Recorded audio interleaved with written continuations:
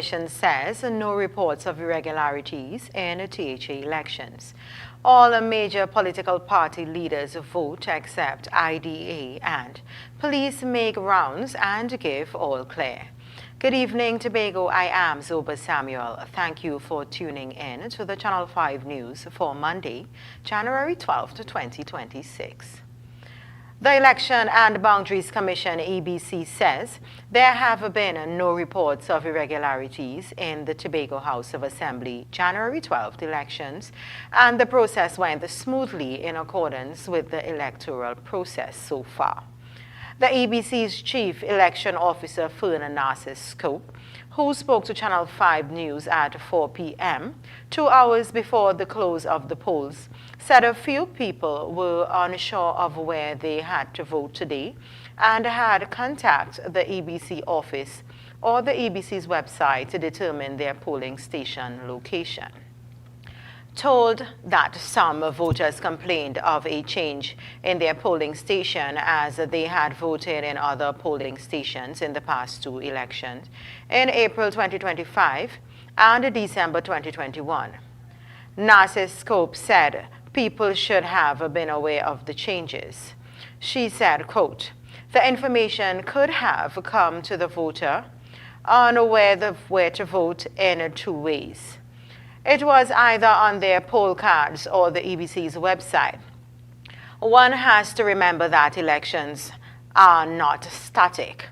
They are dynamic events, so from time to time, changes will be made," end quote. The EBC's Chief Elections Officer said the Commission advertises its election voting process profusely to allow people to take the initiative to determine where they must vote. She said many people have turned up to the polling station without opening their ballot paper. In a statement, the EBC indicated that 4 political parties, People's National Movement, Tobago People's Party, Innovative Democratic Alliance, and the Unity of the People, have submitted the names of 42 candidates to contest the THA elections. TPP and PNM fielded 15 candidates each. The IDA 11 and the UTP won in the elections. Meanwhile, we take a break.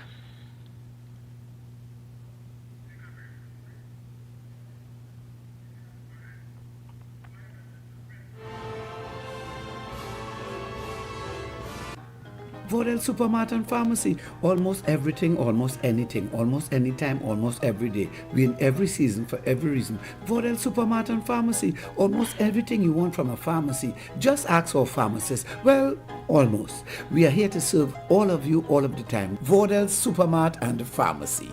141 Chauvin Road, Buku. Call our pharmacy on 610-7634 or our supermart on 768-0723 and 766-0476. Vodel Supermart and Pharmacy. For 10 years, Pulse 89.5 FM has been the beat that moves Tobago. From the latest hits to the voices of the community, we bring the island's rhythm to life every day, every hour. Stay locked to Pulse 89.5 FM. The Beat of Tobago. Follow us on Facebook and Instagram. So what are we doing now? We start worldwide on the TuneIn app.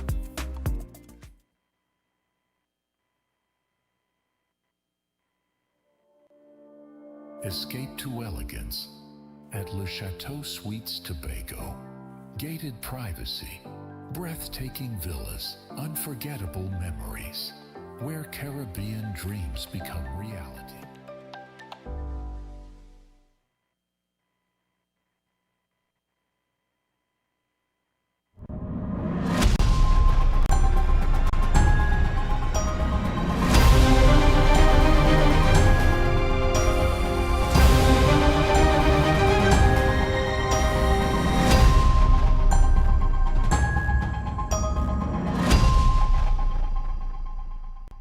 MI4 Security Services Company is the most advanced security service in Tobago. Ask about our cash and transit service. It's safe, risk-free, reliable, and timely.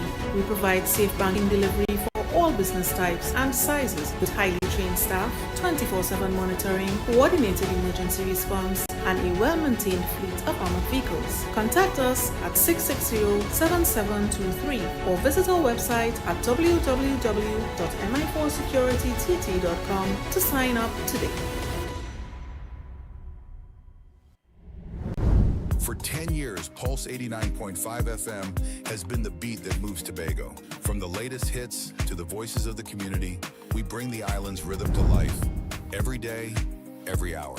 Stay locked to Pulse 89.5 FM, the beat of Tobago. Follow us on Facebook and Instagram and stream us worldwide on the TuneIn app.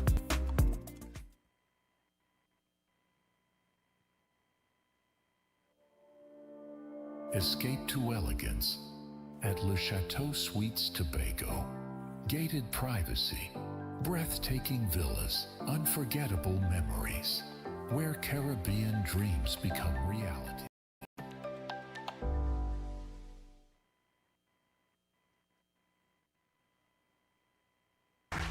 Welcome to the speed round of getting money right. Let's begin. Name some of the red flags associated with an investment scam. Pressure tactics to invest. Correct. Promise of money if you bring friends. Correct. Request for personal information. Correct. Bonus question. What is the penalty for operating a pyramid or Ponzi scheme? $10 million and 10 years in prison. Correct. Well done. The scores are even, so we go to our tiebreaker question.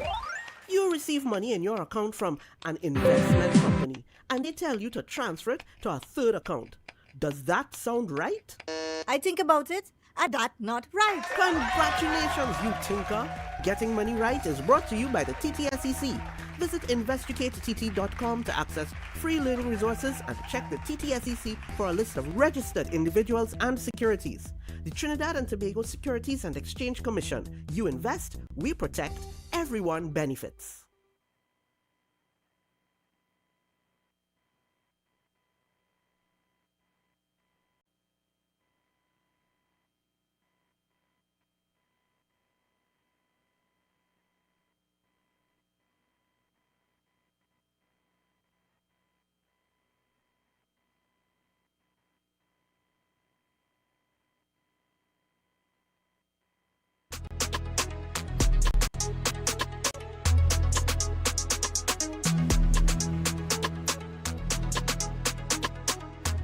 Television has shown the world who we are.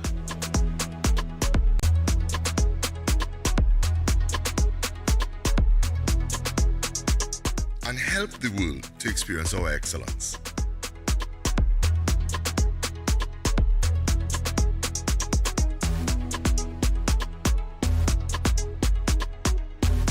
Television has shown the world our brilliance.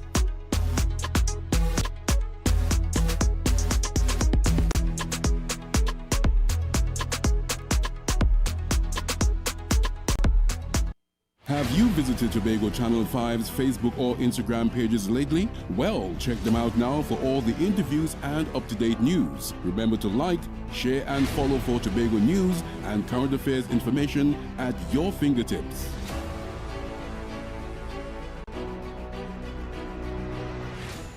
Some of the best things in life take 15 minutes or less, like ordering 2 doubles with sliced pepper from your favorite doubles man. Completing a developed TT application online can be just as satisfying with a fast, simple, connected, automated construction permitting system. Doing business can become easy. Develop TT.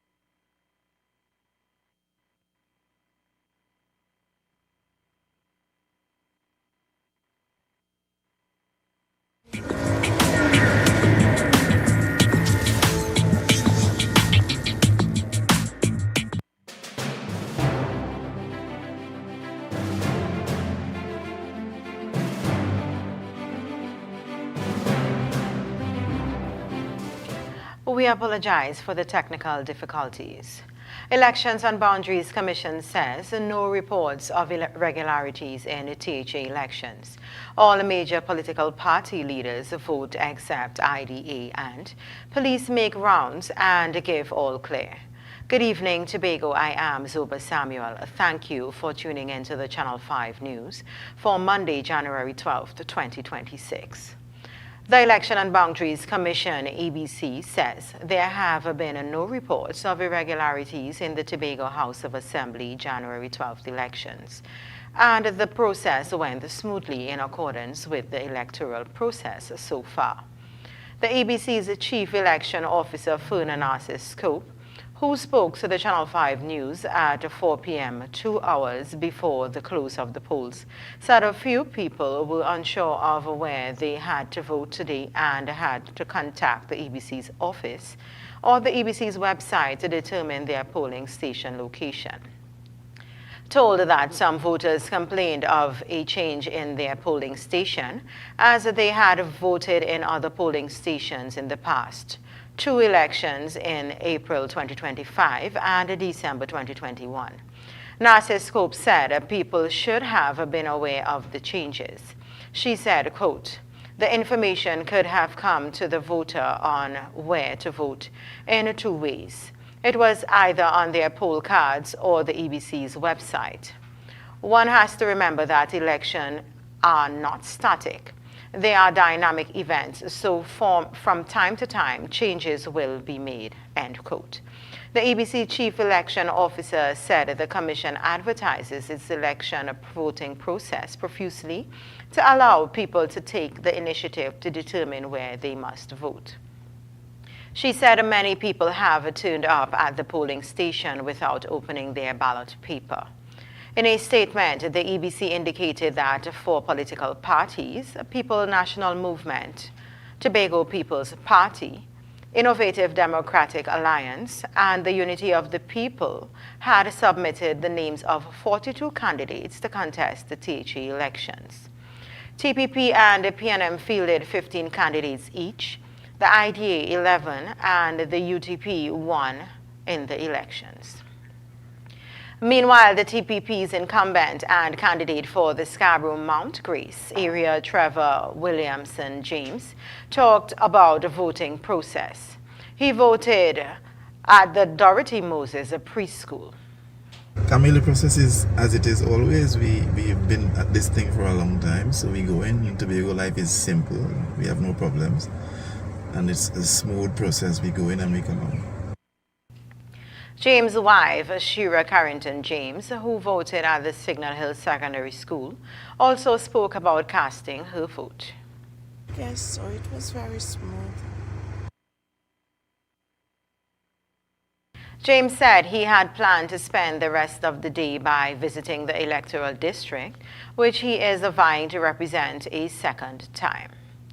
And the PNM Scarborough Mount Grace candidate Petal Benoit, who voted at the St. Andrew's Anglican School in Calder Hall, had an easy time voting. The voting process was very smooth.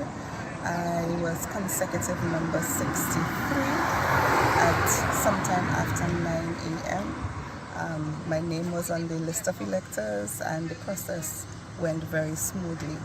There were a number of persons in the polling station, but there were no hiccups as far as I have heard this morning, so it has been a smooth process so far.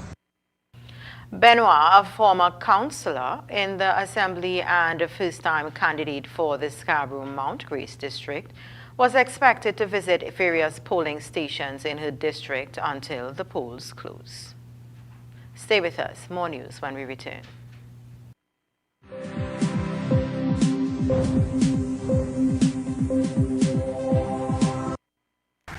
Welcome to the speed round of getting money right. Let's begin. Name some of the red flags associated with an investment scam. Pressure tactics to invest. Correct. Promise of money if you bring friends. Correct. Request for personal information. Correct. Bonus question. What is the penalty for operating a pyramid or Ponzi scheme? $10 million and 10 years in prison. Correct. Well done. The scores are even, so we go to our tiebreaker question. You receive money in your account from an investment company, and they tell you to transfer it to a third account. Does that sound right? I think about it, and that's not right. Congratulations, you tinker! Getting Money Right is brought to you by the TTSEC. Visit investigatett.com to access free learning resources and check the TTSEC for a list of registered individuals and securities. The Trinidad and Tobago Securities and Exchange Commission. You invest, we protect, everyone benefits. For 10 years, Pulse 89.5 FM has been the beat that moves Tobago. From the latest hits to the voices of the community, we bring the island's rhythm to life. Every day, every hour. Stay locked to Pulse 89.5 FM, the beat of Tobago. Follow us on Facebook and Instagram and stream us worldwide on the TuneIn app.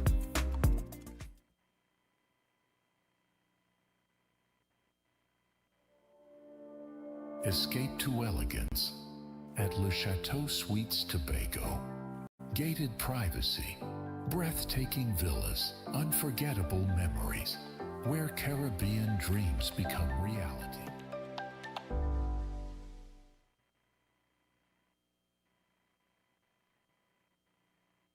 Need furniture and appliances for your home at affordable prices? It's time to visit JG's Furniture and Appliances Limited at their showroom at Smithfield No. 2 in Scarborough. There's more room to shop, more furniture and appliances, more brands to choose from, all at the same affordable price. Get everything you need to furnish your home, like stoves, fridges, washing machines, couches, dining sets. They even have swing chairs, school desk, chase lounges, sports sets, garden benches, day beds, and coffee tables. JG's is perfect for gift ideas for new and established homeowners. A wide variety of furniture and appliances. After 35 years, JG's is still Tobago's top choice for furniture and appliances. Visit their showrooms either at Orange Hill Road or Smithfield No. 2. JG's, make your dream home come true.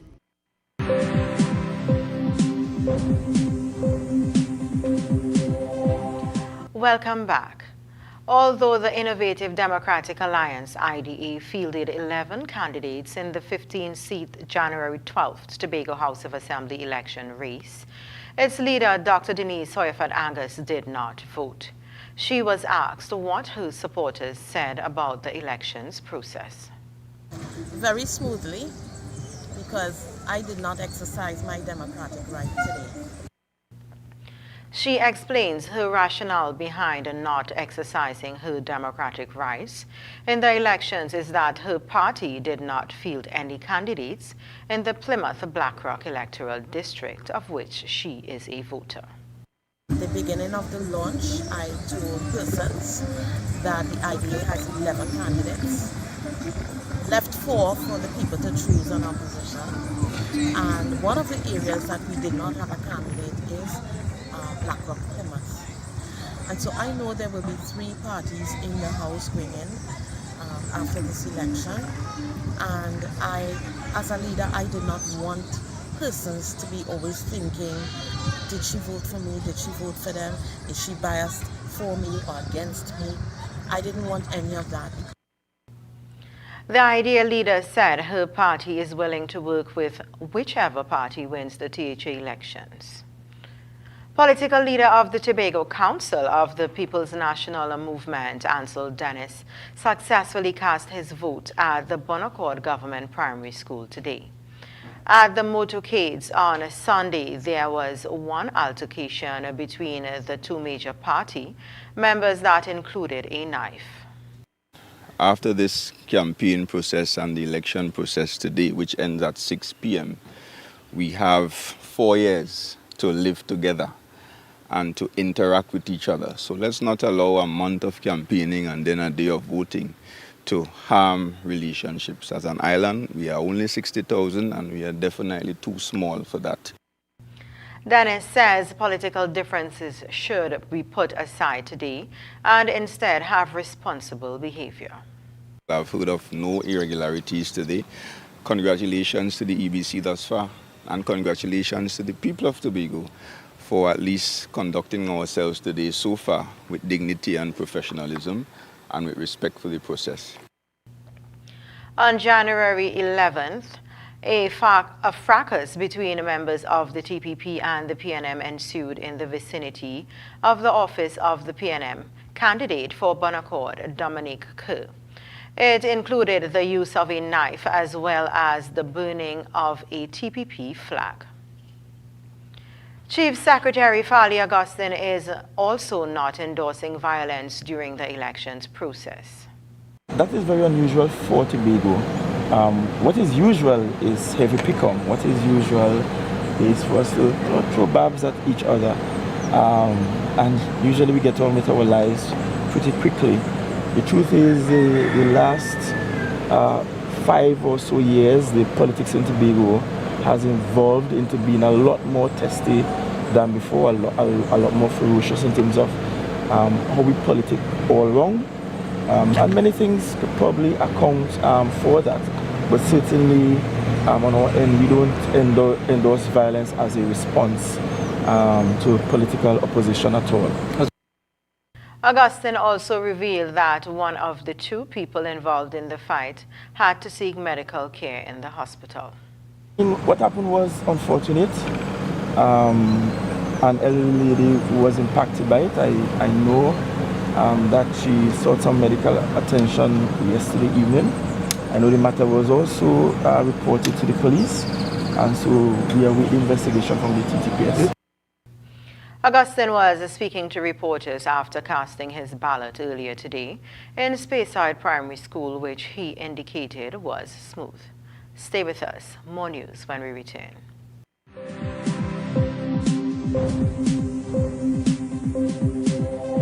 You can now get whatever you need whenever you need it anywhere in Tobago with Tobago. Your meals, medication, groceries and shopping all delivered directly to you. No more hassle, no more stress. Get the Tobago app today on Google Play or Apple App Store. That's TAPPOGO and let us deliver to you. Check our website at www.tapogo.app or call the experts at 494-TOGO and 484-4746. Tobago. Relax. We will get it to you. Tobago's at your service. MI4 Security Services Company is the most advanced security service in Tobago. Ask about our cash and transit service. It's safe, risk-free, reliable, and timely. We provide safe banking delivery for all business types and sizes with highly trained staff, 24/7 monitoring, coordinated emergency response, and a well-maintained fleet of armored vehicles. Contact us at 660-7723 or visit our website at www.m4securitytt.com to sign up today. There are some new developments in housing in Tobago, so it's goat racing time. This is 116, the show that keeps you in the know with all things Tobago House of Assembly. Each week, 116 delivers a fun and engaging overview of the latest developments, achievements, activities, and events of our dynamic assembly. So join me. Let's dive into the Tobago House of Assembly's Week in Review right here on 116.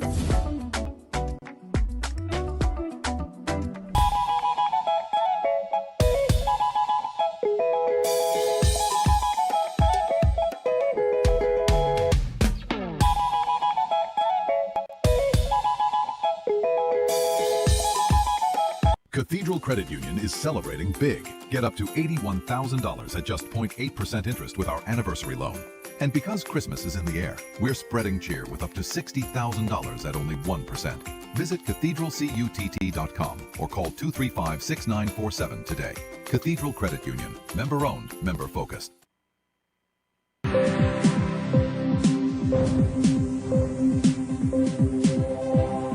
Welcome back. Police Commissioner Alistair Guvaru was present during today's election process and visited several polling stations, including Speyside Primary School. He reports no acts of violence for the morning section of the day. We have been able to discern that for this morning, we can report no reports of electoral violence and discrepancies and all of that. So we have a very smooth voting process across the entire all the polling divisions. Right? There are no negative reports thus far, and we continue, myself and my team, visiting the different polling stations and ascertaining feedback from the officers there. Acting Assistant Superintendent Alicia Piggott, who we caught up with at the Montgomery Primary School, gave an update on the motorcade fracas. Well, both parties in the both parties would have made reports to the Crown Point police station, and as such, the investigation is an ongoing one at this time. So I cannot give you any other information until the investigation is properly well investigated at this time. But both parties would have made reports to the Crown Point police station, and officers are investigating. ACP Piggott had a message for voters today to maintain peace. We are asking you, do not taunt persons, do not be mischievous. Just you go to the polling stations, vote, and go back to your various homes or business. Piggott was visiting polling stations and spoke to Channel 5 News. After exercising their right today, Tobago People's Party candidate for Buku Mount Pleasant, Keegan Dinoon, and the political leader of the People's National Movement, Tobago, and candidate Council Ansel Dennis shook hands. The two further embraced and looked like they wished each other the way to vote when Dinoon was exiting the polling station after casting his ballot. Dinoon, shortly ahead of nomination day, was the chairman of the PNM West constituency when he switched sides and is now the candidate against his former political leader, Ansel Dennis. Tobago deserves better, says Kwesi Devines, PNM candidate for the constituency of Mason Hall North Maria. He believes that people are disappointed with the TPP administration and will vote for change.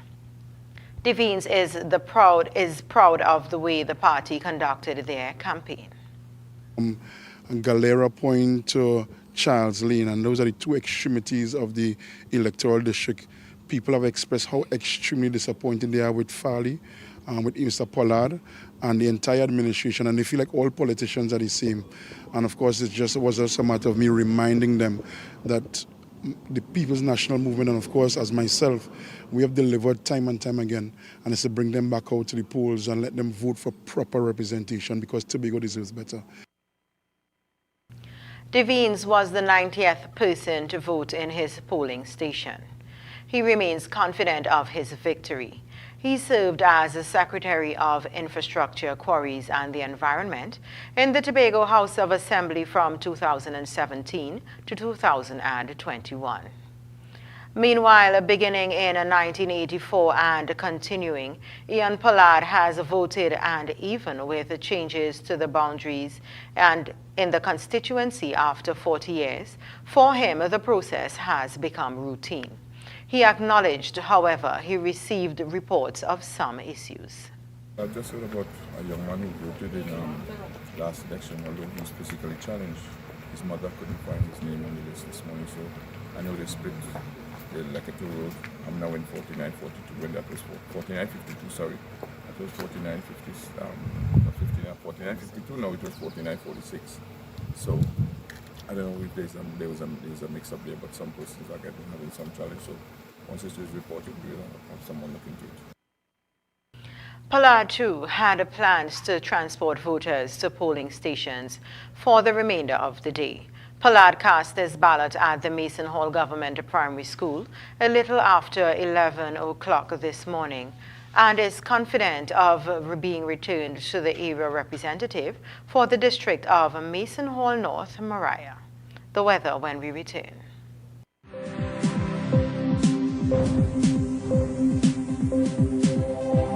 Have you visited Tobago Channel 5's Facebook or Instagram pages lately? Well, check them out now for all the interviews and up-to-date news. Remember to like, share and follow for Tobago news and current affairs information at your fingertips.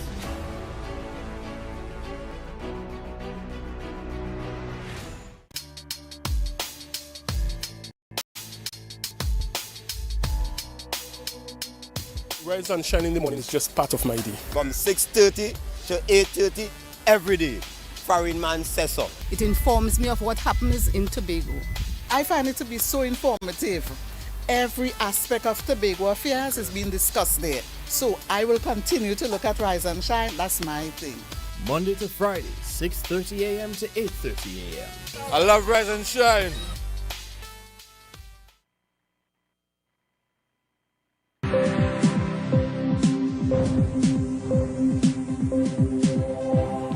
Welcome back. Tonight, mostly fair despite the isolated shower. Tomorrow, partly cloudy to occasionally cloudy, with a few showers, some of which may get heavy. Winds may gust in a near heavier showers. Seas, slight to moderate. Winds east to southeast, 5 to 35 kilometers per hour. Waves in open waters, 1 meter to 1.5 meter, and in sheltered areas, less than 1 meter. High tides at 1:17 a.m. and 11:56 a.m. Low tides at 5:42 a.m. and 7:21 p.m. Sunrise at 6:25 and sunset at 5:57. Tomorrow's temperature should reach a maximum of 29 degrees Celsius and fall to 23 degrees Celsius. Let's recap our headlines. Elections and Boundaries Commission says no reports of irregularities in the THA elections. All major political party leaders vote except IDA, and police make rounds and give all clear. Stay tuned, more after the break.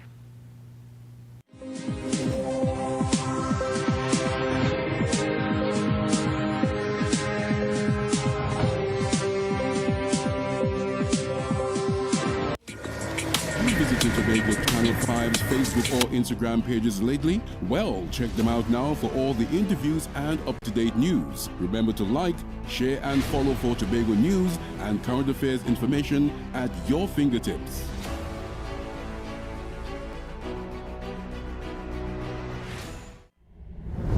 For 10 years, Pulse 89.5 FM has been the beat that moves Tobago. From the latest hits to the voices of the community, we bring the island's rhythm to life every day, every hour. Stay locked to Pulse 89.5 FM, the beat of Tobago. Follow us on Facebook and Instagram and stream us worldwide on the TuneIn app.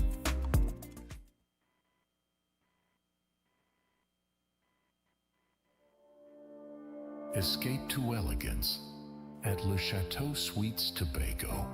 Gated privacy, breathtaking villas, unforgettable memories, where Caribbean dreams become reality.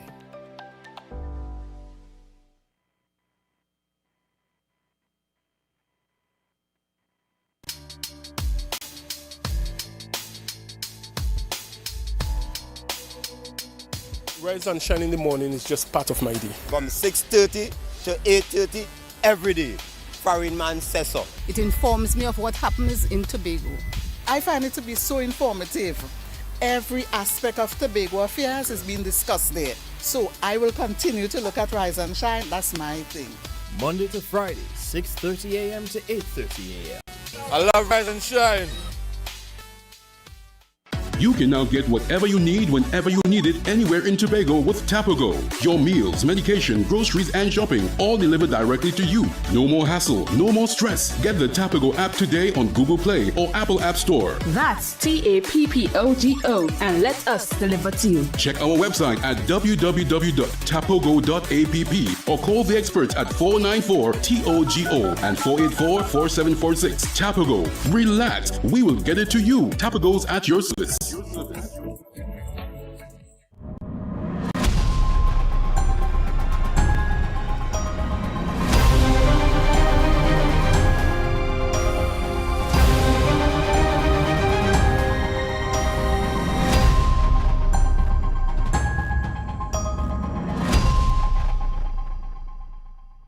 MI4 Security Services Company is the most advanced security service in Tobago. Ask about our cash and transit service. It's safe, risk-free, reliable, and timely. We provide safe banking delivery for all business types and sizes with highly trained staff, 24/7 monitoring, coordinated emergency response, and a well-maintained fleet of armored vehicles. Contact us at 660-7723 or visit our website at www.mi4securitytt.com to sign up today. For 10 years, Pulse 89.5 FM has been the beat that moves Tobago. From the latest hits to the voices of the community, we bring the island's rhythm to life. Every day, every hour. Stay locked to Pulse 89.5 FM, the beat of Tobago. Follow us on Facebook and Instagram and stream us worldwide on the TuneIn app.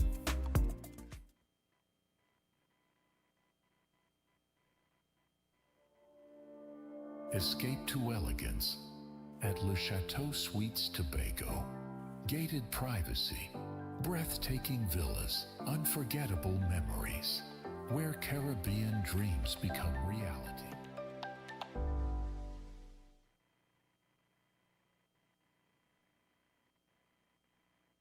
Some of the best things in life take 15 minutes or less, like ordering 2 doubles with sliced pepper from your favorite doubles man.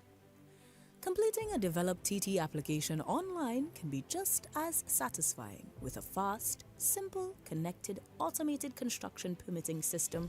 Doing business can become easy. Develop TT is here to do the heavy lifting of connecting applicants with agencies across the permitting system, making it a one-stop, seamless process. Your partnering agencies within the e-service are our 4 Town and Country Planning and Development Regional Offices, 14 Municipal Corporations, 5 Ministry of Works and Transport Divisions, 11 County Medical Offices of Health.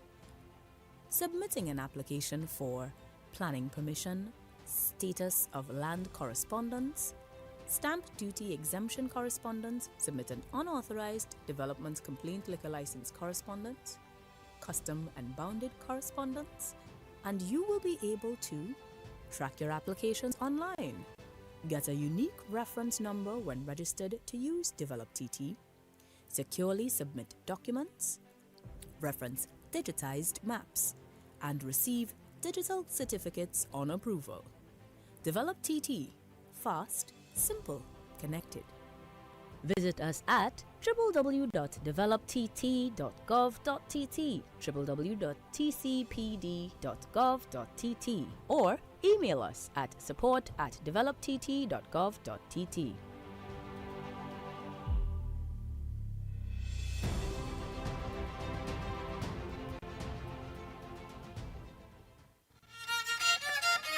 Up your bow, Mr. Fiddler.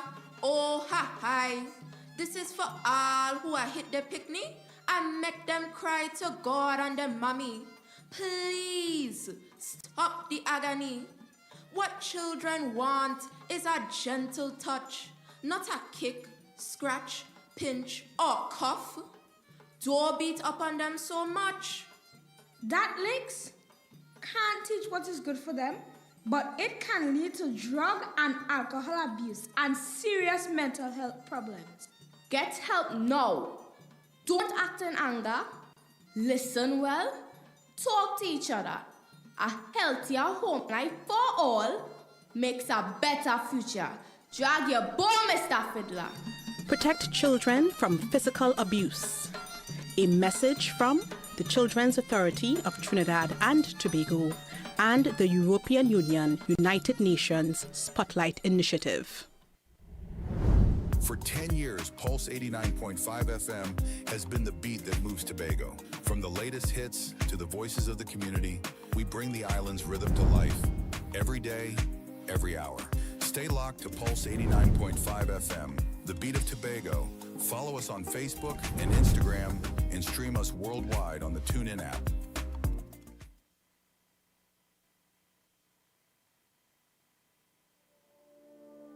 Escape to elegance at Le Chateau Suites Tobago. Gated privacy, breathtaking villas, unforgettable memories, where Caribbean dreams become reality.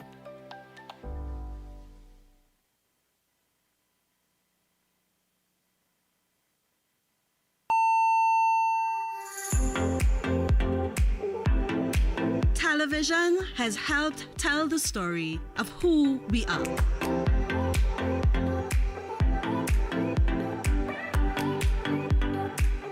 Television has captured the ways we celebrate.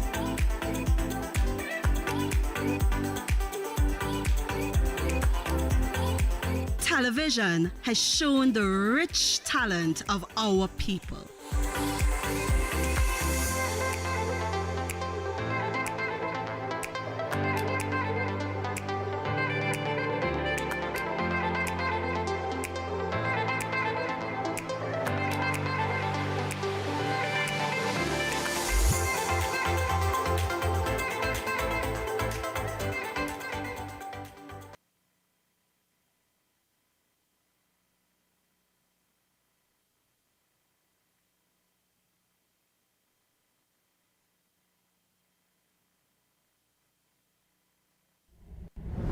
For 10 years, Pulse 89.5 FM has been the beat that moves Tobago. From the latest hits to the voices of the community, we bring the island's rhythm to life.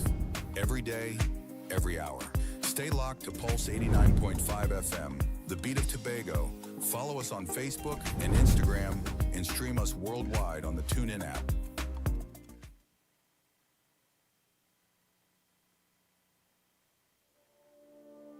Escape to elegance at Le Chateau Suites Tobago. Gated privacy, breathtaking villas, unforgettable memories, where Caribbean dreams become reality.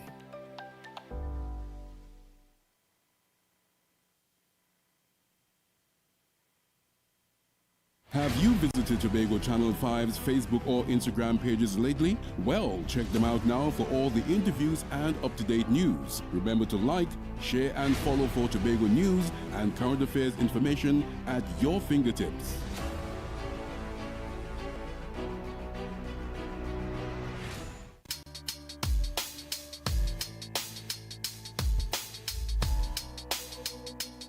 Rise and shine in the morning is just part of my day. From 6:30 to 8:30 every day. Foreign man says so. It informs me of what happens in Tobago. I find it to be so informative.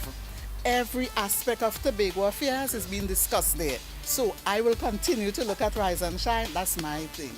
Monday to Friday, 6:30 a.m. to 8:30 a.m. I love Rise and Shine. You can now get whatever you need whenever you need it anywhere in Tobago with Tapago. Your meals, medication, groceries and shopping all delivered directly to you. No more hassle, no more stress. Get the Tapago app today on Google Play or Apple App Store. That's TAPPOGO and let us deliver to you. Check our website at www.tapogo.app or call the experts at 494-TOGO and 484-4746. Tapago. Relax. We will get it to you. Tapago's at your service. Cathedral Credit Union is celebrating big. Get up to $81,000 at just 0.8% interest with our anniversary loan. And because Christmas is in the air, we're spreading cheer with up to $60,000 at only 1%. Visit cathedralcutt.com or call 235-6947 today. Cathedral Credit Union. Member owned, member focused.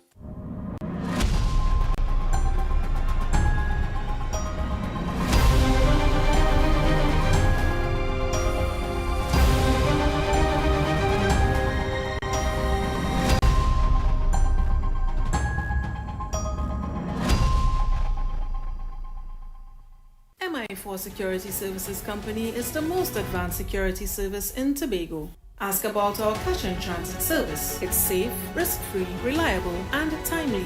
We provide safe banking delivery for all business types and sizes with highly trained staff, 24/7 monitoring, coordinated emergency response, and a well-maintained fleet of armored vehicles. Contact us at 660-7723 or visit our website at www.mi4securitytt.com to sign up today. For 10 years, Pulse 89.5 FM has been the beat that moves Tobago. From the latest hits to the voices of the community, we bring the island's rhythm to life. Every day, every hour. Stay locked to Pulse 89.5 FM, the beat of Tobago. Follow us on Facebook and Instagram and stream us worldwide on the TuneIn app.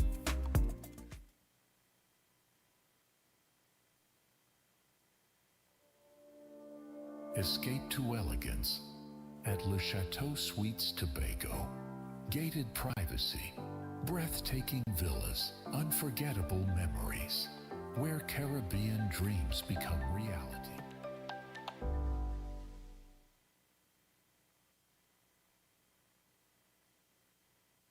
Cathedral Credit Union is celebrating big. Get up to $81,000 at just 0.8% interest with our anniversary loan. And because Christmas is in the air, we're spreading cheer with up to $60,000 at only 1%. Visit cathedralcutt.com or call 235-6947 today. Cathedral Credit Union. Member owned, member focused. Some of the best things in life take 15 minutes or less, like ordering 2 doubles with sliced pepper from your favorite doubles man. Completing a developed TT application online can be just as satisfying with a fast, simple, connected, automated construction permitting system. Doing business can become easy. Develop TT is here to do the heavy lifting of connecting applicants with agencies across the permitting system, making it a one-stop, seamless process. Your partnering agencies within the e-service are our 4 Town and Country Planning and Development Regional Offices, 14 Municipal Corporations, 5 Ministry of Works and Transport Divisions, 11 County Medical Offices of Health. Submitting an application for planning permission, status of land correspondence, stamp duty exemption correspondence, submit an unauthorized development complaint liquor license correspondence, custom and bounded correspondence, and you will be able to track your applications online, get a unique reference number when registered to use Develop TT, securely submit documents, reference digitized maps, and receive digital certificates on approval. Develop TT. Fast, simple, connected. Visit us at www.developtt.gov.tt, www.tcpd.gov.tt, or email us at support@developtt.gov.tt.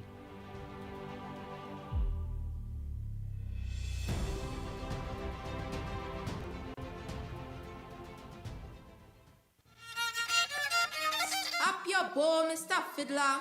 Oh, ha, hi. This is for all who are hit the picnic and make them cry to God and their mommy. Please stop the agony. What children want is a gentle touch, not a kick, scratch, pinch, or cuff. Don't beat up on them so much. That licks can't teach what is good for them, but it can lead to drug and alcohol abuse and serious mental health problems. Get help now. Don't act in anger. Listen well. Talk to each other. A healthier home life for all makes a better future. Drag your bone, Mr. Fiddler. Protect children from physical abuse. A message from the Children's Authority of Trinidad and Tobago and the European Union United Nations Spotlight Initiative. For 10 years, Pulse 89.5 FM has been the beat that moves Tobago. From the latest hits to the voices of the community, we bring the island's rhythm to life. Every day, every hour. Stay locked to Pulse 89.5 FM, the beat of Tobago. Follow us on Facebook and Instagram and stream us worldwide on the TuneIn app.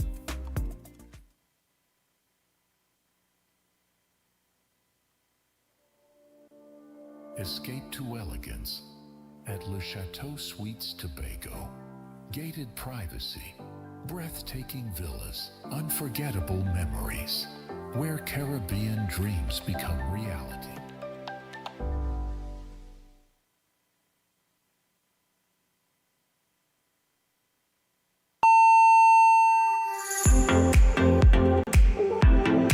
Television has helped tell the story of who we are.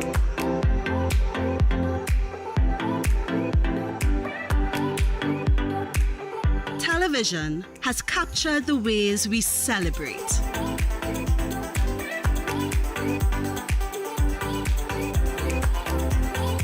Television has shown the rich talent of our people.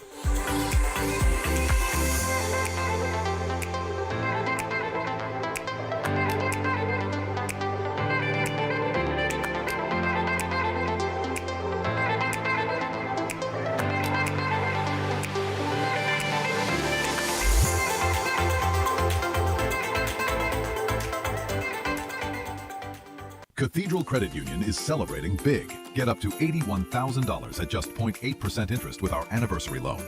And because Christmas is in the air, we're spreading cheer with up to $60,000 at only 1%. Visit cathedralcutt.com or call 235-6947 today. Cathedral Credit Union. Member owned, member focused.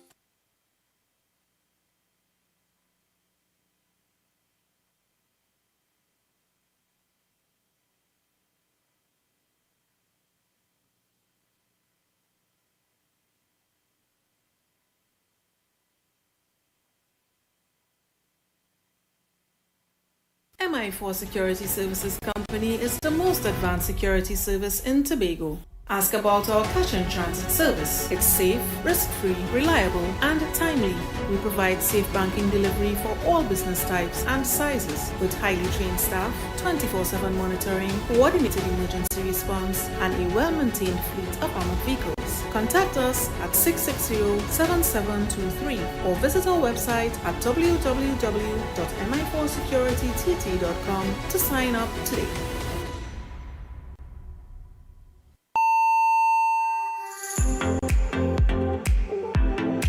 Television has helped tell the story of who we are.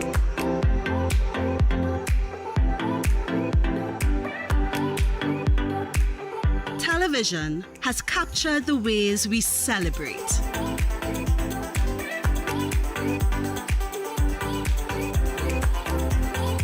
Television has shown the rich talent of our people.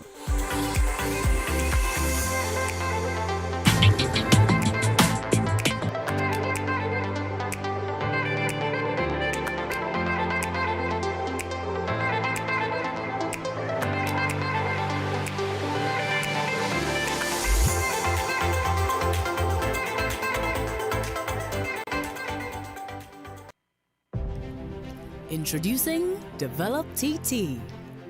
Develop TT is Trinidad and Tobago's online construction development permitting system. Develop TT offers e-services that are part of the automated construction permitting system of Trinidad and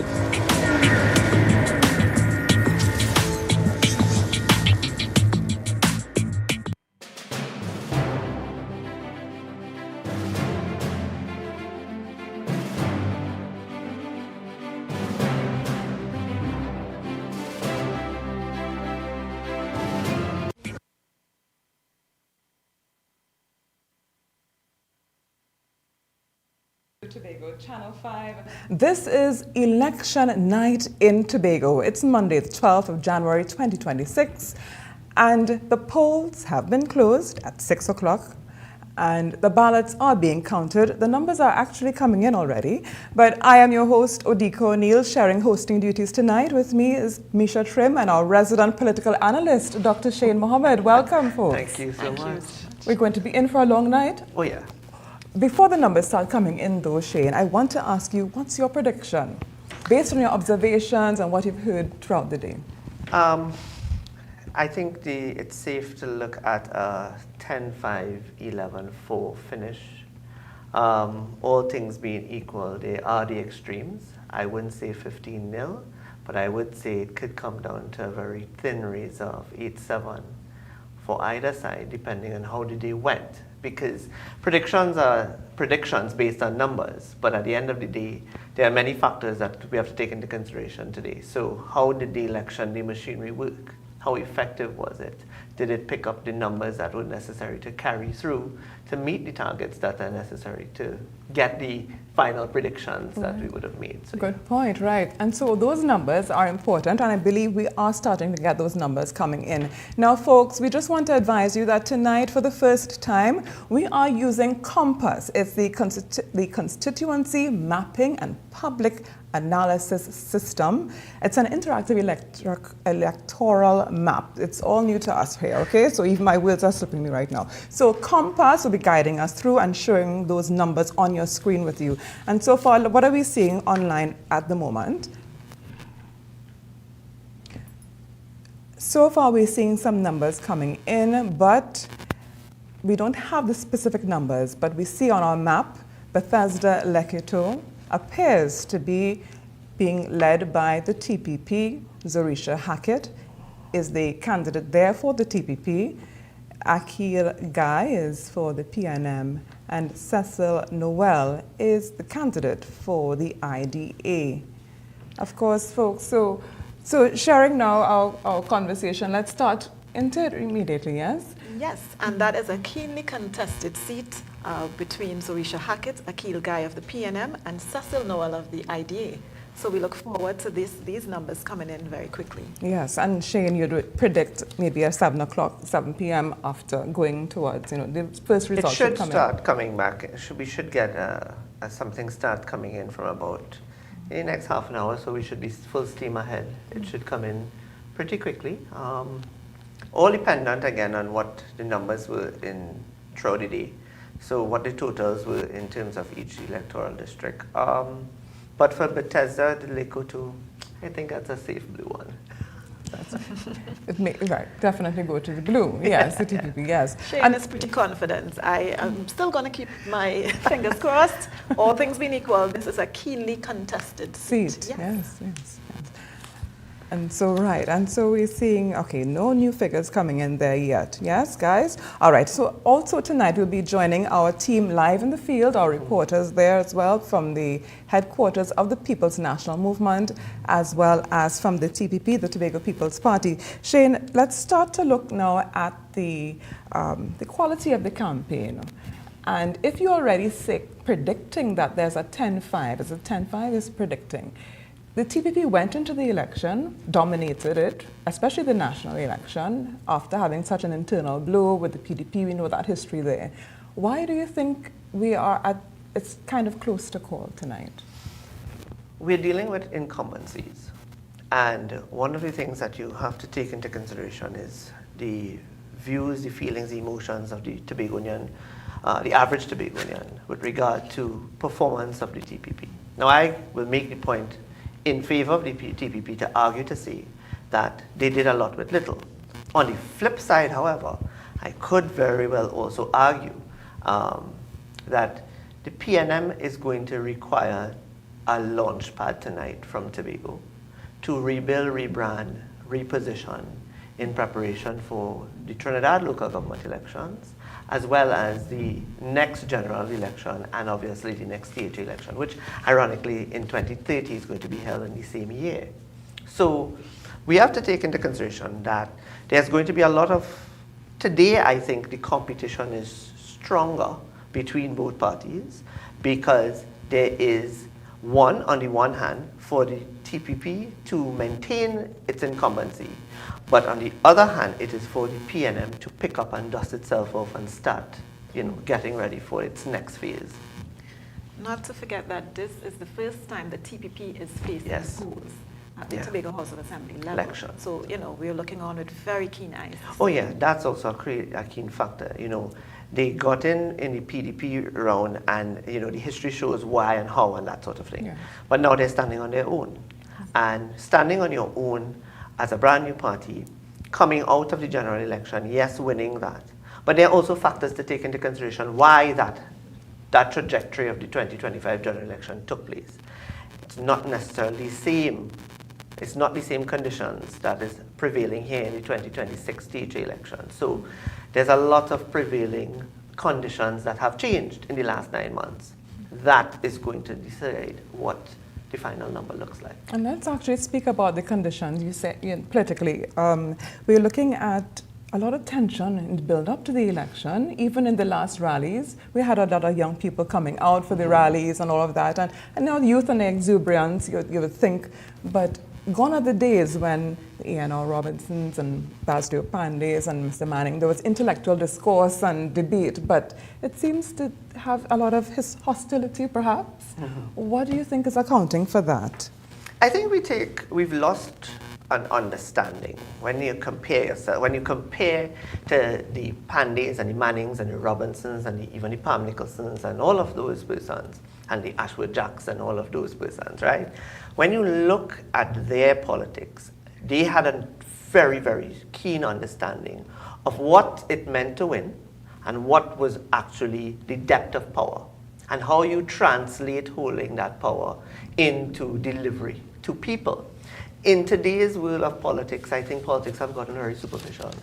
And it's all about what we young people call the pips of being in power. So the fancy clothes, the fancy lights, the title. But beyond that, it's really about the work and the delivery and the substance that comes with holding power, and how you take that power and translate it down to people, but you maintain that power through connecting with people, right? So I think depth is something that's very important. Missing, yes. But in another instance, I feel as though... Good evening. All right, so things are a bit fluid this evening, you know. Good evening, Mr. James. Things are a bit fluid this evening. We expect a lot of things to happen here tonight. Yes. In fact, our guests are coming on board immediately. We're also going to have our team coming in, at certain times to give us the results as they come in. So, folks, let's take a quick break now so that we allow Mr. Anthony James to make his entrance and formally introduce himself to you and reintroduce himself, of course, so that we can have his input into this discussion tonight. And as Shane was mentioning, the politics, he'll be able to answer why there's so much bravado and showmanship in politics today. So stay with us here. We're coming back after this break.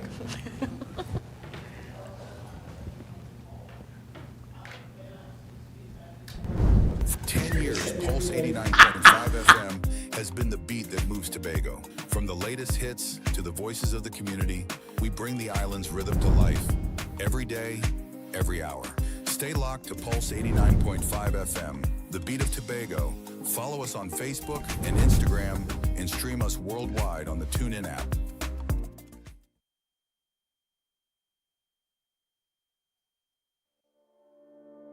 Escape to elegance at Le Chateau Suites Tobago.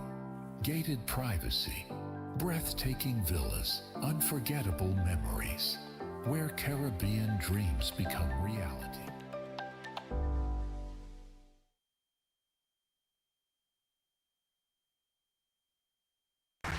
Welcome to the speed round of getting money right. Let's begin. Name some of the red flags associated with an investment scam. Russian tactics to invest. Correct. Promise of money if you bring friends. Correct. Request for personal information. Correct. Bonus question. What is the penalty for operating a pyramid or Ponzi scheme? $10 million and 10 years in prison. Correct. Well done. The scores are even, so we go to our tiebreaker question. You receive money in your account from an investment company, and they tell you to transfer it to a third account. Does that sound right? I think about it, and that's not right. Congratulations, you tinker. Getting Money Right is brought to you by the TTSEC. Visit investigateTT.com to access free learning resources and check the TTSEC for a list of registered individuals and securities. The Trinidad and Tobago Securities and Exchange Commission. You invest, we protect, everyone benefits. Need furniture and appliances for your home at affordable prices? It's time to visit JG's Furniture and Appliances Limited at their showroom at Smithfield No. 2 in Scarborough. There's more room to shop, more furniture and appliances, more brands to choose from, all at the same affordable price. Get everything you need to furnish your home, like stoves, fridges, washing machines, couches, dining sets. They even have swing chairs, school desk, chase lounges, sports sets, garden benches, day beds, and coffee tables. JG's is perfect for gift ideas for new and established homeowners. A wide variety of furniture and appliances. After 35 years, JG's is still Tobago's top choice for furniture and appliances. Visit their showrooms either at Orange Hill Road or Smithfield No. 2. JG's, make your dream home come true.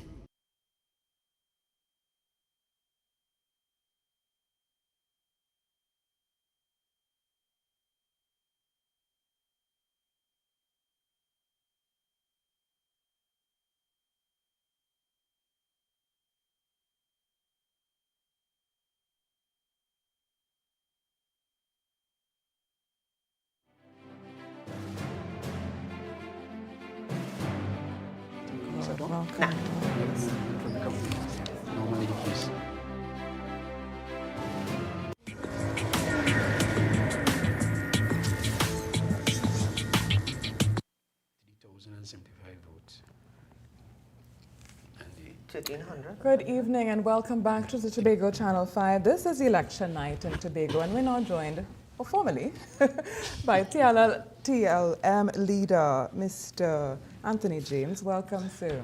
What's your prediction tonight? We're getting straight into it. What's your prediction tonight? Prediction? Okay. Well, I won't predict definitively the outcome. What I can see, judging from the, as Dr. Mohammed would have pointed out as I asked him the question, it's very critical to look at the most recent election, which would have been on April 28th. And what he's saying is that if it were a THA election, the TPP would have won 10 and the PNM 5. So that's a trend there. I didn't see anything from April 28th to now to buck that trend. Yes. So I think the PNM most likely will increase their quota of seats. How many I can't say, but I would imagine at least 2 to 3 seats they will, at least minimum that they will gain. It can be more, but at least, judging from what has been going on in Tobago and in Trinidad, in the state as a whole, the PNM will at least, in my judgment, increase by at least 2 to 3 seats, at least. Dr. Mohammed, can you perhaps give us a little comparison over the years, the 3 elections? When we look at I had said this, I'll say this again, right? What is important to note is that in the January 2021 election, where there was a 6-6 divide, and the April 25th, 2025 election, there's only a difference of about 400 and maybe 90 something votes separating those numbers. But if you spread it within the 15 seats, you're going to find that there's a 10, 5, 11, 4 outcome, right? Now, for the TPP to regain a 14-1, 15-0 result, you're going to need an increase of April, so you're going to need at least 2,500 more votes to come in.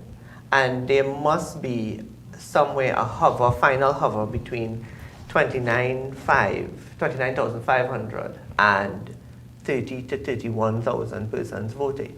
So we have to consider that. Were both parties in a position to increase that? And more so specifically for the TPP to maintain its incumbency, were they able to activate their machinery today in order to attain the numbers that they need for a 15-0, 14-1? I can't see it at this stage because, I mean, we have nothing to work with, right? Yeah. But it's not impossible. But at the same time, it's also not impossible for there to be a result that ends up with a razor-thin margin, right? So that's where we are.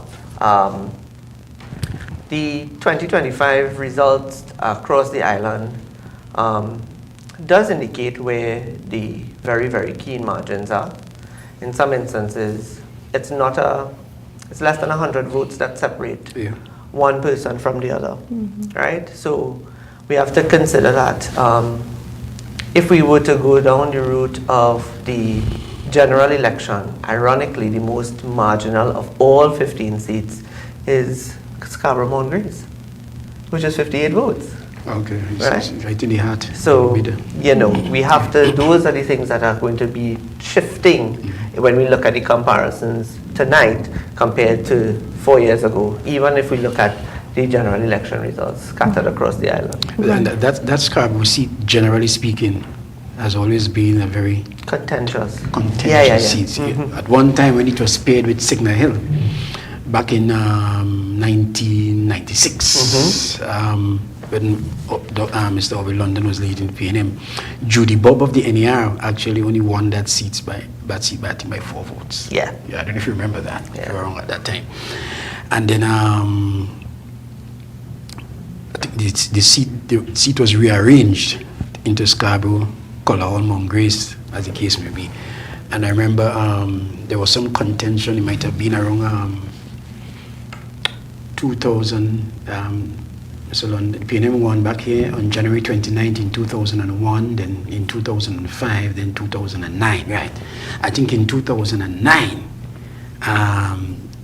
the general feeling was that Patrick Arnold, not Patrick, his name, the lawyer, what's the lawyer? His name again? Anthony Arnold. That Anthony Arnold had won that seat, and perhaps there was some sort of electoral discrepancy, as the case may be. But that seat has always been a contentious seat, really. Right, and actually, Mr. James, we're now seeing some figures coming in on the screen, so we just want to advise viewers that they can also look and see what the results are thus far. And we're seeing the East, of course, you know, it's quite early yet, right? But we're seeing anything that's, you know, not usual there. It's a bit a shift at all. Well, I am also collecting some, and I'm hearing the East has already started to pick up some steam. In some instances, some parties are looking at already starting to declare certain seats. This is an interesting seat to look at. Yeah, this is I think so. One McCord Crown Point. Very, very hotly contested. 96, 97. That's pretty close. I'll tell you this though, I won't rule out the Purple Party. Yeah? The Purple Party could turn out to be a spoiler depending on what the results and how tight the results are. So for example, you see 96, 97, 1. That could have been a 97, 97, 1 depending on how the Purple how the Purple voter felt. Yeah. So those are the little things that we have to take into consideration. And Mr. James as well, what are your thoughts on Bonaccord and that result so far? I actually think that I would like to make predictions, but judging from trends over the years, even the recent trends there, I actually think that the PNM are going to win the Bonaccord seat, the Bonaccord Crown Point seat. But generally, the West would favor, you know, the PNM and the. You know, if you look at the general election too, the outcome of the Tobago West, I think it was just about, you have the figures there for on April 28th. It was just about 100 votes, so it was or less than that. Yeah. And when you see trends start to happen, Tobago West always seem to go to the PNM. If you go back to the general election of 2000 again, when the NRR was and DAC were winning all the time, when the change started in Tobago, change to the PNM, it started in the West when Patrick Arnold won this Tobago West seat, and Nathaniel Moore held on to the Tobago East seat. And Bonaccord Crown Point is really the heart of the West. And we also have to look at the Boko Mount Pleasant, because Boko traditionally has always been a very strong PNM seat, and Lambo also. Well, let's actually speak about Boko and Lambo. Those are two, interesting features there. Let's talk about those marginals in particular. Boko, let's see what's the scenario that can happen there tonight that for the PNM and. Yes, we're seeing some more results, folks, on television. You can see the ticker below. You're seeing for Ian Pollard for Mason Hall 123, 222 for the PNM's Kwesi Devines and Shelley Ann. Right, we're seeing 2 for the IDA. But let's start to monitor, look closely at the TPP and PNM, right? So tell us for Mason Hall, Buku. Let's start with Buku. Interesting seat to look at. So, and Dr. Shane, I'm sure, would be more accurate than I am, because he should be able to use the data from the general election. Yes. Right? And if what he's saying that the PNM, if it were a THA election, would have won 5. I would tend to believe that Buku seat was part of it. Yes, it was. You follow what I'm saying? Yes. And once that is the case, I could almost safely say that the PNM are going to win that Buku seat. Buku, right. And with the choice of Harvest God, who is very popular, Buku and Lambo traditionally in Tobago have been PNM strongholds. It will seem to that the Lambo seat, Lambo lowlands will now project to the PNM, and what's going on there in Mason Hall there, Yes, Mason Hall, South Bagatelle, we're seeing on the screen. It's going to be very interesting. So far, Letitia Charles Pantin, 3, is it 93, is it? And I'm seeing, need my glasses. Shane, you better be better. Right, 245 for yes, and 9. Oh, closely contested there as well. That's Bagatelle Mont St. George, or Bagatelle Mont St. George. This is the Mason Hall South Bagatelle, which was formerly Bacolet Bagatelle. Yes. So trend is as expected. In the so far the numbers that it's going, the direction in which it's going. Yeah. Right. What does it mean in terms of buku? If so what we're seeing, being told in my earpiece that yes, we're seeing those results are coming in for Mason Hall, South Bagatelle, right? And so we're seeing a clearer TPP is 60% so far, PNM 37%. You see Mason Hall, South Bagatelle, I don't think that's the seat, you know. The seat is really Scarborough, the Scarborough Mongrace, that Scarborough Mongrace there. Scarborough the South is South Mason Hall, is not that? No, it's Mason Hall, South Bagatelle. Yeah. Mason Hall, South Bagatelle, yes. Mason Hall, South formerly Bagatelle. Bacolet Bagatelle, now Mason Hall, South Bagatelle. Yeah. That's an interesting flip. Right. Let's chat not predictions, but scenario. And you say so far that Buku looks like it may very well be claimed by the PNM. That's a very high projection. What do you think of the defection of Keegan Denoon? Did you think that may have motivated people to come forward? Well, if anything, I thought that amidst all the accusations and so on, it might have been a master shot by the TPP to actually put Keegan there. I'll tell you why. Because Keegan being a PNM or having been a PNM, is likely to get some of the PNM votes, because if he's a PNM, he must have had some sort of traction within the PNM. So if he had any kind of traction at all, he might have gained, so he can pull some PNM votes along with the faithful TPP votes. How much of the PNM votes would he be able to pull is another issue. But we always have to peg that back to what happened on the 28th of April earlier in the year. Yes, and actually we're going to be joined by a representative of the People's National Movement, Huey Cadette. He'll be coming on set next to join the discussion, and as things are swinging a particular way tonight, we will go with the flow. It will be fluid tonight, but yes. So we'll take a break now and come back with our new guest on set joining us, Huey Cadette. Stay with us.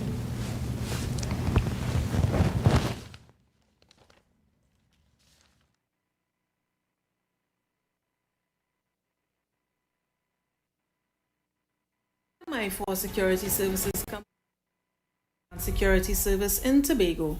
Ask about our cash and transit service. It's safe, risk-free, reliable, and timely.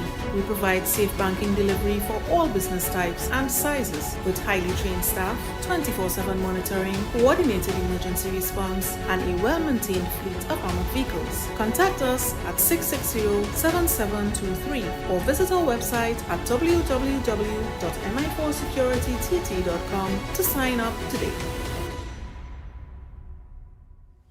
You can now get whatever you need whenever you need it anywhere in Tobago with Tapago. Your meals, medication, groceries, and shopping all delivered directly to you. No more hassle, no more stress. Get the Tapago app today on Google Play or Apple App Store. That's TAPPOGO, and let us deliver to you. Check our website at www.tapogo.app or call the experts at 494-TOGO and 484-4746. Tapago. Relax. We will get it to you. Tapago's at your service. There are some new developments in housing in Tobago, so it's goat racing time. This is 116, the show that keeps you in the know with all things Tobago House of Assembly. Each week, 116 delivers a fun and engaging overview of the latest developments, achievements, activities, and events of our dynamic assembly. So join me. Let's dive into the Tobago House of Assembly's Week in Review right here on 116.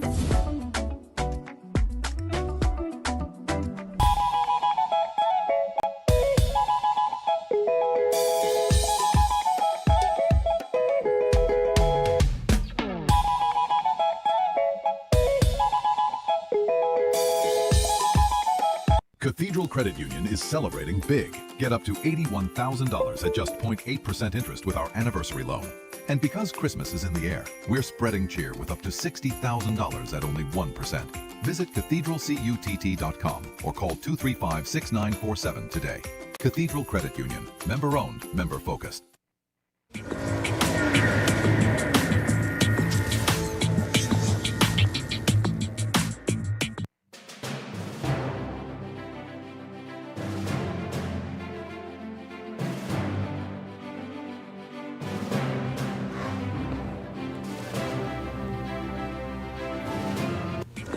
Welcome back to Channel 5. Tonight you are viewing Election Night in Tobago, and we're now joined by Mr. Huey Cadette. As the information comes to hand, as our data comes to hand, we're going to go straight and ask you, what's the mood like in the camp tonight in PNM? Well, I think we are, just like everyone else, we are hopeful. We are watching the numbers coming, and we are trusting that the campaign that we run, that the candidates that we prefer, that it would have resonated, and persons would have felt that they could take Tobago forward for the next 4 years. So we are hopeful that we will see some positive results coming out here for the course of the night. And Shane, and we could tell from his body language that's pretty positive, indeed.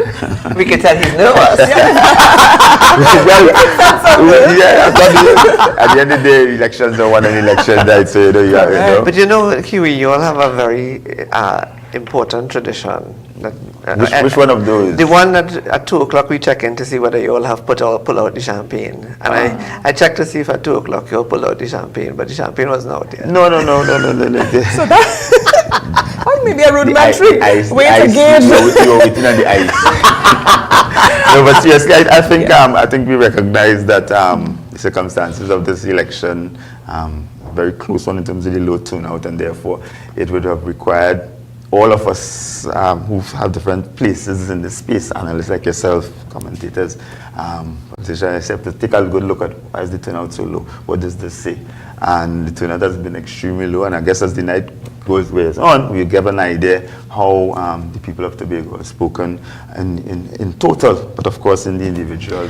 No, you make a good point. If it's low, and it's low across the board, and the final numbers show when compared to the general election results, if it goes any lower than that, then I think both sides needs to sit down and do some serious introspection as to the whys and the hows and the whats, as well as whatever the final result from those low numbers are, because low numbers can mean very good or very bad. Right? Right, and speaking about those numbers, numbers are still coming in, and reminding you that you can view those numbers on the screen as they come to hand. And Mr. Cadette, tell us then, I mean, as we said, it's early yet, but it looks as if the PNM is picking up some speed in certain areas. Yes. What do you think has, maybe been accounted for that, or is accounted for that? I think the population in general, there's widespread disappointment with the current administration and how they've managed the Assembly and Tobago over the last 4 years, especially because they came in with a wave of enthusiasm that would have fixed this and fixed that. So I think there is widespread disappointment. I think, to use something Donna Haddad said, is that this administration appears to not understand what was required, at least the PNM did. So I think people have said, listen, maybe people have said that, listen, there are some things, the candidates, somehow our message, the platforms that we put out there, I think has resonated to a large extent. It is now to see how that translates into actual votes. But I think we have seen some positive, nice energy that I think will read down into some level in the ballot box. How much, I think, is what we all hoping on our side, that it will give us the victory ultimately, and I'm sure they on that side is hoping that maybe they can still, as incumbent, sneak the win. But I think we are very positive that we have gained some ground, and we're hoping that will continue over the night to allow us to take back the Assembly and get Tobago back on track. And what was that theme again? Let's put Tobago first again. Let's put Tobago first. Right. Again. In your campaign trail, the theme was 7,000 additional jobs. 7,000 additional jobs. CPEP, you know, the threat that TPP will align with the national policy, but, you know, to remove CPEP here in Tobago. Do you think that was sincere concerns, or was it really an attempt to create fear? Well, I think it was a reminder of the persons clearly what has happened at the national level, because in some of the very early moves from the UNC central government, they went in there and in attempting, I guess, to restructure a program, they had some concerns with, they would have sent home thousands of persons in CPEP, in reforestation, in URP. So I think it's a general concern that is a possibility that this may happen, and therefore we had a responsibility to put that to the electorate, to say, listen, this is a possibility that this could happen in Tobago too after the election, and therefore it's something that you have to consider, like many other issues, as you vote. Yes. Right? Because at the end of the day, it is about yourself. Your self-interest is why you vote, and therefore you could be out of a job the day after the election because of a national policy. Yes, and of course, I guess that's a strategy of the PNM to align anybody opposed to the party with each other, right? So the UNC, was that a strategy again? Well, I think it's more that we have been able to say that, listen, the UNC has demonstrated over the years that they may not always have the best interests of Tobago in heart. I mean, there have been statements from members of the UNC that say in the Tobago, the THA gets more, is so small, by getting more money than a regional corporation, not understanding the dynamics of Tobago and being separated by water, and therefore what is required for development to take place in Tobago and the small private sector, and therefore the need for, as happens in many other small island developing states, for government to play a larger role. So we have always said, listen, these are the policies of the PNM, and this is how the PNM has, over the past 20 years, worked in the interest of the people of Tobago. This is how we have developed in every sector: tourism, sport, housing. And we are saying that a UNC central government, these are the kinds of missteps, the kinds of things they have done, and that you must keep that firmly in mind if you choose to support a party that is aligned with a UNC central government. But let me ask you this, with regard to, I hear you, and I mean, it's the truth, right? You've said that there are members within the UNC that have said certain things about Tobago. But isn't that an underestimation of the intention and the historical background and the historical alignment and connection that the Prime Minister has had over the years with Tobago? Because at the end of the day, Tom, Dick, and Harry could say whatever they wish within the UNC about Tobago, but the last person that has the final decision on Tobago is the head of the government. And I mean, even when she was in power the last time, in the years when the UNC was in power as well, under Mr. Pandey, and then after under Mrs. Pasabi-Sasa, now again, there has been historically a strong alignment. I mean, of course, there were fallouts. Let's not, let's not forget that. But especially when it came to the trajectory and the history of performance as it pertains to the current Prime Minister, there's been no break in her steadfastness towards what she wished for Tobago, notwithstanding the utterances within the party. But before, Mr. Cadette, before you respond to Dr. Mohammed, Channel 5 would like to now make its first prediction, its projection, yes, for tonight, and we're going now with that result next. Channel 5's first projection for the THA election 2026 is for Mason Hall, South Bagatelle. The projection is that Natisha Charles Panton will be or is the winner of Mason Hall, South Bagatelle for the TPP. Your first comments on that? Expected. Expected. Very much expected. Yeah. There was no doubt going into the election that there were questions about this particular seat based on the 21 results and then the 25 general election results. This was expected. So So no surprise here. I just looked to see what the final count looks like, but this is not something that's surprising. Yeah. Well, I think the margin in the general election when disaggregated was close, and I think 200. Yeah, it was a lot. Was close, well, not I think it was 198. Yeah, 198. Yes, yeah, and therefore I think the opportunity with the right work in different polling divisions might have given the opportunity to turn the seat over. But I think those are those things you're examining on the day after. But she's one, when you look at Natisha Charles-Panton, she's probably one of the most popular secretaries. And when you talk to people on the ground in Tobago and you say her name, there's a lot of good things people say about her level of proactiveness, her passion for agriculture, what she's been able to achieve in agriculture in the 4 years. So I think that one of the things that put her at the forefront, even with the 198 separation in 25, is that she is not just a good representative, she's a competent secretary. Yes. You know? And in fact, the TPP, she went up uncontested for the selection for the seat, right? So, Mr. Cadette, just guide us and tell us, what other constituencies are you looking at closely tonight? I would prefer not to say anything. I think we're watching the numbers as they come in, but I think... I feel frightened, you know. No. I think coming out of the general election, we know that there were about 5 electoral districts that... So you all do listen to Mohammed? Well, I mean, the numbers, all of us were in class together, the lecturer presented the information to all of us. It's how you examine it. Yes. So, I mean, when you looked at you disaggregated the numbers, there were about 5 seats that we had a lead in. Yes. All right. Very much so.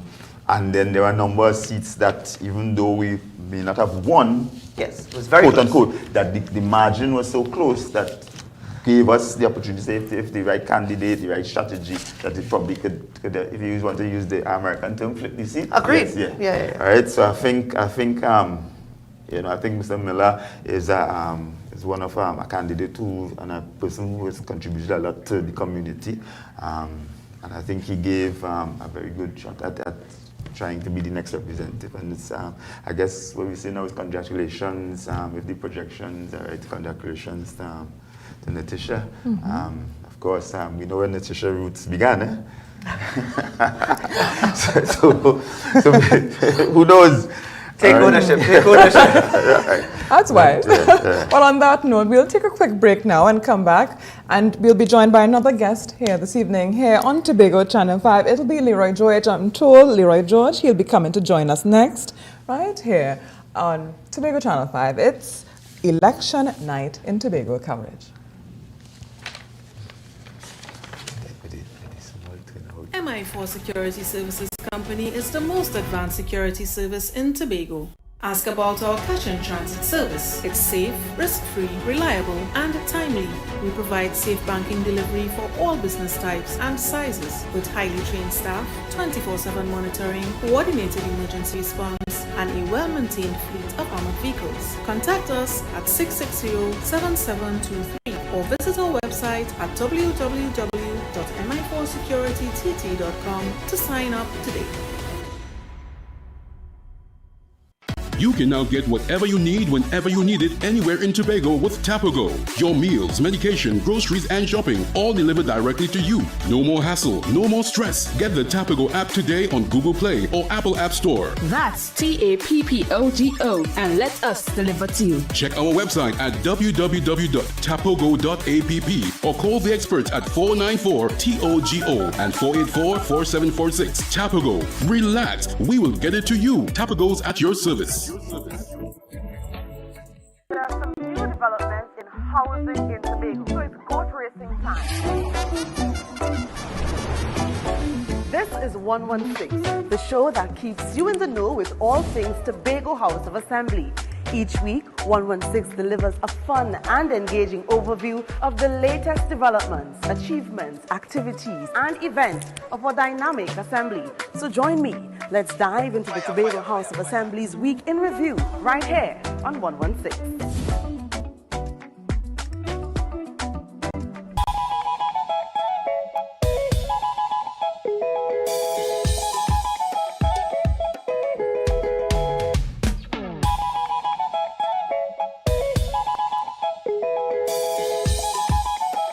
Cathedral Credit Union is celebrating big. Get up to $81,000 at just 0.8% interest with our anniversary loan. And because Christmas is in the air, we're spreading cheer with up to $60,000 at only 1%. Visit cathedralcutt.com or call 235-6947 today. Cathedral Credit Union. Member-owned, member-focused. Need furniture and appliances for your home at affordable prices? It's time to visit JG's Furniture and Appliances Limited at their showroom at Smithfield No. 2 in Scarborough. There's more room to shop, more furniture and appliances, more brands to choose from, all at the same affordable price. Get everything you need to furnish your home, like stoves, fridges, washing machines, couches, dining sets. They even have swing chairs, school desks, chase lounges, sports sets, garden benches, day beds, and coffee tables. JG's is perfect for gift ideas for new and established homeowners. A wide variety of furniture and appliances. After 35 years, JG's is still Tobago's top choice for furniture and appliances. Visit their showrooms either at Orange Hill Road or Smithfield No. 2. JG's, make your dream home come true.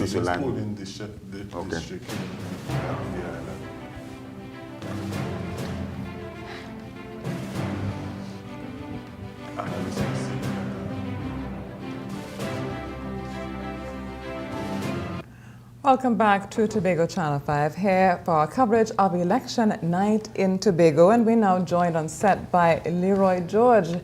And Leroy, what's your portfolio tonight? We should say a gentleman who has crossed the floor and is in the camp of the People's National Movement. Right. Supporter of the People's National Movement. Or supporter or full-fledged? I'm not a member of the People's National Movement just about yet, but definitely supported the People's National Movement in this particular campaign. Does it look favorable now for you to say whether you are fully a member?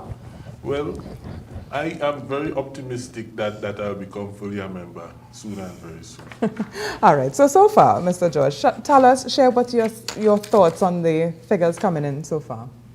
Well, actually, I was on my way here, so the only thing I'm keenly aware of is that we have a lower than average voter turnout, which is not something I am too surprised about. What I'm considering, I know a lot of analysts said that if we had a lower voter turnout, that would be probably favor the TPP.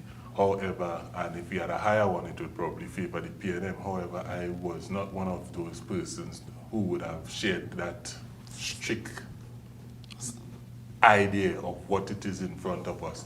I could see quite a few possibilities whereby you could have a low voter turnout and have PNM win, or you could have a high voter turnout and have TPP win. So I'm looking to see what the first numbers are before I even start to analyze in any in-depth way. Maybe we could ask then, what is the lower voter turnout? What is that telling us, or what is Tobago telling us tonight? Having such a low turnout, Mr. Cadette? I think a lot of the neutrals, people who sit on the fence, may not have been clearly not satisfied with the performance of the current administration. They may have looked at the PNM, who would have served, governed for a significant period of time, and maybe still have second thoughts of the PNM is ready to return to office. And I feel there's generally a sense of frustration with the political process. I think people find that you're hearing the same thing from everybody. Everybody says, the pecan, talk, the old talk, blah, blah, blah. And in the meantime, I still having challenges making ends meet, right? Still have this. So I think there's a sense of frustration among a large percentage of the electorate. And I think when the opportunity has presented itself between these two major contenders, I think people may be uncertain who really can do a better job. I think more people might be the way to put it. I mean, we don't want to discount, the smaller parties, Leroy, being an independent at one time, In fact, you still haven't told us if you're fully 100% a member of the People's National Movement, but what's the role that you think the smaller parties have in terms of its contribution to the electoral process? Well, almost every THA election I've ever paid attention to that I could remember, somebody's going to win or lose a seat by a couple of votes, 5 or so votes. And so I think the role that the IDA plays in this particular election will be very pivotal in determining who is going to win. It's just a matter of trying to calculate whether or not those votes are going to come out of what would have been in the PNM camp or out of the TPP camp or from a completely neutral perspective. And I must say it is very, very difficult to figure out the answer to that question, because when you look at quote-unquote anti-PNM persons do not vote for PNM under no circumstances. So you would assume that they coming out of the PNM camp, but when you look at the actual candidates that you'd see the IDA fielding, you're seeing quite a few persons that came out of the quote-unquote anti-PNM camp. And so there's enough reason on both sides. I think evenly the idea will be taken from both sides, and it's going to have an effect, a noteworthy effect on the results that we're going to be seeing tonight. What do you think motivated the young voter to come out to vote at all, if they did? In my electoral district, I felt as though when I went to vote, I was the 275th person in the 260 list to go out and vote. I actually voted immediately after 6 o'clock. I was on the compound minutes to 6. And I saw more young people than I saw older persons. I was surprised about that. But my electoral district is Bethel New Grange. And of course, there was that unfortunate incident where there was a bit of a back and forth between the chief secretary and the candidate, Mr. Big Dog from Bethel New Grange, and it really motivated a lot of young people to come out and speak out about how they feel when they make steps to represent and to be, to just be more a part of what is going on out here. They feel as though the older persons are stepping down on them, looking down on them, etc. And I think they would have wanted to come out. A lot of them would have wanted to come out to show that we have a voice and we have the ability to fling our voice in one direction or the other and to make major changes as the day goes. So, Mr. Cadette, before you leave us tonight, we want to ask, do you think, what are the lessons that the People's National Movement has learned over the last few elections, especially the general? Well, I think we recognize that, as before, that sometimes national issues, how significant they can impact on politics in Tobago. I think we recognize that there's a need for us to manage some of the issues internal issues within the party. But more importantly, I think there's also a need for us to get back to what was the fundamentals that made us so successful for those 20 years, which is reconnecting with the people, ensuring that because politics are large, it's about people, and therefore getting back on the ground, ensuring that at all levels within the party we are as connected with the people as possible, ensuring that so that we went recognizing also, so lastly, that what are the issues that you need to campaign, because you can run a whole campaign, and if you're not focused on the issues that matter to the electorate, whether those bread and butter issues, you're going to miss the mark. And I think those are the lessons that we need to focus on the issues that matter to the electorate. We need to manage those issues within our party and heal those divisions, and of course, get back on the ground and working and rebuilding our relationships with people across the island. So in terms of, just to come back to Buku, before you leave us, Buku and Mount Pleasant, Mount Pleasant, yes.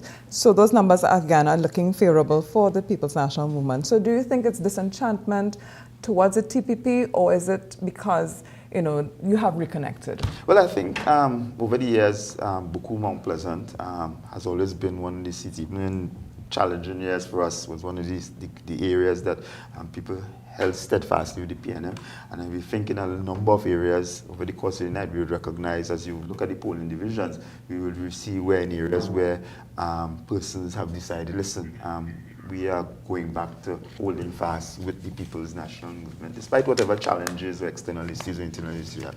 And I think Buku Mount Pleasant is one of those areas over the course of the night we may see PNM people returning in support of the party, because I think in the general election when disaggregated, we had a lead maybe about 200, roughly something, 100 and something, 120 something like that. Okay, good. All right. So thanks. Say something about that too. When it comes to Buku Mount Pleasant is one of the most consistent electoral, not one of it is the most consistent. When it used to be Buku Lambo, it was always won by PNM. There was 2 occasions where persons with the last name Phillips, Reginald Phillips in one case, Carlton Phillips in the other, was able to lose by less than 100 votes or so. And what was particularly interesting in when it was Buku Lambo is that Buku and Lambo always would go to the PNM, but those parts of Lowlands and Canby that was included, they would very oftentimes shift between the two. What we saw when Sonny Craig won was a change where that is concerned. That was the first and only ever time that what could be considered the electoral district, which constitutes mainly the Lambo area, being won by Sonny Craig. But I think the way that the candidate for TPP would have gone about resigning long after knowing that he was going to be the candidate, etc., may have had a bad taste in the mouths of a lot of persons. So I'm not at all surprised if the PNM candidate is ahead of that particular individual. And just to add to what Mr. Judge was saying, the election with Mr. Craig would have been the first one with the new boundaries that would have had parts of it taken away from Lowlands taken away, but Canaan added.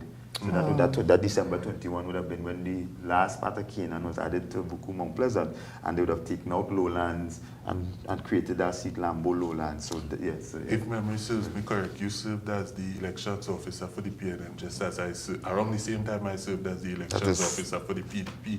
I want to ask you a question really quickly. Had those divisions not changed, those polling districts not changed, right? Would it have been a situation whereby PNM would have maintained their undefeated status? Well, we have the lecturer in the room, Shane, and I'm sure if and actually that's a good point, Mr. Cadette. We'll actually bring Shane back on to join us shortly because we need to take a quick break now, and we thank you again for your support here tonight. And we'll be also joined by the IDA's Stacy Herbert, who will join us next. Right, so stay with us. Thank you for choosing us here tonight to follow your results for the elections coverage. We're seeing Mason Hall results coming up on screen there. Mason Hall North. Yes. Wow. What are we seeing so far? I need my glasses. Yes. Mason Hall North. Right. So after the break, we'll get those results there, I'm told. And I got my glasses. All right. So we have something there. Right. Okay. So 61.7 for the TPP, the PNM. Okay, that's 61%, 30 for the TPP, for the PNM 38%, the IDA 0.2%. So the actual figures for the TPP are 781, PNM 482, right, and the IDA 2, right? So stay with us. We'll be back with more for you after this break. I can step out. But that's interesting. Have you visited Tobago Channel 5's Facebook or Instagram pages lately? Well, check them out now for all the interviews and up-to-date news. Remember to like, share and follow for Tobago news and current affairs information at your fingertips.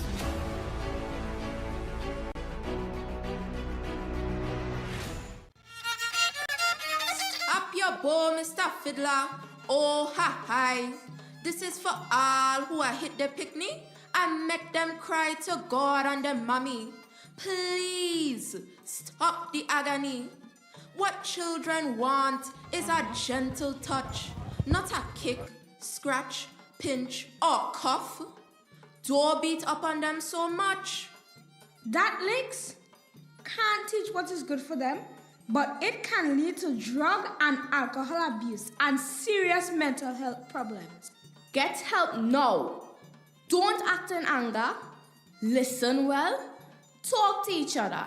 A healthier home life for all makes a better future. Drag your ball, Mr. Fiddler. Protect children from physical abuse. A message from the Children's Authority of Trinidad and Tobago and the European Union United Nations Spotlight Initiative.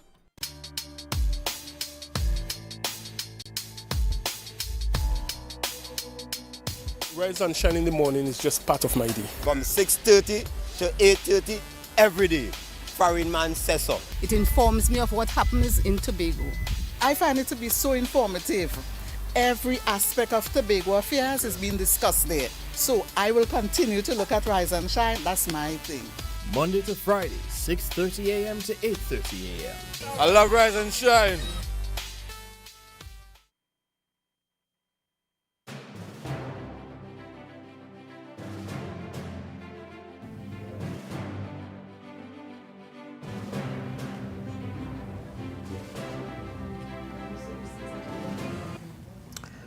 Welcome back to Election Night in Tobago. It's our coverage here on Tobago Channel 5 for the 2026 elections for the THA. And we're now joined by Stacy Herbert of the IDA.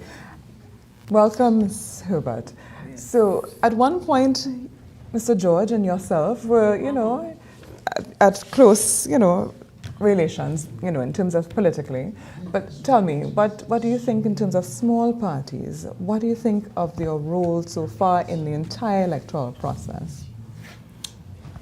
I think our role was one that gave people an opportunity to choose beyond the two that were available.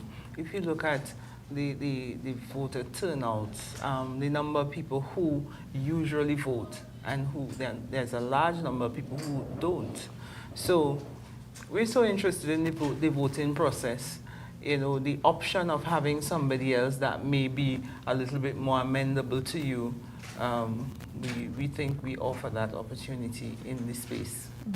I understand that there was a challenge today. Your political leader did not vote. Yes. Dr. Denise Soyafat Angus. Can you share more with our audience about that, please? Well, where she's registered to vote, we did not have a candidate. And so she chose not to vote because when you're going in with a particular policy, something that you have in mind, and then you look at the other two and they don't align particularly with what we're thinking about, then it makes it difficult to choose. Yeah? So she chose to stay out because, any which way she chose, there would have been conversation around it.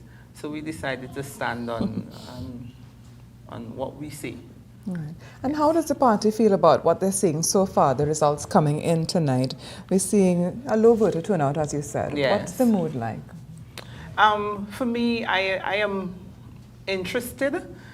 I am curious inside of what is happening, but it's not necessarily surprising in the sense that when we were on the ground, there was such a large amount of people who were operating in a space of inertia. They just felt disenchanted with the entire process, like if nothing is changing, and you heard that a lot inside of this space.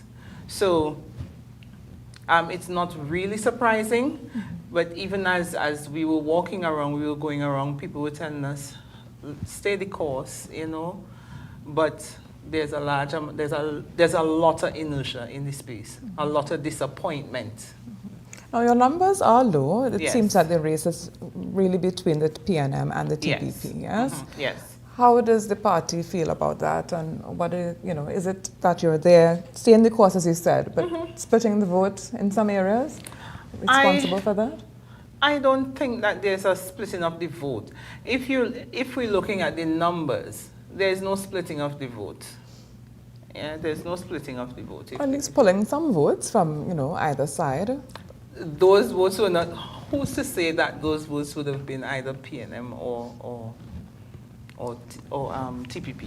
Well, let's come back now to your, the manifesto of the party and, your intention, what you shared with the public. Yes. You think it was not significant enough to woo, No, I don't think that it wasn't significant enough. I think that people wanted to listen more. Also, there was that sense of, I wonder if it's really going to work. That kind of thing. And then, so it's not that people weren't interested. They just wanted to see a little bit more. People take a little bit more time to make up their minds, So I think that was part of it also. Yeah. All right. And let's talk maybe now about the quality of the campaign, that, you spoke about, I think Mr. George mentioned too, that young people may be disenchanted, but he saw a lot of young people coming to the polls early. In fact, let me ask you again, Leroy, to tell us exactly, what do you think is really needed for the two parties to really bring that voting turnout out? I think I'm now starting to see the beginnings of a reason why there's a low voter turnout.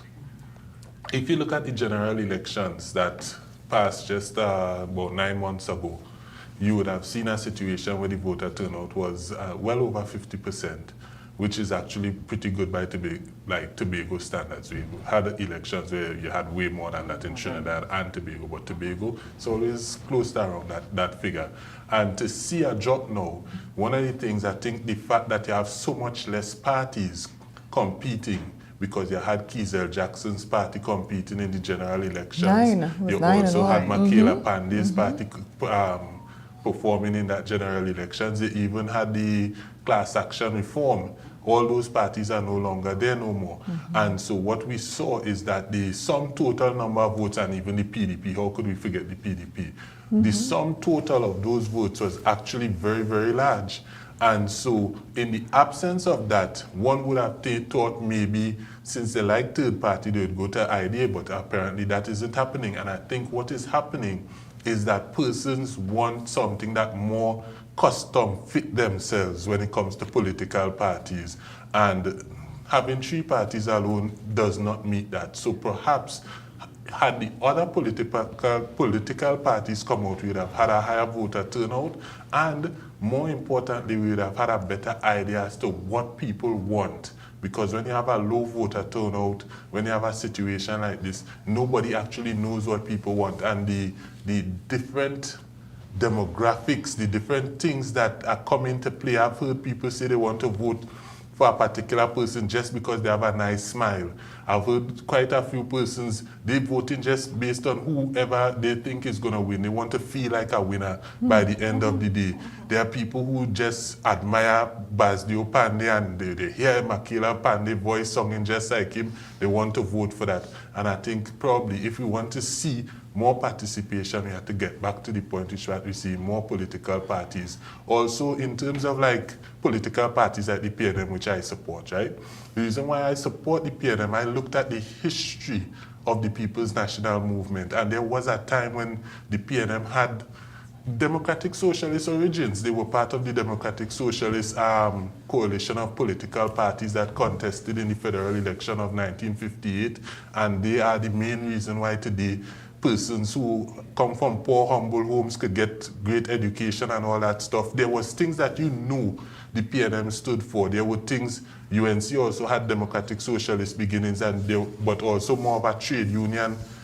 There were things you know what they stand for, but today, you don't really know what each party stands for, and because you don't know what each party stands for, you don't know who to vote for. And then why leave your home if that is the case? There was a time before PNM and DLP and political parties as we know it today. The political parties that existed, they had names that told you what they were about. We had the Caribbean Socialist Party, we had the British Workers' Party, etc. And so there was no ambiguity, and I think or the parties that exist today that have ambitions of winning, they need to start to really put down their foot and state this is what we are about on a macro level, so people could start having their conversations about what we want on a macro level, and then we could see higher voter turnouts. Now we're going to shift our focus now to another projection coming in from the Channel 5 News, from Tobago Channel 5. Our next projection for the 2026 THA election. We go now to those results.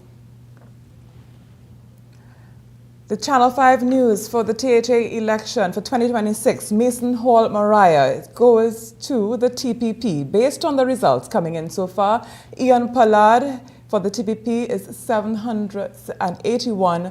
For the People's National Movement, Kwesi Devines, 482. For the IDA. 2, yes? All right.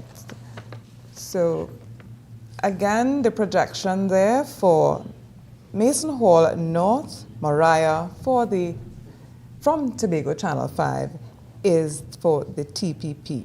Right, so far, generally, the IDA, what lessons have you learned this time around? Was it different from the last election? And what do you think your party plans to do going forward? Well, of course, we'll have to regroup and sit and decide what we do. What we did a little different this time is that we didn't spend as much money. We were quite frugal. in how we rolled out our campaign. And so we basically used what was available in our hands to really get this campaign moving.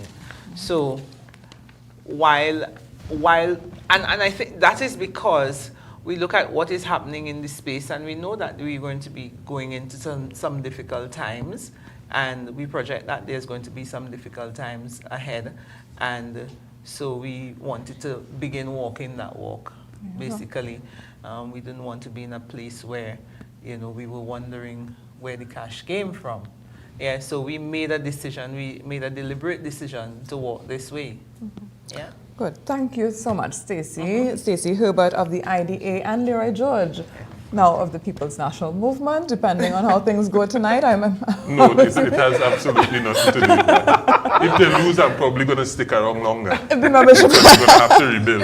Mr. Cadette is right outside waiting. I'm so sure he's listening closely to what you have to say. So, ladies and gentlemen, we'll take a quick break now and come back with a new panel. We'll be back. Mr. Shane Mohammed will be joining us, and he'll be crunching those numbers for us. And we'll be joined by another guest here on Tobago Channel 5 for Election Night in Tobago. Thank you for staying with us. You can now whatever you need, whenever you need it, anywhere in Tobago with Tobago. Your meals, medication, groceries, and shopping, all delivered directly to you. No more hassle, no more stress. Get the Tobago app today on Google Play or Apple App Store. That's TAPPOGO, and let us deliver to you. Check our website at www.tapogo.app or call the experts at 494-TOGO and 484-4746. Tobago. Relax. We will get it to you. Tobago's at your service. MI4 Security Services Company is the most advanced security service in Tobago. Ask about our cash and transit service. It's safe, risk-free, reliable, and timely. We provide safe banking delivery for all business types and sizes with highly trained staff, 24/7 monitoring, coordinated emergency response, and a well-maintained fleet of armored vehicles. Contact us at 660-7723 or visit our website at www.mi4securitytt.com to sign up today.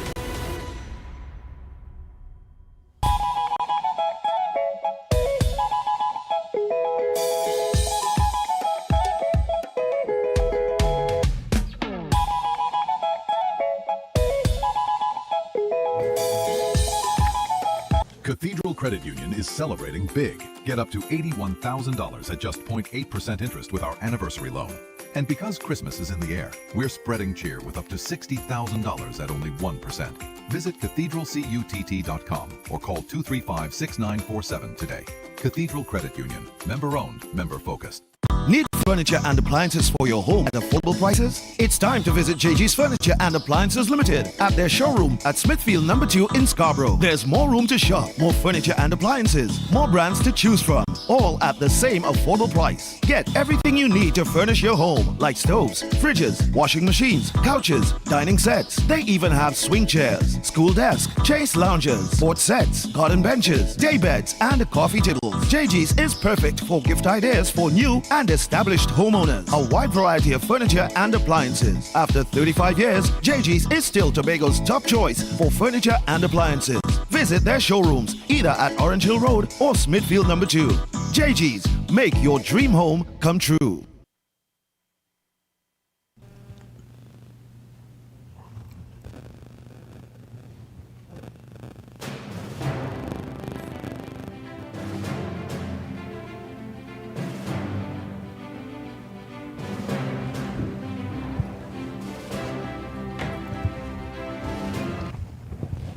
Okay, welcome back to Tobago Channel 5's Election Night in Tobago coverage.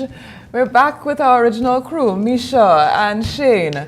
So that's okay if I call you Shane and Dr. Mohammed, right? Of course. So Meisha, for you personally, in terms of seeing the polling today, how did you feel? What were your thoughts? Well, I feel as though what we're seeing here is what is expected.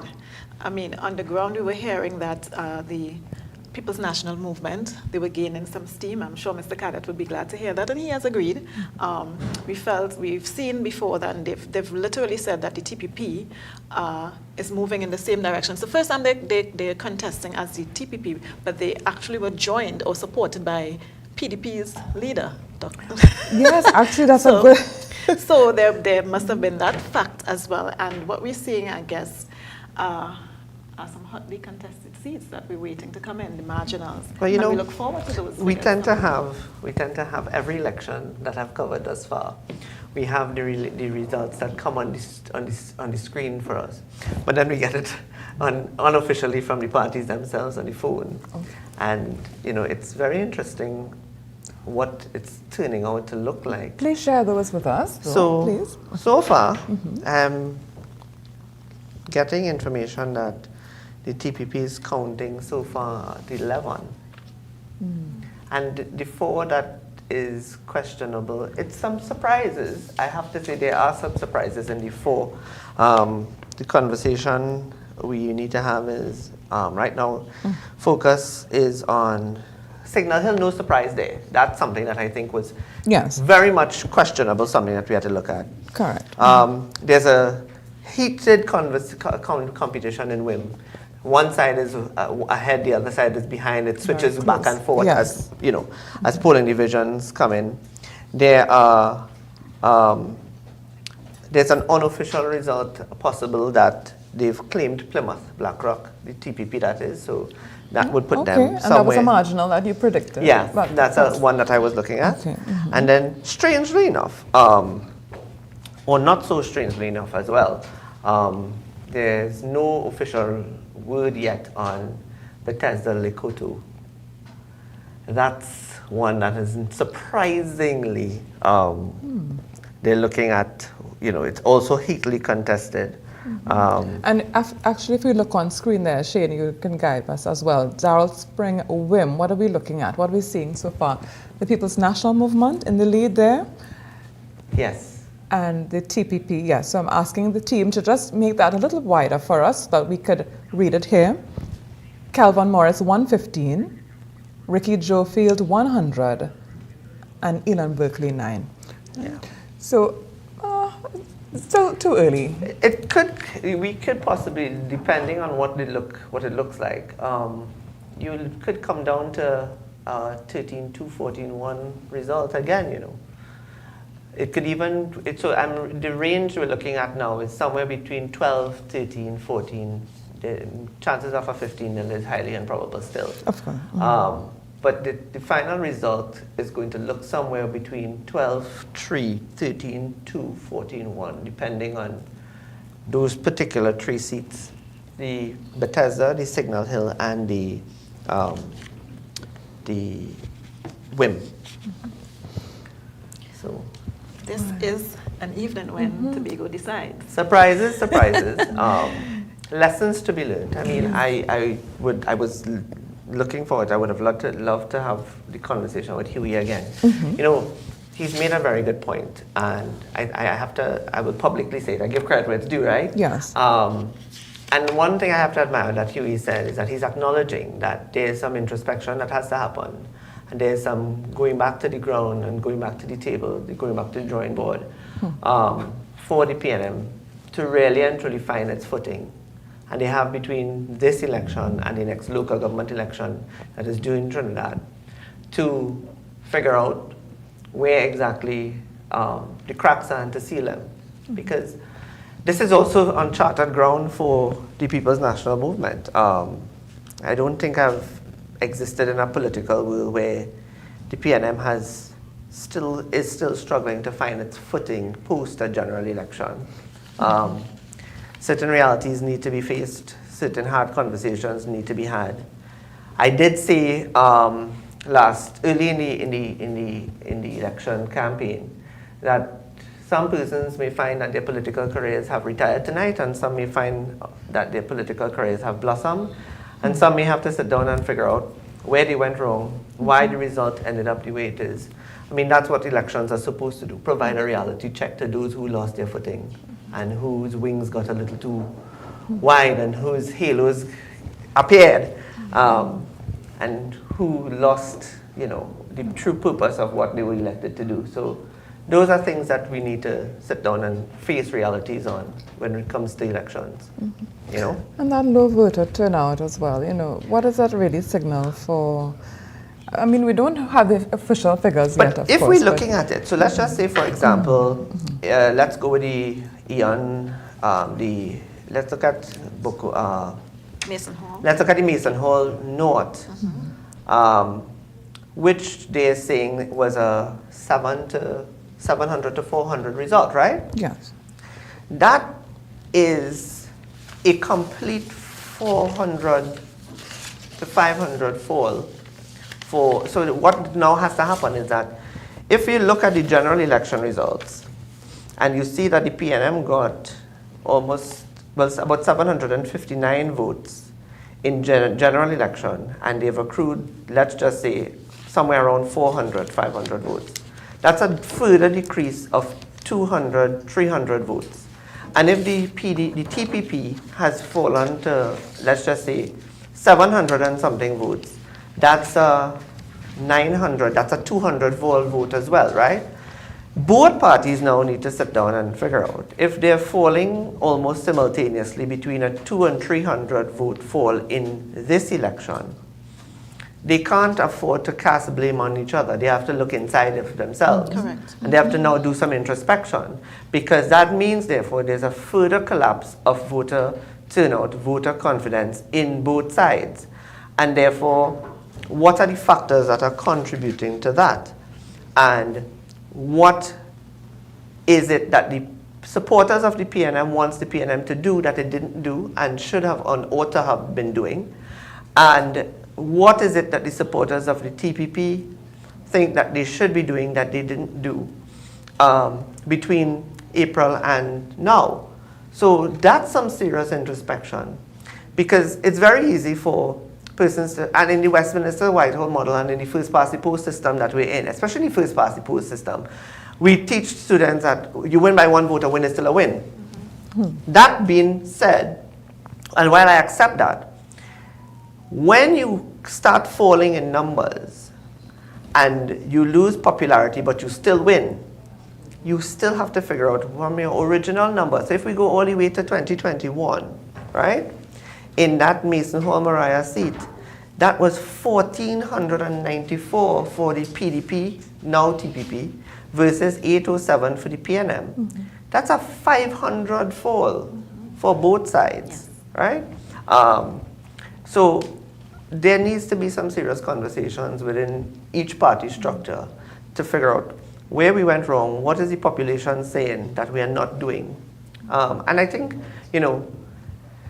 it could be taken for granted from the TPP perspective because they've won. But then democracy requires that fair conversation be had to really regain the confidence from the people who chose to not vote. Correct. And I can't say that for a small island like Tobago to be experiencing voter apathy, that's a reality check that also seriously needs to be had. So the reality is that we're facing, obviously, I can't say for sure that people did not vote because of the radar. I can't say for sure that people didn't vote because of the alignment or perceived alignment, I should say, of the TPP with the central government.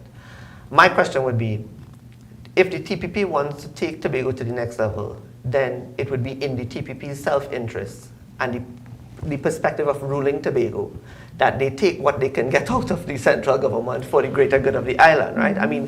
We live in a world, the reality is, outside of Trinidad and Tobago, from a geopolitical perspective, we are living in a world where what is in it for me is coming down to a very real perspective and conversation that all global leaders are having. But then when you are bartering with each other, when you're negotiating with each other, small islands, small states, periphery states, when they speak to the core states, either side is having a conversation about what is in it for me.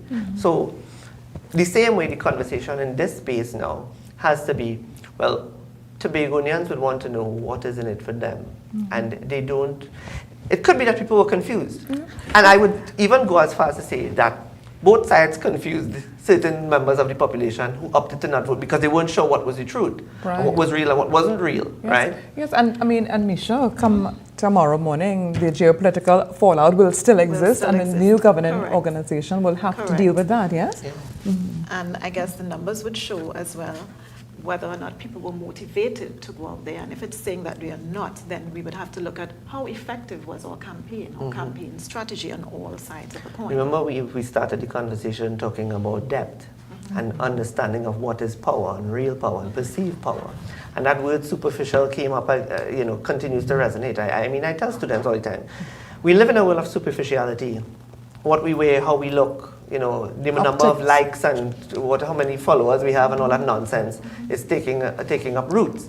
And really and truly, what is the value of that? Is that... We know politics is a lot of theatre, but how do we move beyond the theatre? I personally would like to see the politics elevate in Tobago. The mudslinger is always part of it, but keep it on minimum, because speaking to young people around Tobago, a lot of them said, why should I vote? Correct. Because they did not find a place and space on either of the platforms, and so we're seeing it here tonight in the numbers. And you know what's the ironic part about it as well? Young people not wanting to vote for young people. Correct. Because we did see a mix of candidates this time. Young people not wanting to vote for young people, because when you look at the dynamics of the slates, there's the median age is quite young in the politics, and I've always said that Tobago, has entered into a stage where they're introducing the new generation of politics. That discussion of a new generation of politics needs to have depth. Correct. All right, so what we'll do, we'll take a quick break now. And of course, viewers, we remind you to look at the bottom of our screen to get all the numbers that are coming in. We're seeing there Ricky Joe Field with 100. So repeat for me, team. All right, good. So we're getting some more results there. Bell Garden, Glamorgan. So far, the TPP is in the lead. At the PNM second, the IDA. Now, again, folks, in the studio, I cannot see clearly, I don't have that vantage point right now to be able to see the numbers closely, but I know when we come back, we may fix that. So let's continue our coverage here tonight, and we'll take a quick break now, and I'll be making my way offset for a bit. I need to take a little break, so I will be back with another member of our panel who will be coming here to join us, or you too will be here to have our conversation, have that continue. So stay with us here on Tobago Channel 5 for election night coverage.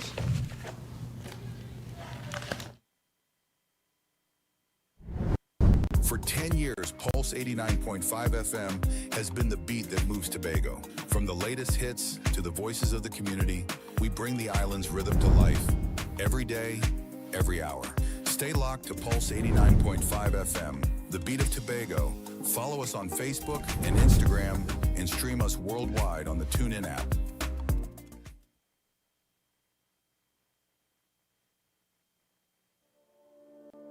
Escape to elegance at Le Chateau Suites Tobago. Gated privacy, breathtaking villas, unforgettable memories, where Caribbean dreams become reality.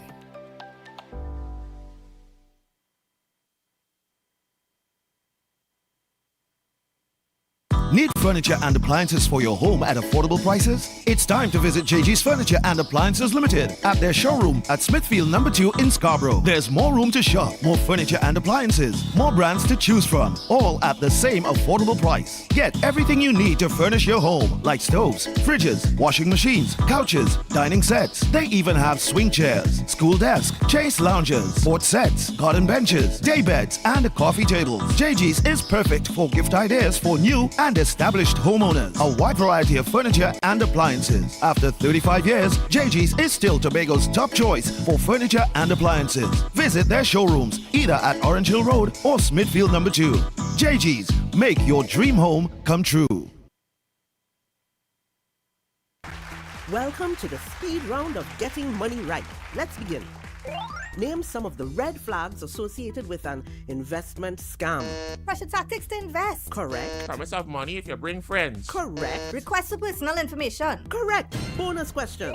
What is the penalty for operating a pyramid or Ponzi scheme? $10 million and 10 years in prison. Correct. Well done. The scores are even, so we go to our tiebreaker question. You receive money in your account from an investment company, and they tell you to transfer it to a third account. Does that sound right? I think about it, and that's not right. Congratulations, you tinker. Getting Money Right is brought to you by the TTSEC. Visit investigateTT.com to access free learning resources and check the TTSEC for a list of registered individuals and securities. The Trinidad and Tobago Securities and Exchange Commission. You invest, we protect, everyone benefits. MI4 Security Services Company is the most advanced security service in Tobago. Ask about our cash and transit service. It's safe, risk-free, reliable, and timely.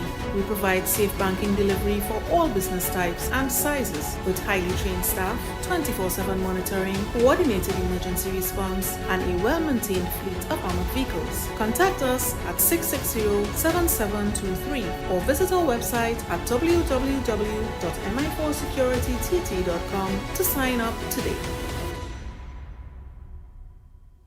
You can now get whatever you need whenever you need it anywhere in Tobago with Tobago. Your meals, medication, groceries, and shopping all delivered directly to you. No more hassle, no more stress. Get the Tobago app today on Google Play or Apple App Store. That's TAPPOGO and let us deliver to you. Check our website at www.tapogo.app or call the experts at 494-TOGO and 484-4746. Tobago. Relax. We will get it to you. Tobago's at your service. There are some new developments in housing in Tobago, so it's goat racing time. This is 116, the show that keeps you in the know with all things Tobago House of Assembly.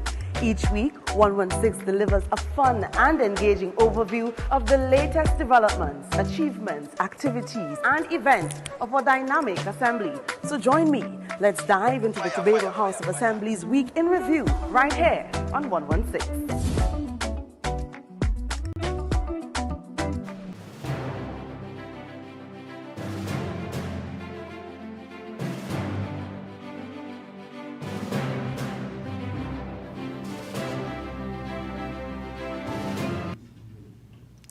Good evening, viewers, and welcome back to Tobago Channel 5 Election Night in Tobago.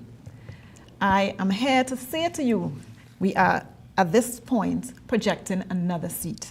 And this time we are looking at Palatuvia Lands for me, where the projected winner is the TPP's candidate, Farley Chavez Augustine. Dr. Mohammed, any surprises here? No.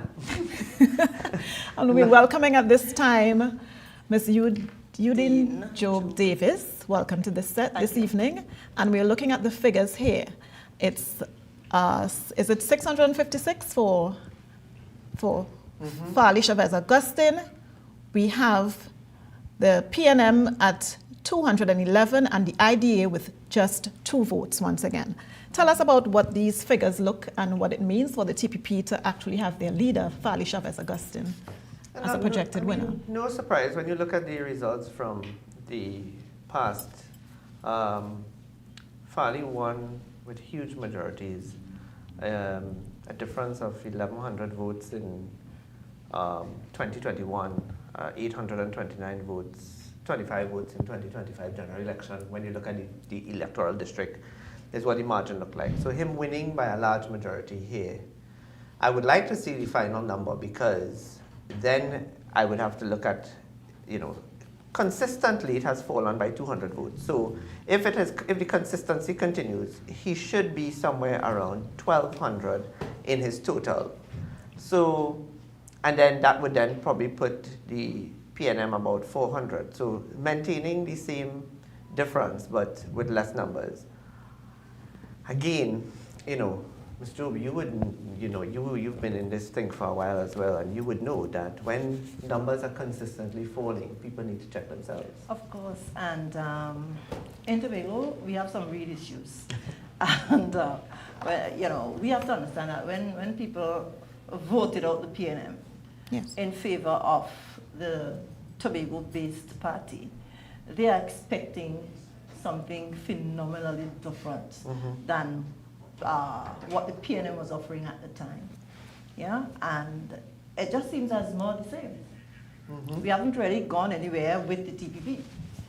They will win, I believe, because they're already there.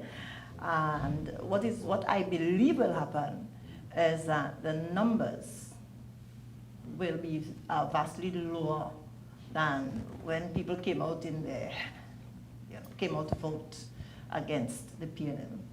And the TPP they took some measures that would have resonated horribly with Tobagonians. And one of those was when they got in, overwhelmingly so, 14-1, they just sent home some people. They sent them home because maybe their perception was that these people didn't vote for us. But for them to be winning overwhelmingly, how many people who voted PNM the last time would have to vote for them?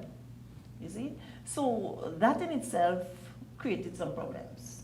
In addition to which, the Assembly is in charge of several areas: tourism, health, let me just see if I get the names here, state lands, sports, culture, community development, and so on.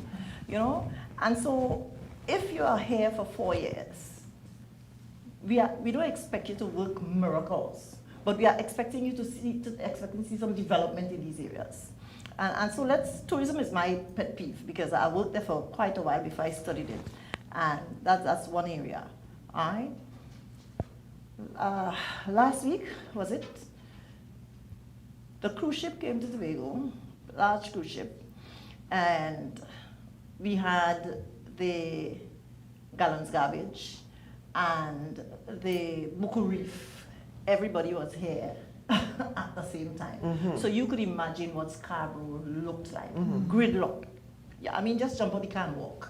You know? So we have to plan, and somehow we're missing it somewhere. So these people in the Assembly, not we, and I'm not putting myself in there. So these people in the Assembly need to understand why they are there. So it is not about, cussing here and quarreling there and saying this one didn't do it. You have to do it. This is why they put you there. Last week, another cruise ship came. Rain. The driver dropped the guys to Pigeon Point. By the time he left Pigeon Point and reached by Penny Savers in Canaan, they called him, hey, rain. What else is there to do? Nothing. Contingencies, you're talking to contingencies. Well, in addition to contingencies, we need to develop the tourism product on the island, and that is not happening. I worked tourism from 1986. The same things are still there. Well, you see, that's a very interesting thing so we to say. need... Because one of the things that I thought should have, so again, asking questions, looking in depth, questioning. I mean, I agree with you on the tourism product, right? Was hoping that whatever did not happen that ought to have happened or we expected would have happened during the tenure for the thrust towards building this product, given the enthusiasm of the tourism secretary when she started. I was hoping that what was not completed that was expected to be completed or ought to be completed. So for example, my pet peeve is that we build a big airport and we have one flight a week or 2 flights a week. What was the problem, right? Now, part of that problem was vested in the disagreement between Central and I was TNG, about to say, Shane, right? because it is that the fact that civil aviation and the airport authority is vested in Trinidad, and we speak to the bigger picture of autonomy. In addition to that, tourists go where the planes go where tourists go. So if we don't have a proper marketing arrangement here and we don't have a proper product, then we are competing against Africa and India and all those. But you see, we no longer... We could even bring it even to the region. Tortula. Right? Everywhere. Barbados, but look at Barbados. I mean, gosh, that's an envy. Look at Barbados. Barbados is developing at an alarming rate. And so the people guys, who are there in charge are people I went to school with. They have studied the thing, and the Barbadian government put them in charge. Why? Because they went and studied. So my question to you, Ms. Job Davis, have you seen anything on either side of the ballot? And we say on either side because it looks as though it's a two-party race. It has traditionally been, and we're talking TPP and PNM. Have you seen anything on the hustings or within their manifesto, so to speak, blueprint and the bold big vision? Have you seen anything that gives you hope for tourism on the island of Tobago? Could I say I didn't read them? You can. Let me tell you, I didn't read them. Why? When I was doing my master's, my dissertation was creating a performance management system for government, right? Because I think we need to hold government accountable. And the first place for me to look is for your manifesto. And would you believe that I called PNM, the only person I get one from was spending, and one for wherever, whenever. You see? So these things to me, they're just wasting paper and wasting time. All right? If you do your manifesto, then you need to have a plan for implementation. And we're always falling down on that. I mean, I'm just going back, I hate to talk about myself, but when I was Minister of Culture, one of the achievables that we had was to give Pantry in Bago the money to build that center, that thing you see up in Trinity there. But, I mean, I'm sorry to say, but that is what happened. And so when I met with them, and I said, okay, so we're going to give you this money in tranches. I'm going to give you the first in thirds. Well, one third. So when you finish your first third, tell me where you do. Yeah. The boy them complain to the Prime Minister. The Prime Minister said, give them the money. Look at what happened there. It's an eyesore. $7.2 million. Of wastage money. Right? Of our money. And so this is what aches me in terms of our development as a nation. We have the money. I mean, I went through some of the monies that the THA got. It's not $2 million is not 2 billion cents. So what are you telling me? That you can't use it? But then accountability is almost there because you're reading the Auditor General's report. Auditor General say, well, no procurement, no this, no that. What are you doing? Guys, if we look at the screen, we are seeing, is this? This is Plymouth. 474. Yes, going towards the PNM. 569 for who? TPP. Blue. Yeah. Yes, for TPP. For the girl, she's me. Correct. How many And this seat is Plymouth Blackrock. How many IDA, there was no vote. This was the area where Dr. Denise Toyfat-Angus said she did not vote, and there was no vote on the IDA's part. So we're looking at the TPP in the lead here in the Plymouth Blackrock area. Yeah. How many more ballot boxes need to come in, you know, right, at this time? For Plymouth Blackrock. So from where I am hearing that the TPP has declared it. Because they are sending some, I mean, I'm getting information saying that they're up to, they've reached 13, somewhere there. Right. The last conversation is that Signal Hill came in and it favored them.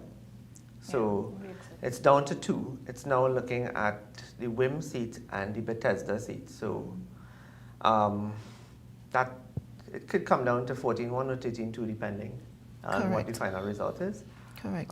What is interesting is that it's about 200 on either side, so about 400 votes less per district. 400 to 500 votes less per district. More than that, because and even in the last election, the general election, people said to me, look, we're not voting. We're just not voting.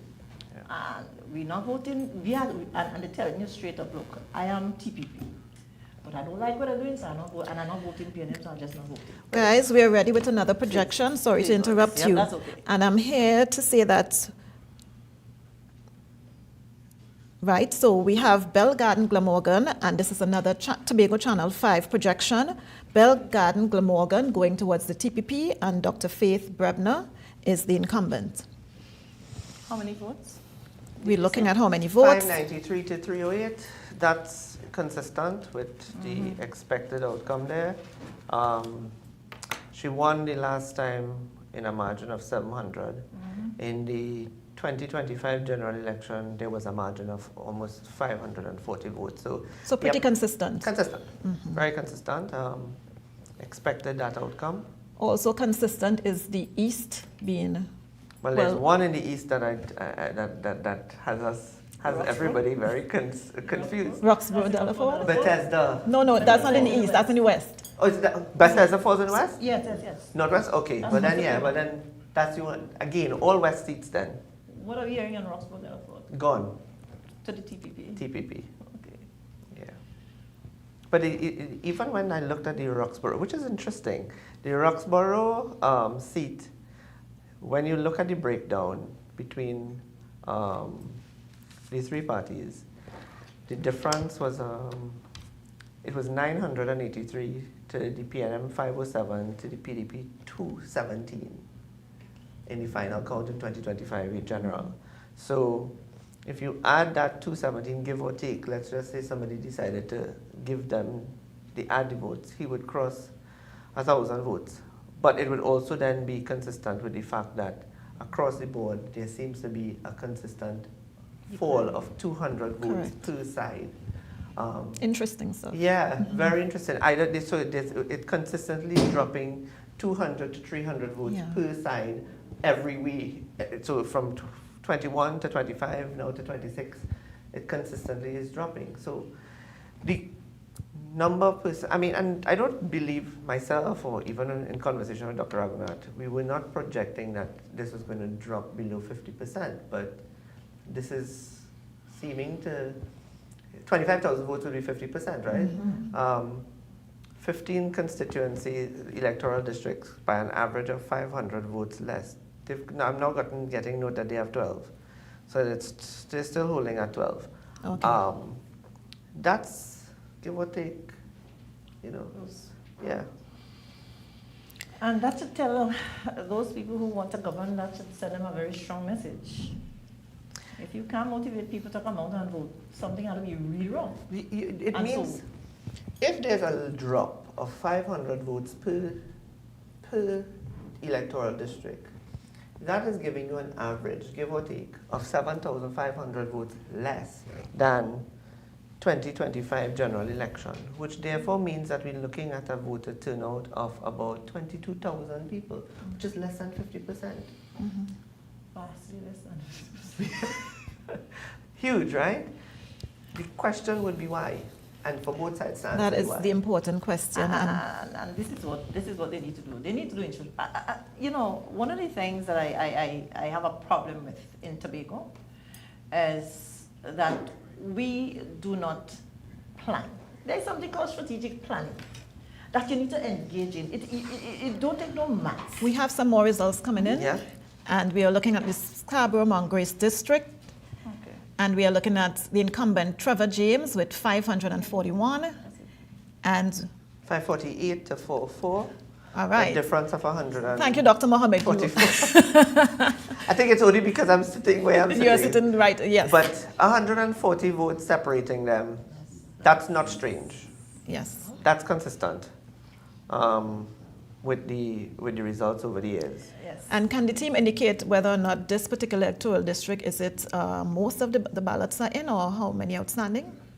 Oh, we do not have that data. Okay. The night is still young, people. Yes. Yes, they're By still. 11 o'clock, they already go. I'll say this.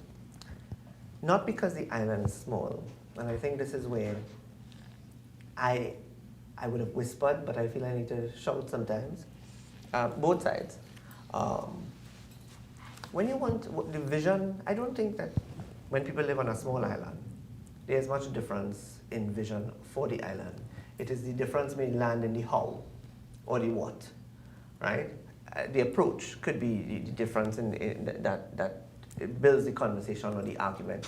But one has to be very careful in terms of we are human, so we are quick to sometimes put our friends to hold a role or someone we are familiar with, not understanding that competence is important. The knowing how to negotiate, knowing how to say no, or how to meander a difficult course, how to achieve something through, this is politics, so I'll say it, through the art of manipulation, how to control the conversation. We like quotes. Yeah, right. But all of those things are skill sets that also is needed when selecting someone to fill a role. Correct. So, as the TPP gets ready as they get ready to go into office, with regardless what the number is at this stage, the point is they've crossed the threshold of 8. So as the TPP gets ready to go into office, I think, notwithstanding the final 2 seats or 3 seats that they may be looking at, I think it's important to know for the incoming chief secretary would be to find the right persons to fill the roles, to complete the mandate that will cause these numbers to go up in 4 years. So we have the Bukom Mount Pleasant seat, Canaan, Bukom Mount Pleasant seats. We are saying from the previous numbers that we saw, can we have those up? No, It's we have. Mariah. Okay. Miss Hall, Oh, we've had these numbers before. I just want to discuss what it would look like for the People's National Movement if the now leader of the Tobago Island Council is dethroned. What does that mean for the party? Let me go out and say this. I had to ask. I'll say this. I think if I were to advise the PNM, one of the things I would say to the PNM that they went wrong is that when the election was lost in April 2025 and a new leader emerged, I think they should have gone back to the drawing board with regard to the caliber and the personalities in terms of their overall candidates that was pre-approved by a previous leader. And had they been mature enough to acknowledge the fact that they had a new leader and she would have probably had a difference of opinion in terms of who goes where and why, that was something that they could have considered. But it says to me that I was right. Even in a democracy? Even in a democracy, because the democratic part of it is that the previous leader lost. National leader, he retired, and then the party lost. A new leader returned. So therefore, a new leader, thinking from a corporate governance perspective, from a strategic planning perspective, a new leader emerges in an organization. There's different ways of doing things, different styles of doing things. Even you in 15 seats, she may not have wanted 4 or 5. They could have swapped out those 4 or 5 because she would have felt that these are the seats that we could put a stronger person in. But we know these things are never easy. Never easy, but that's the hard decision that comes with the thing with us in Tobago is that Tobagonians, if we forget history, then we will repeat it. The PNM doesn't know how to win elections. And I'm going to say, they don't know how to win. They know how to lose. They know how to lose. So you've been there for God knows how many years, and you're losing. Where you going with this? You know? And it is because of personalities. Yeah. So if I don't like you, I'm not giving you no position, even though I know you can do the work. And so we need to get out of that kind of stupid, nonsensical mentality and try to understand what is best for Tobago at this point in time. Because, you know, I mean, I live here, I travel with the bus sometimes. Do you know that even though the THA is not responsible for public transport, recently, all the buses in Tobago break down. You have 2 people down in Trinidad, right? From Tobago. You ain't got to talk to your counterpart down there. Come find out what happened here. Go down there, talk to them, and see what could happen. You want to buy some ambulance in Tobago. I don't know who advising who. You bring a whole bunch of ambulances here that everybody's cussing. I ain't see them, but everybody cussing and so they're walking. They can't climb hill and all kind of nonsense. What are you doing? And it's money we're spending. So when you're sitting down here and lambasting the other party, what you say? And the TPP got a bit of licks. I mean, it was within the campaign where persons actually turned up at the new bus stops and they were saying, well, there are no buses. No. So we have bus stops, but no buses. No buses. So you're absolutely right. What are we doing? I travel with bus. Of course, the electorate really would come forward now and show that we are not satisfied. We may put you back there, and I've heard people say and expose that even if the TPP gets back in, they will have to perform at such a high standard now to keep, because we know it's easy to get, but how do we retain favor with the electorate? Well, I will go a step further at the risk of having political enemies. Well, that's all right. But this could very well, I could deem this, because we are now looking at consistent drops on either side of the lane, right? So it's not that I think I'm tired cuss the PNM about what they ought to have done and they should do and now what they need to do going forward. And I'll give them a lesson on that in a while. But when you consistently lose votes from 21 to 25, now 26, we're now looking at an average of 500 votes lost across the board, consistently going down, right? This is what you call winning by default. This is by winning by default, not winning an election. You won by default. So now we have to consider there's a complete and absolute rejection of the PNM by even the PNM, right? So why did you win? You won because the PNM really and truly provided no competition. They provided no oomph factor. They were not resilient. It was more of the same. I mean, I'm not surprised that Ansel Dennis lost his seat was projected to lose his seat tonight. But it will also tell you now that the PNM has to now really and truly reconstruct the whole and re-emerge as a whole party, not a consistently fractured party. I think that is one of the things that it's a continuum of the struggle. But Shane, we also have to understand the Tobago culture, all right? And I'm going back in history, because when I was asked to run, I didn't even know, what going on with the seat or whatever. I know we voting, and we voting for Robinson, and then voting for whoever, all right? But when I checked the statistics in Tobago East, the PNM's voter base in Tobago East was 1,000 to ANR 6,000 and 7,000. So it going right back to that. Now, what we need to check is who not voting, because the older people dying. So why aren't the young people voting? And before you came in, I said, young people not voting for young people. So they're not voting for the payers. Yeah. And the question is why they're not voting for their payers. They're hopeless. They are hopeless. Look at what the chief, let me just give him his due, the chief secretary. I'm not talking about who knows who and whatever. I am just talking about the chief secretary, president, who went into Bethel. Yeah. Yes? And you couldn't find anything else to say but to castigate the young man who running free, who probably know more than you because you're working in the public service. You never work in the public service in your life. He working there. And you go down there and tell people, he know nothing, he can't do this and he can't do that. And people all in America calling me, hey, what's going on down there? Some people have said but some people have said it's par for the course, and that's why I'm saying, where is the balance between? Nah, that is not par for the course. But people have said that and put it forward as you have to grow political skin. And where do we find the balance? No. And I'm totally disagreeing with that. Because, I campaign for how much, you know how much cost I take into Tobago East, and I stand up and take my cost because you know why? They're not costing me. They're costing the PNM. So we have to understand. I think this is the first time I've had somebody from the PNM disconnect themselves from the PNM. They're costing the PNM, they're costing me. I never listen. But that is what was happening. Where you come from? PNM? We don't want to see all that kind of thing. So I think there should be a conscious effort to elevate. I've said it before, to elevate the level of politics on the platform. But it's only now the level of politics get to this. Yes. It was you see, even Dr. Raghunath and I had a conversation with regard to the Council for Ethical Political Behavior, and people did not want to sign on because, you would be called out for breaching and using the thing. You are saying that, I heard the conversation about Bethel and the candidate, right? The only thing that was left to say, they said it about a former prime minister when they said Chambers Dunsey. So the only thing they didn't say was that whoever the candidate was, this boy, Big Dog was Dunsey, right? But here's the thing though, saying these things has to come with the understanding, and a lot of people don't understand that when you're peacocking in politics, it is simply peacocking in politics. Now, if you say, if you say Chambers Dunsey, they sang calypso about it.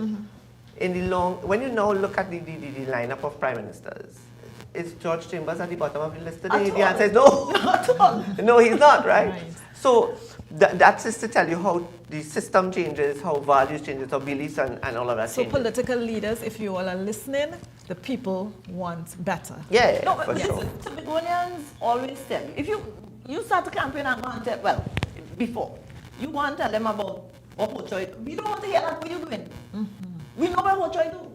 So tell me what you're going on do different to Hochoy. But we had a lot of that this time around in the campaign. Right? Oh, yeah. We still have that going on. You mean what they do and what? Yes. We had a lot of that. Hear that. And I think that was my wake-up call. That was fully ventilated in the previous campaign, so we were looking for something more. And so I tend to agree with you guys. I remember days when we all met up on the trail, and you were surprised, all we sitting on the other like normal. Nobody ain't cussing nobody.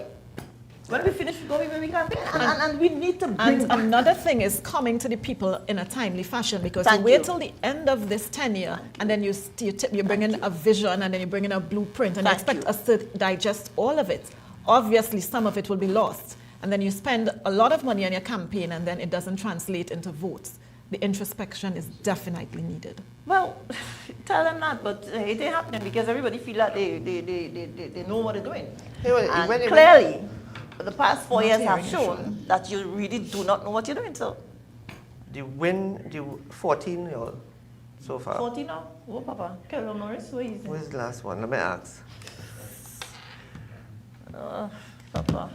This is Mason Hall, South, Bagatelle. That's Natasha Pantin, they call her? Yes. For her?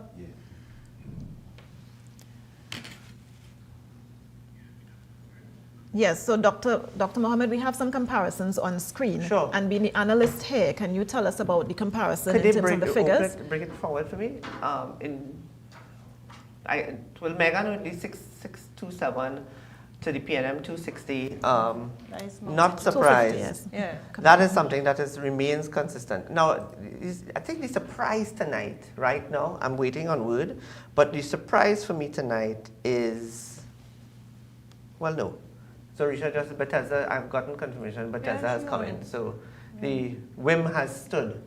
So it could end up, we're looking at a 14-1 again. Just to find out what's the final word on whim. Not surprised. This was a possibility. The margins, I think I did say this to someone, I think in a private conversation, I said it could be very, very narrow, or it could be completely on the other side of, and it's completely gone. If it comes down to if it comes down to whim again and whim goes blue, then really and truly the PNM has to sit down and reconstruct completely. There's a mandate now to reconstruct. Well, not just Tobago PNM, and the entire PNM. No, the whole PNM, yes. Right? The whole PNM has to reconstruct, right?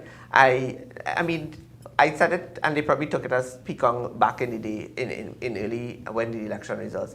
But someone asked me right after the elections, what would the advice be to the boss lady in PNM, to the political leader? And I said, burn it all down. The house is already on fire. Throw some more paper, put a fan, burn it all down, and start over from scratch. And get back your people. And let it come back to what you envision it to be.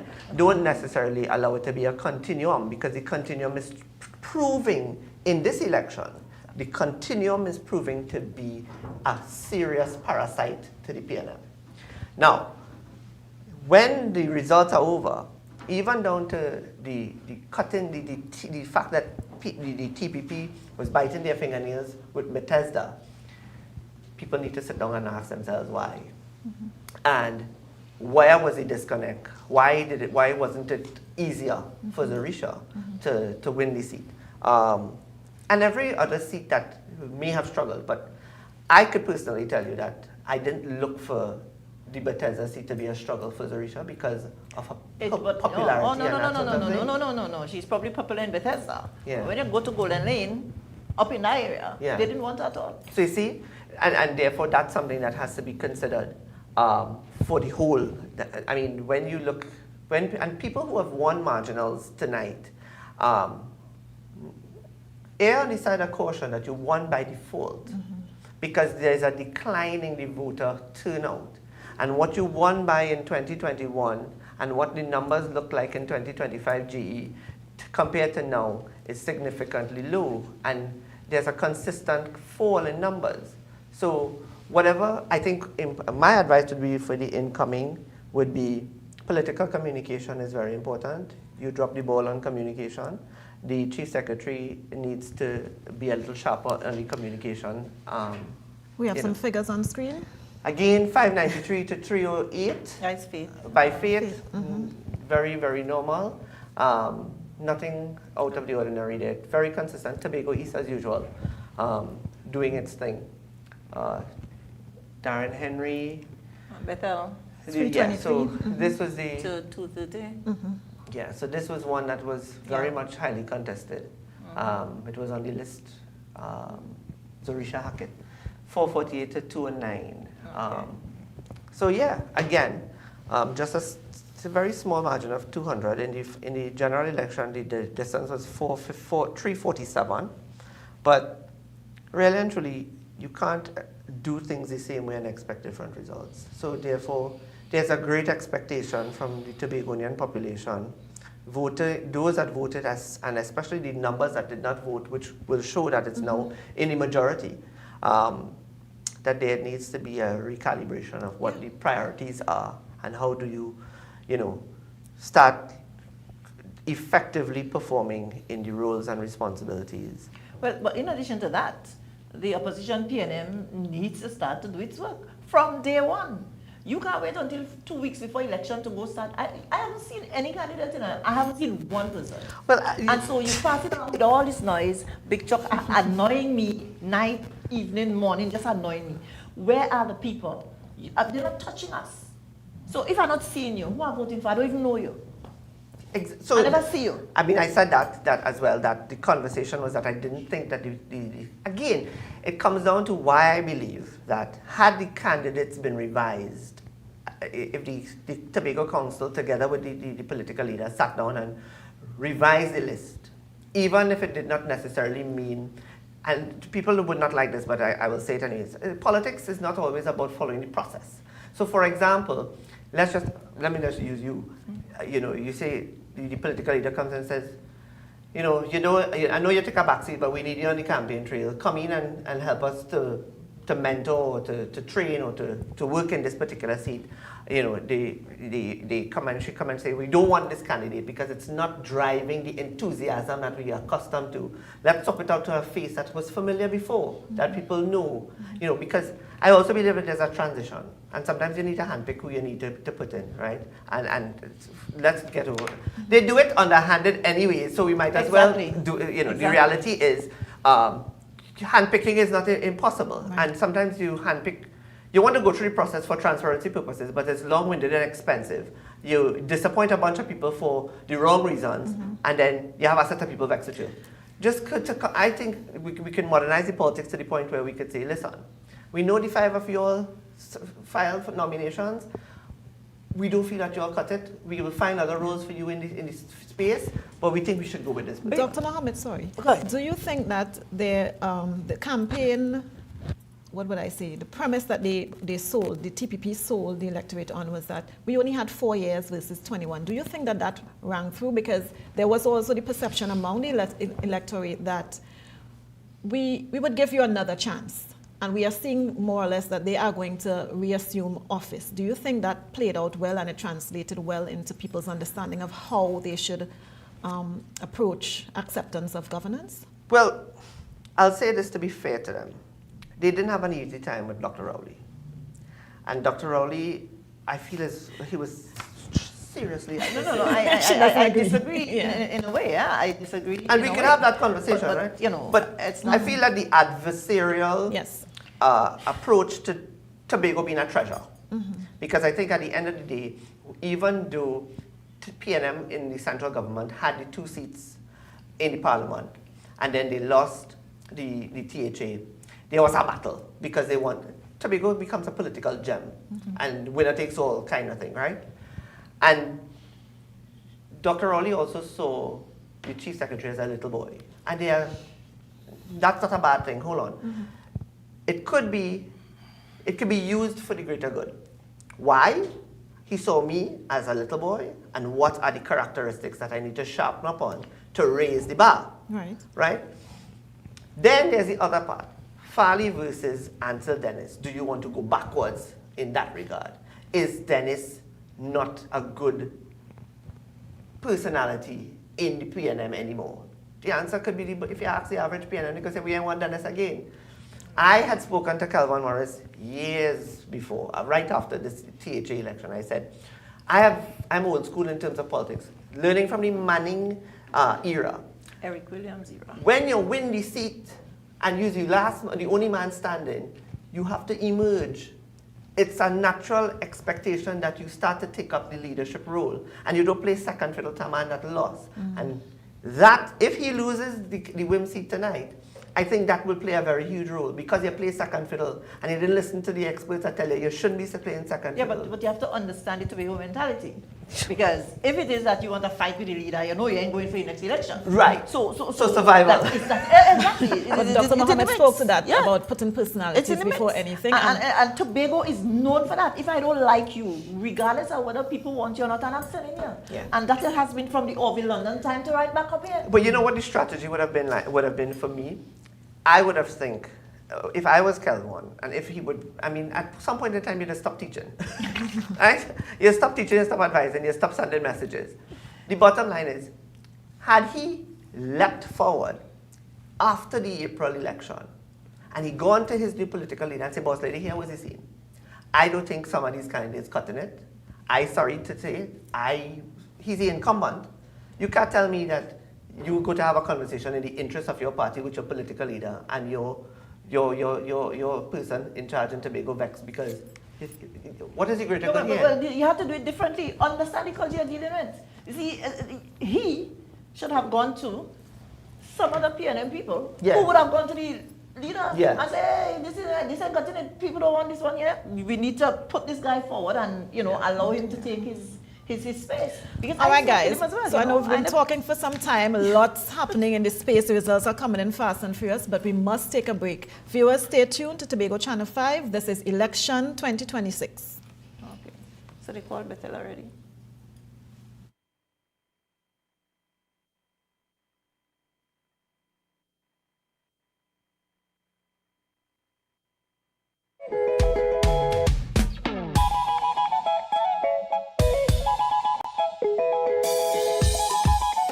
Cathedral Credit Union is celebrating big. Get up to $81,000 at just 0.8% interest with our anniversary loan. And because Christmas is in the air, we're spreading cheer with up to $60,000 at only 1%. Visit cathedralcutt.com or call 235-6947 today.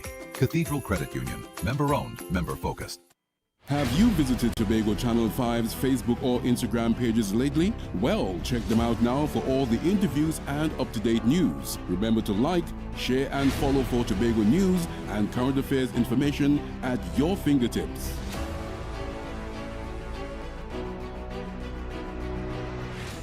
Daddy said it was our special lover. I told my granny, but she didn't help. He was so nice when we talked online. I threw up again. I just can't sleep. I failed my test. I missed school last week. Now he wants pictures of my body. I have a right to live free. Stop hurting me. Please. Don't keep child abuse a secret. If you see something, say something. Report it today at 996. A message from the Children's Authority of Trinidad and Tobago and the European Union United Nations Spotlight Initiative.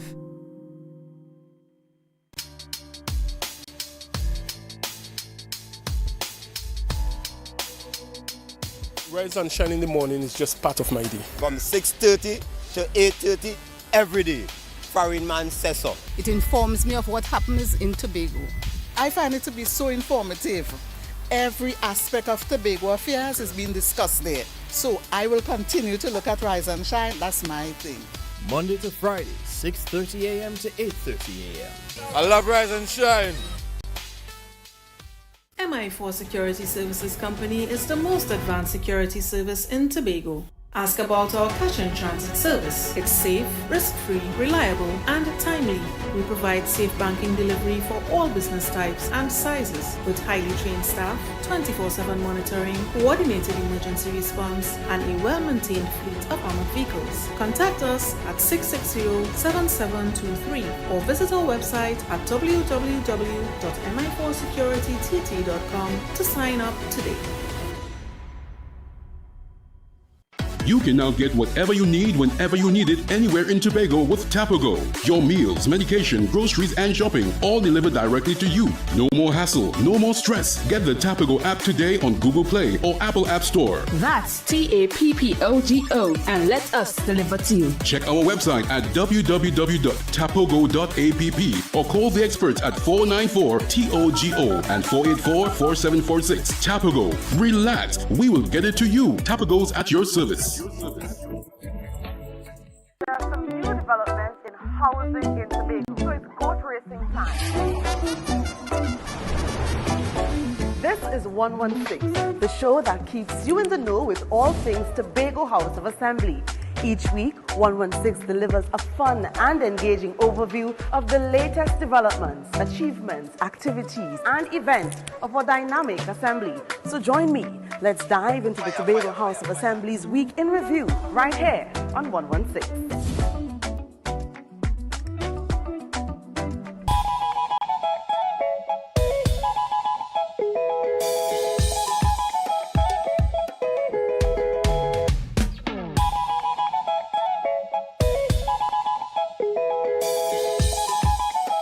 Cathedral Credit Union is celebrating big. Get up to $81,000 at just 0.8% interest with our anniversary loan. And because Christmas is in the air, we're spreading cheer with up to $60,000 at only 1%. Visit cathedralcutt.com or call 235-6947 today. Cathedral Credit Union. Member-owned, member-focused. Need furniture and appliances for your home at affordable prices? It's time to visit JG's Furniture and Appliances Limited at their showroom at Smithfield number 2 in Scarborough. There's more room to shop, more furniture and appliances, more brands to choose from, all at the same affordable price. Get everything you need to furnish your home, like stoves, fridges, washing machines, couches, dining sets. They even have swing chairs, school desks, chase lounges, sports sets, garden benches, day beds, and coffee tables. JG's is perfect for gift ideas for new and established homeowners. A wide variety of furniture and appliances. After 35 years, JG's is still Tobago's top choice for furniture and appliances. Visit their showrooms either at Orange Hill Road or Smithfield number 2. JG's, make your dream home come true.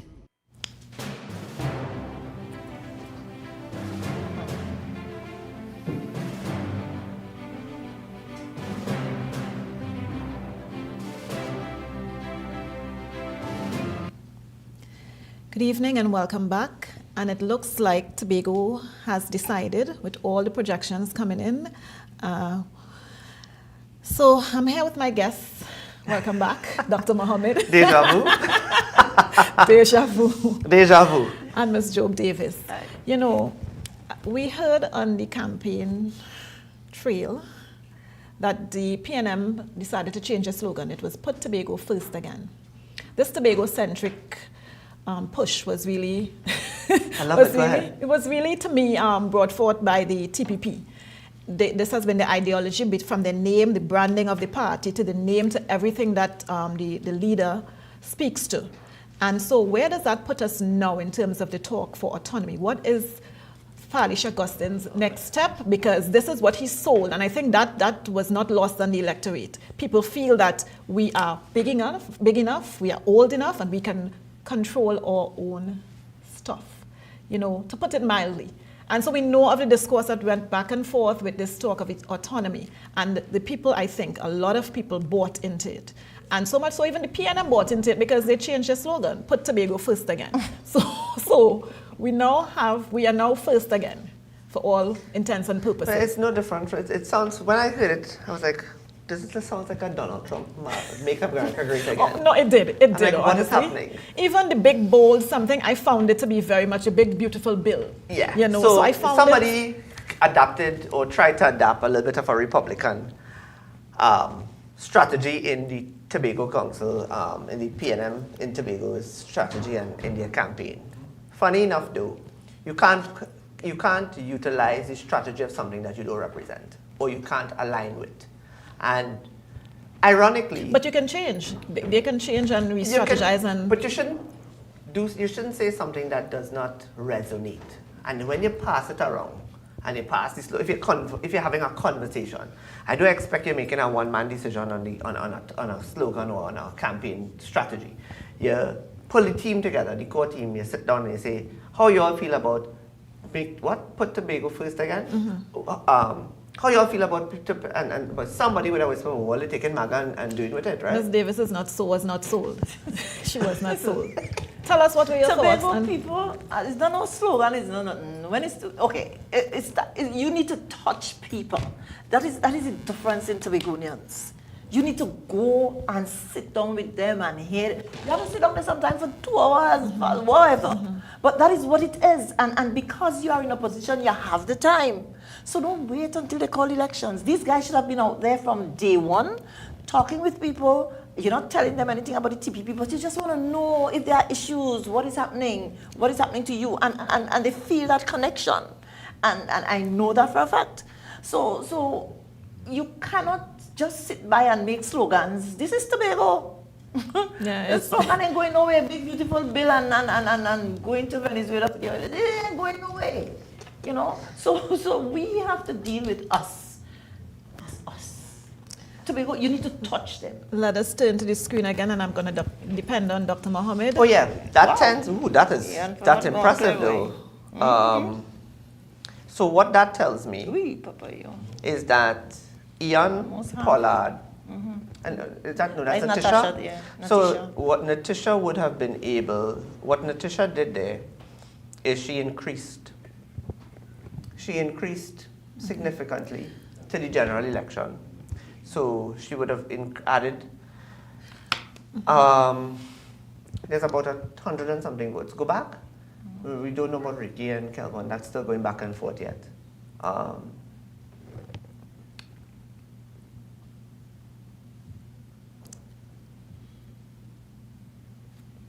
All right, so we now are going live with our reporter, Ms. Camille McKnight, out at the PNM headquarters.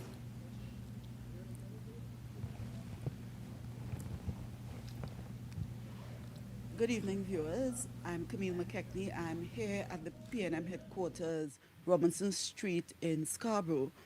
Now, it's a very somber mood. When we got here just after 6, you had like a dozen or so people hanging around the office and giving results. At the moment, you have about 3 people sitting inside. Now, they have indicated that the preliminary results indicate that the PNM so far is ahead in only 1 seat, and that's the Darrell Spring Wim seat. The Mason Hall South Bagatelle, formerly the Bagatelle Backlet seat, was declared. Bellegarde Glamorgan, Bethel New Grange, Bethesda, Lake Ito, Bonaccord, Crown Point, Bukumong Pleasant, and you also have the Plymouth Blackrock, Roxborough Argyle, the Scarborough Mount Grace, and the Signal Hill Patient Hill seats. Those seats, the PNM has indicated that the counting in those areas has gone too far towards the TPP for the PNM to come back. So it's a very somber mood here, and people are just basically waiting around. They've indicated that the leader is going to be here. Mr. Ansel Dennis will be here when the results have been fully declared, and he will communicate with the public. So in the meantime, we wait until that happens.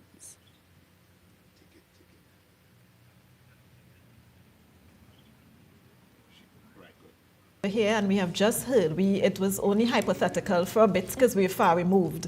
Even from our reporters, we are hearing that there is a concession speech to be expected soon. Yeah.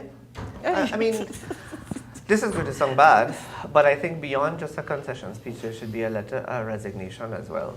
Now the question that has to be posed to Mr. Morris is, if he survives tonight and the status quo remains 14-1, is he now prepared to become the Tobago Council or put himself forward for leadership of the Tobago Council of the PNM? It wouldn't happen automatically, The PNM will meet as the PNM hopefully meets. They didn't do that last time.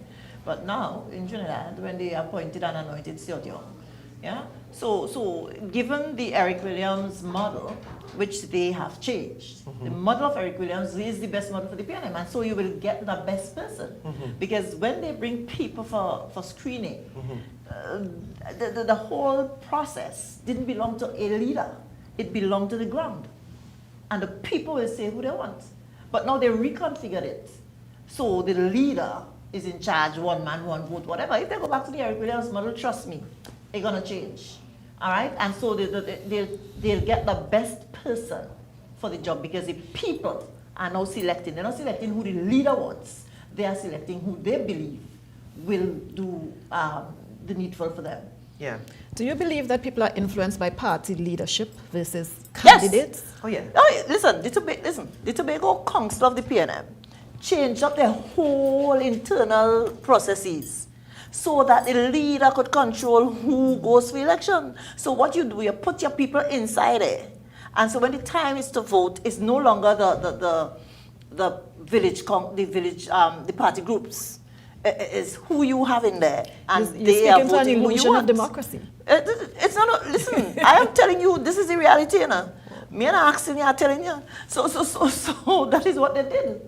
And that is how this is being run. So if Kelvin has to do this, the PNM has to reconfigure itself again. Yeah. Go back to basics. And I mean, my Bible tells me, when you don't know where to go, stand at the crossroads and look. Follow the ancient paths. And so if you know that is why the PNM needs to do that right now. As a matter of fact, I was having a conversation with another former PNM person, we all worked together. And so I called him for some other thing. And he said, but you can't come on the phone and ask me what. So we had a conversation about it. And we said, boy, maybe, just maybe, I don't know, to go back in and try to help them. But we're not helping the PNM. We want to help Tobago. So how do we do that? I think, one of these. Okay, I am waiting. I'm getting notes here that it may very well turn out to be 15-0. Oh, Jesus. It is 15-0. I'm hearing the same thing. So we are waiting official results, Dr. Mohammed. Waiting official numbers, but it seems that 15-0 may be very well it. Now, I want to warn Tobago, and I want to say this. 15-0 is extravagant, and it is exciting, and it is jubilation, but there's two sides of this discussion that has to be had.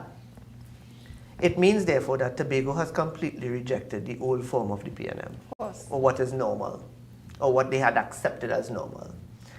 And therefore, this may be the beginning of a new start, a new leaf for the People's National Movement. It may very well be that you've reached the lowest of the low, so you can only go up from here unless you're digging a rabbit hole for yourself. But then there's a sequel to that. So the TPP has reached its pinnacle. There you go. So there's the next thing. No, but hold on. Correct. There's a caveat to that. In the TPP reaching its pinnacle, it has to examine the conditions by which it got to its pinnacle. And the context and the conditions. People would not like Shane Mohammed because context is a word I like to use. No, but it is. And conditions are something that I would like to, that is important. Getting to your pinnacle meant that a man, the other side, was at an all-time low. That the country has, and the Tobagonian people, the PNM Tobagonian supporters say, we want this, we like this, all of them is a waste of time. Forget this, right? They throw Kelvin out too. I'll tell you all something though.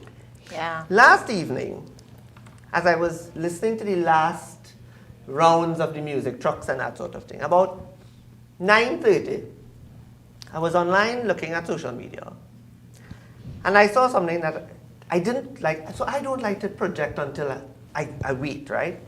But I will say it tonight. I saw Kelvin Morris doing a live at 9:30 last night. Sorry, 1 second, Shane. Do we have? Oh no, this is. This is Ian Pollard's seat. Yes, all right. But I'll say something about the Ian Pollard's seat. It shows that Ian has increased his numbers as well compared to the general election. So that's an improvement. And remember what happened. He was one of the final selectees on the TPP. And people were very vociferous and very adamant so that I they was wanted saying him. we saw the leader of the TPP listening to the voice of the people by choosing Ian Whitey Pollard. Oh, and yeah. Here we're seeing that it's paying, and it has paid off handsomely. I will also say that in listening to Pollard, understanding what he represents for himself as a politician, that kind of thing, you need the parties, I would say, political parties across the board. They need Ian Pollards in it. Persons like Ian Pollard. So somebody who is unapologetically a PNM because they understand the ethos and the foundation and the principles and the history and all that. They're passionate about it. Ian is very passionate. I see Natisha has gone up to 1125, which she's skyrocketing now, right? She's blowing it out of the water. She's actually outperforming herself in 2021. But I mean, she was one of the persons I believe kind of did some work. Oh yeah? You had that conversation. So one of the most popular. Yeah, I'm not even talking about popular now. I'm favorable. talking about actually doing the work. And so you could give her that. Yes, no, before you came on, I said that we're seeing 625 for Megan. I expect Megan would go up as well because, it's the trajectory in terms of the difference between both are similar. But coming to Natisha, she earned her keep. Oh yes, she did. And, and again, you see when persons like yourself who are on the opposite side or in the background, when you're coming back. But I want you to go back to what you were saying. You were saying you were giving us a story of last evening. Last evening, when the noise was coming down, people were going home, they were getting ready. I think there was a prayer service the TPP had, somebody had a live and they were praying and whatnot. And Kelvin was doing a live at 9:30 last night. He had 31 persons looking at him, but he looked really defeated. There was a lack of excitement or positivity. That could have been exhaustion. Body language, it could have been, and I did say that to myself, it could have been exhaustion. But what was significant is that he chose to do a live as a final push in the wee hours of preparation now, in that late hour, when he should have been taking a rest to get up at 4 o'clock to start the day. But the fact that they are saying that it's a possible 15-0 and he has lost the seat, really and truly now everybody has to do something. Yeah, as a result, we haven't really seen much of the Roxborough. 5 something. Well, it was 3:41 when they showed it just now. That's 5:48 to 4:04. That's close, man, for Roxborough. It is. And it's a nice, well, it's a mix of youth on the side of PNM. Right? So, versus, there's the 15-0. That's great expectations. Huh? Mandate has a great expectation. Yes. But a great expectation with a lesser number of persons supporting you. Correct. Based on the outcome and the turnout. And you're governing by minority now because the majority chose to not vote for either side. However, all is not lost. Competence is important. Putting people who can do the job in the roles that they are competent to do. Understanding that with 15, you now have to choose the best persons who can carry the torch in the role of secretary. I will also be very interested to see who becomes the presiding officer. I will also be interested in seeing who are the 3 councillors that come in to take up the spaces.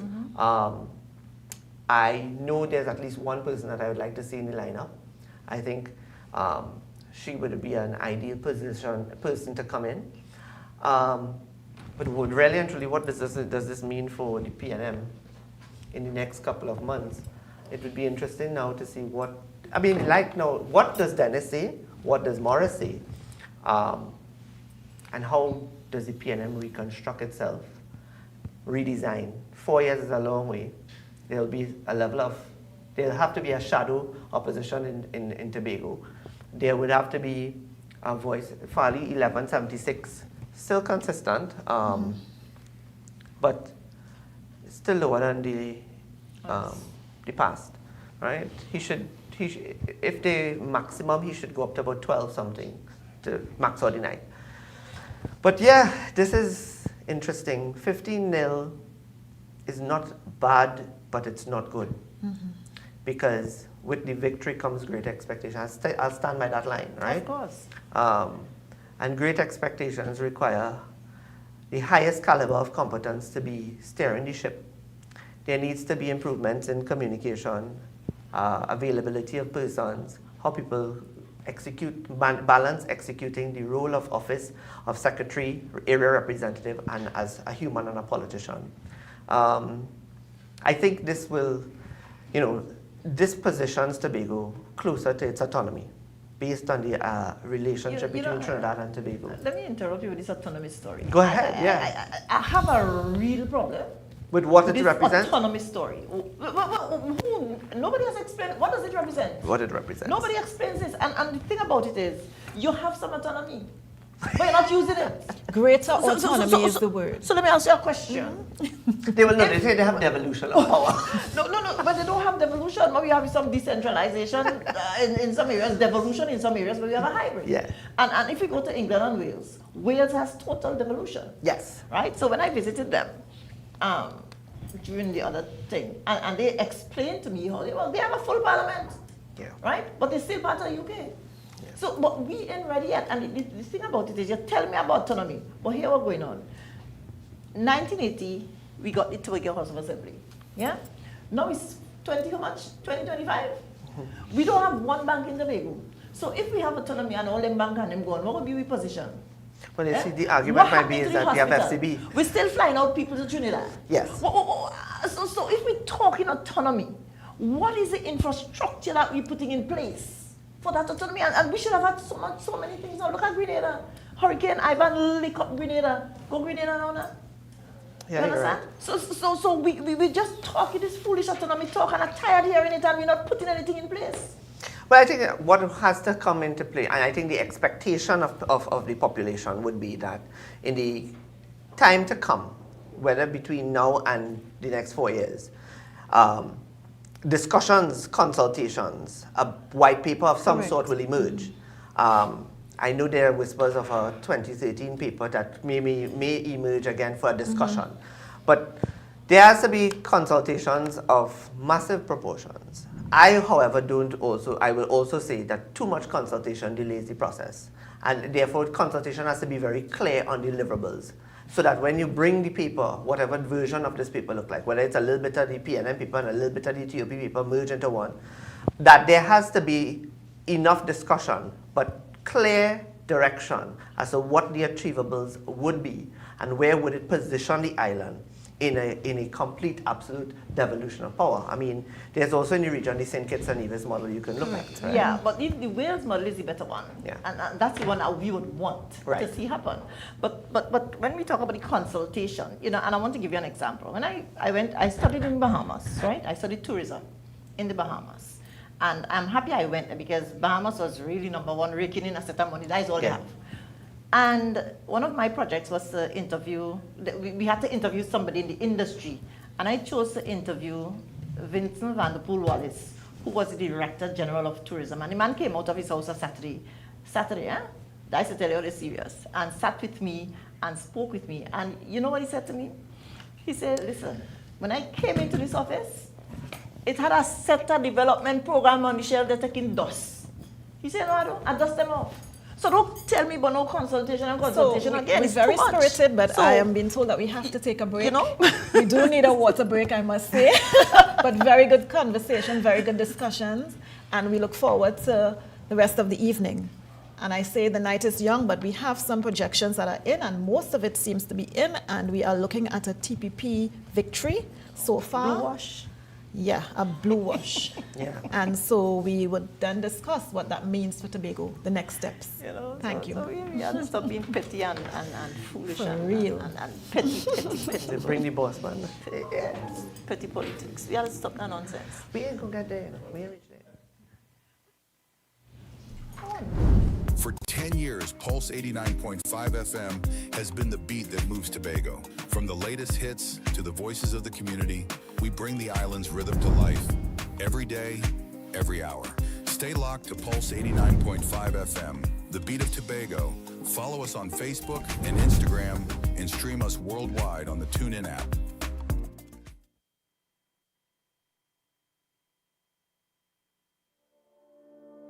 Escape to elegance at Le Chateau Suites Tobago.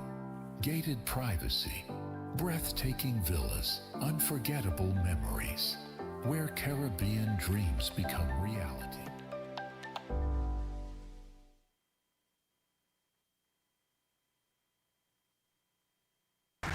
Welcome to the speed round of getting money right.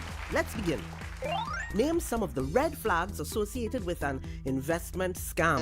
Pressure tactics to invest. Correct. Promise of money if you bring friends. Correct. Request for personal information. Correct. Bonus question. What is the penalty for operating a pyramid or Ponzi scheme? $10 million and 10 years in prison. Correct. Well done. The scores are even, so we go to our tiebreaker question. You receive money in your account from an investment company, and they tell you to transfer it to a third account. Does that sound right? I think about it, and that not right. Congratulations, you tinker. Getting Money Right is brought to you by the TTSEC. Visit investigatetT.com to access free learning resources and check the TTSEC for a list of registered individuals and securities. The Trinidad and Tobago Securities and Exchange Commission. You invest, we protect, everyone benefits. MI4 Security Services Company is the most advanced security service in Tobago. Ask about our cash and transit service. It's safe, risk-free, reliable, and timely. We provide safe banking delivery for all business types and sizes with highly trained staff, 24/7 monitoring, coordinated emergency response, and a well-maintained fleet of armored vehicles. Contact us at 660-7723 or visit our website at www.mi4securitytt.com to sign up today.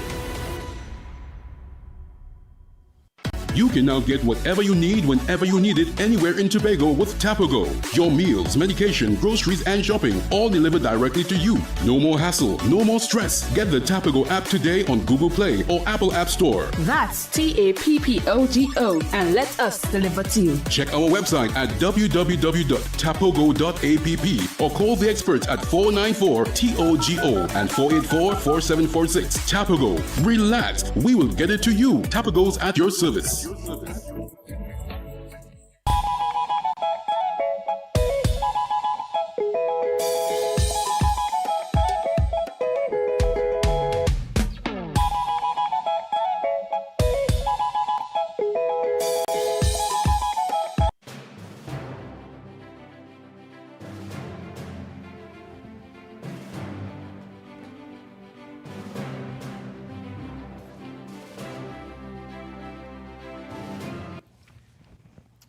Welcome back to Tobago Channel 5's live coverage of the 2026 THA election. Tonight, what are we looking at so far? It looks like we're full blue tonight.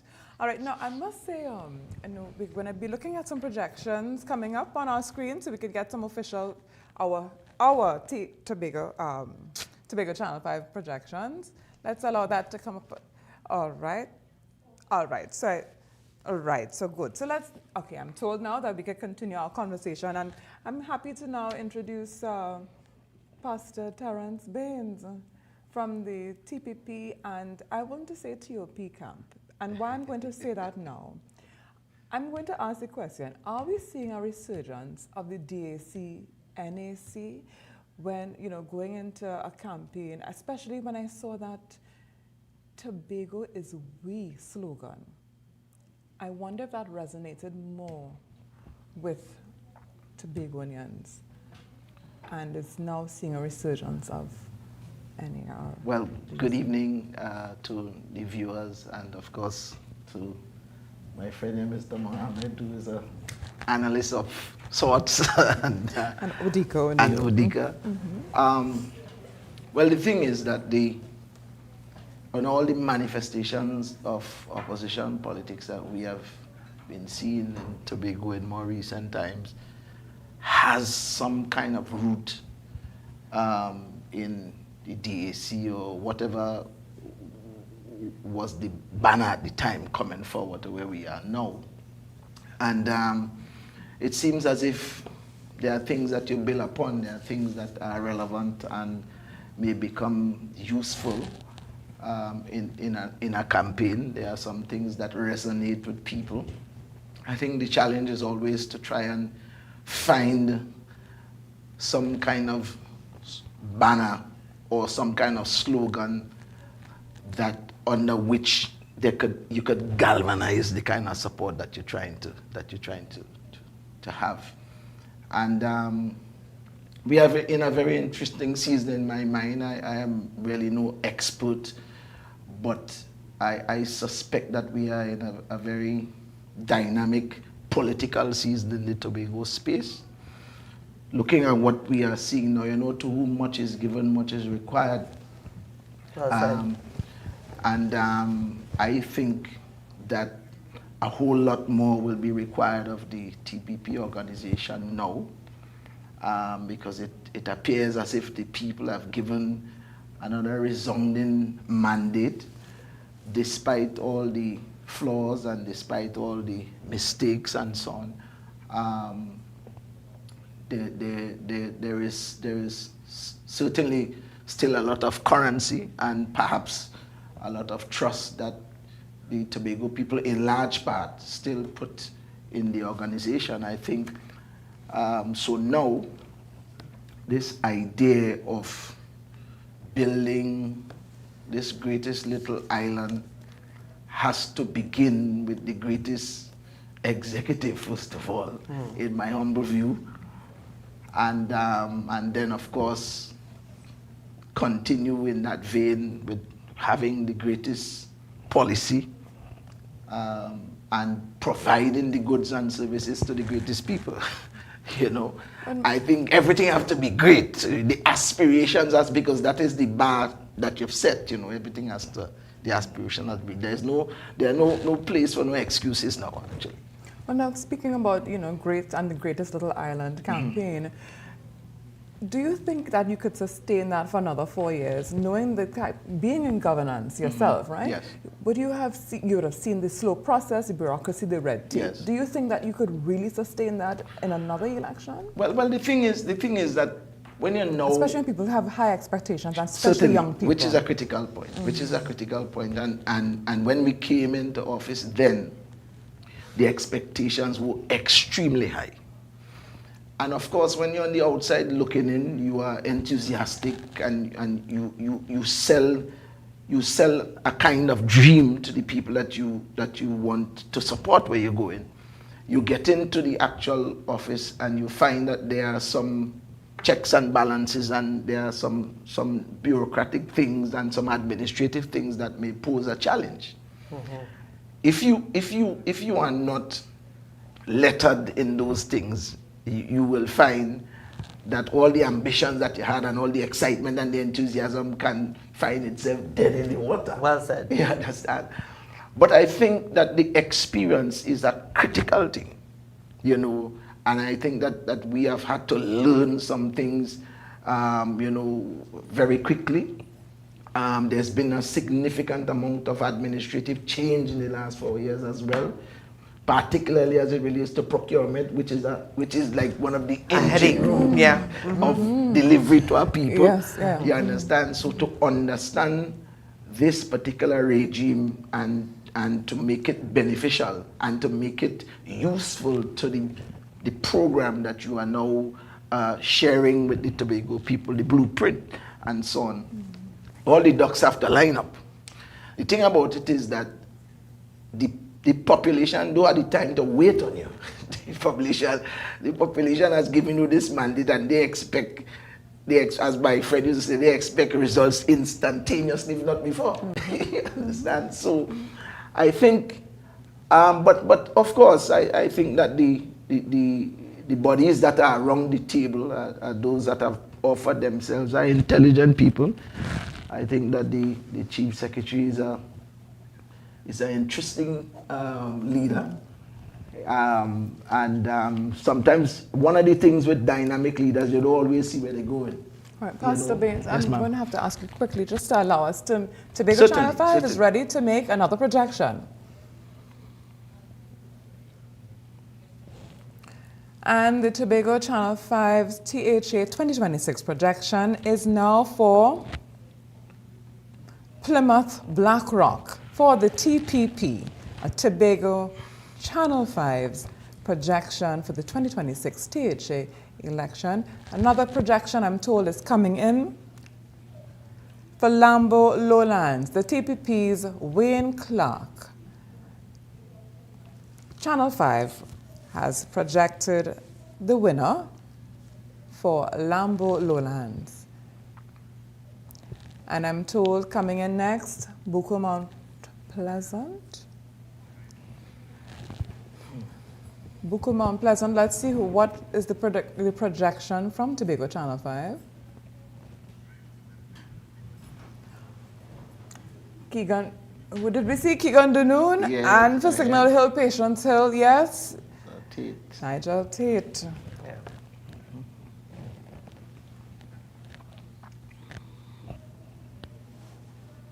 And for Bon Accord Crown Point, Nikita Percy. For the TPP, right? So far, the Tobago Channel 5's projections, it's 10.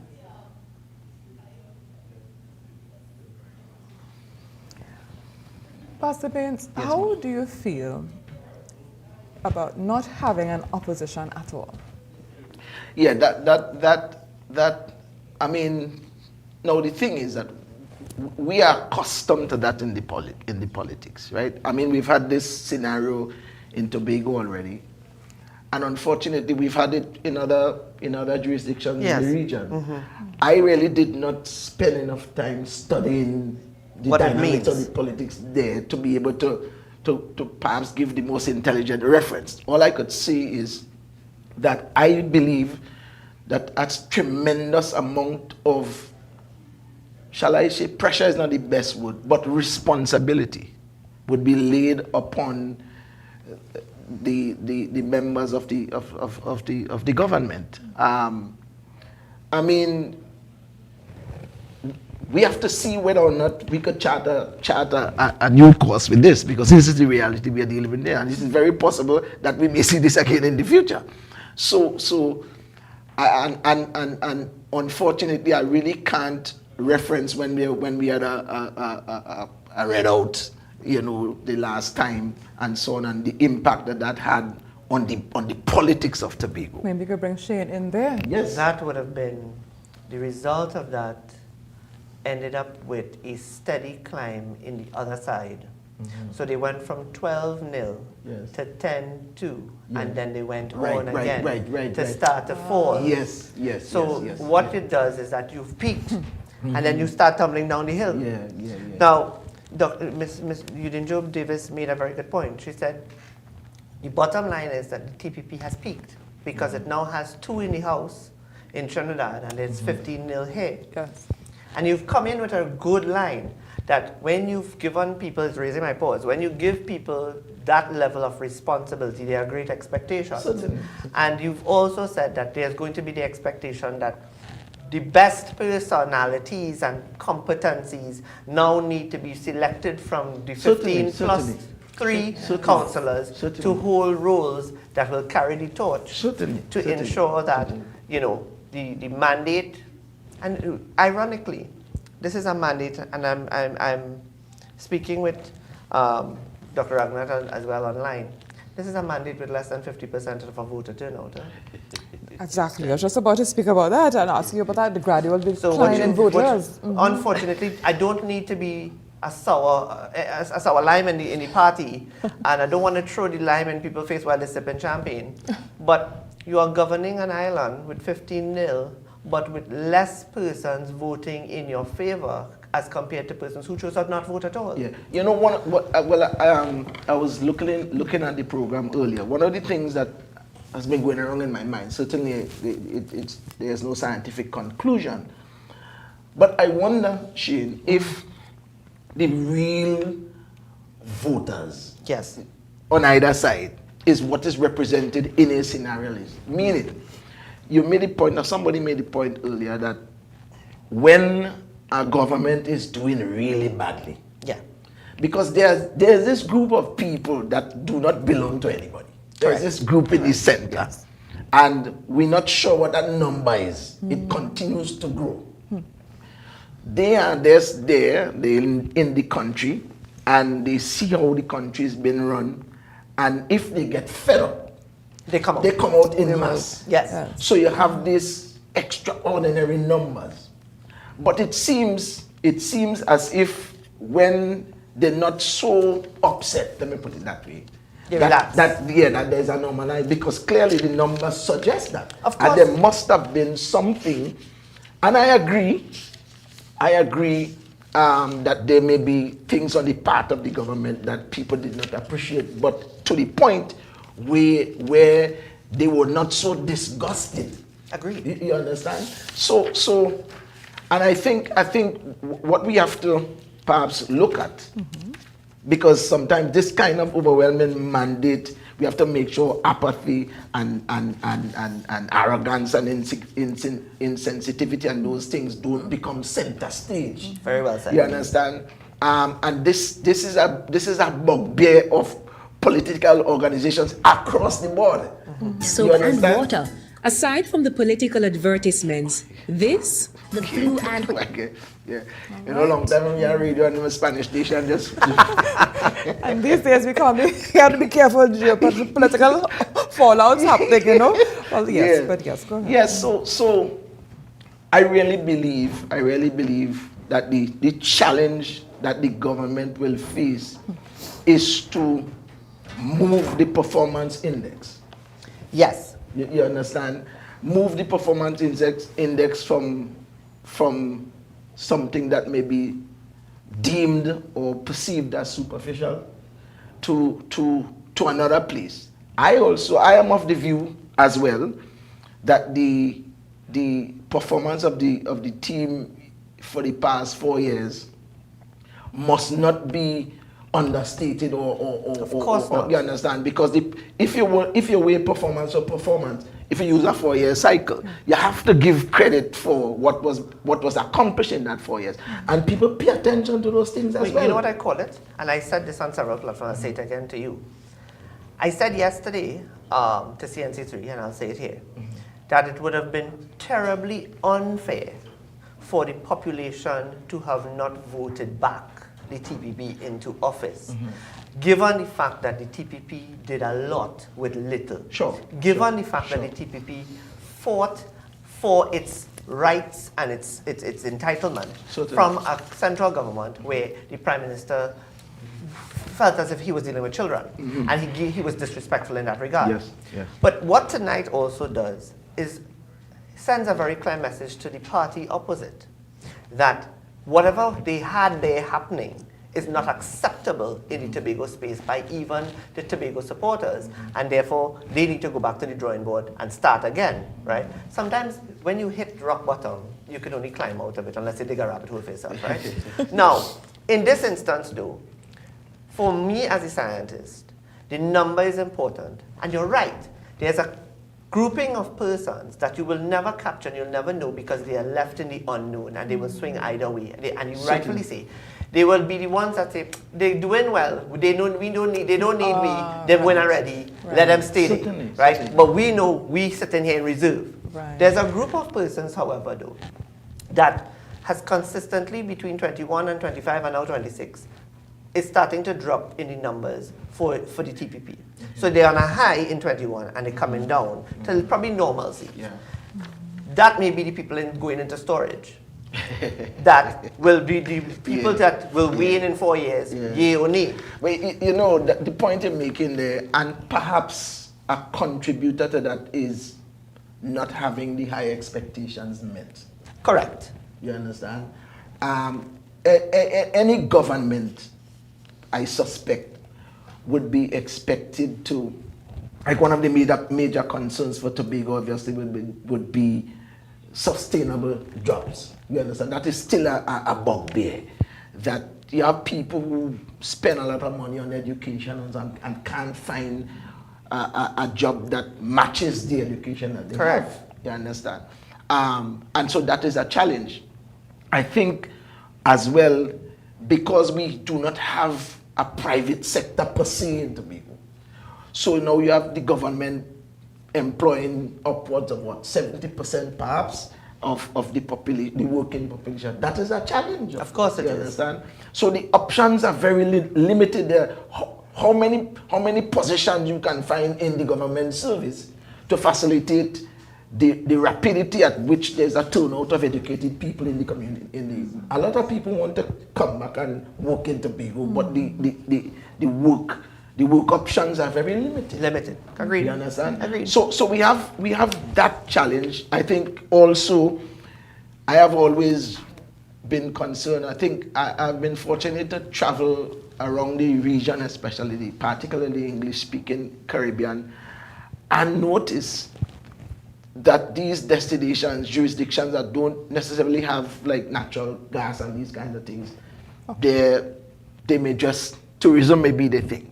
Okay, yes, but can I certainly. Please remember it. I'm Yes. sorry about that, but we are being asked across now to the people's all rights. Yes, no, gentlemen on studio, please. Yes, all right. So okay, we're told. Okay, I'm sorry about that, Pastor. Okay, yeah, yes. So I was making the point that these people set up their tourism product in a kind of way I mean, I have, one of the things that I noticed, I have gone to St. Thomas several times. St. Thomas they have some beautiful beaches, they have a pretty decent golf course.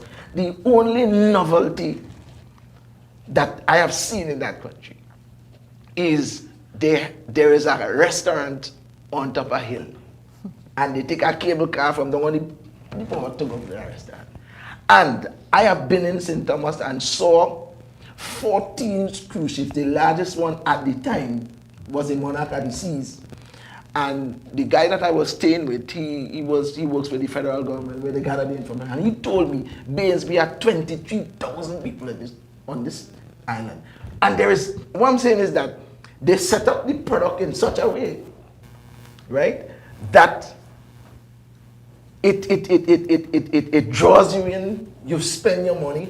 A man sell me a piece of stick. A man sell me a piece of stick in Dodge River Falls in Jamaica. I know it's a stick. But you still bought it. But the sales pitch was so captivating that I tell him, give me the stick. You understand that? The point I'm making is, I think that we have to do a little more work with the tourism products. Mm-hmm. You understand? And this is not at all to suggest that the secretary and they were not doing work. That's not what I'm saying. But in order for us to provide other job options, we have to do some other things. And I think the tourism sector is one. We have to find ways to do this, to have some kind of private sector in Tobago. Baines, it's not only just that, you know. Mm. We sometimes, and this is something I wrote about, and I would share with you all, I've said this on an international platform. The problem that we've had in both the Trinidad and Tobago context, as it pertains to improving the public sector, is that we don't think like a private sector. We think like public sector. Mm-hmm. And you can't expect to use a public sector model to sustain entrepreneurship and innovation, because it won't work. Because the public sector is not designed to sustain. It's transactional, it's not transformational. Yes, yes. So when we look at, and we envy the Bajan and the St. Kitts and the Tortula and the St. Thomas, what their product looks like, we now need to start looking at building capacity here on the island of Tobago, Trinidad, as the case may be.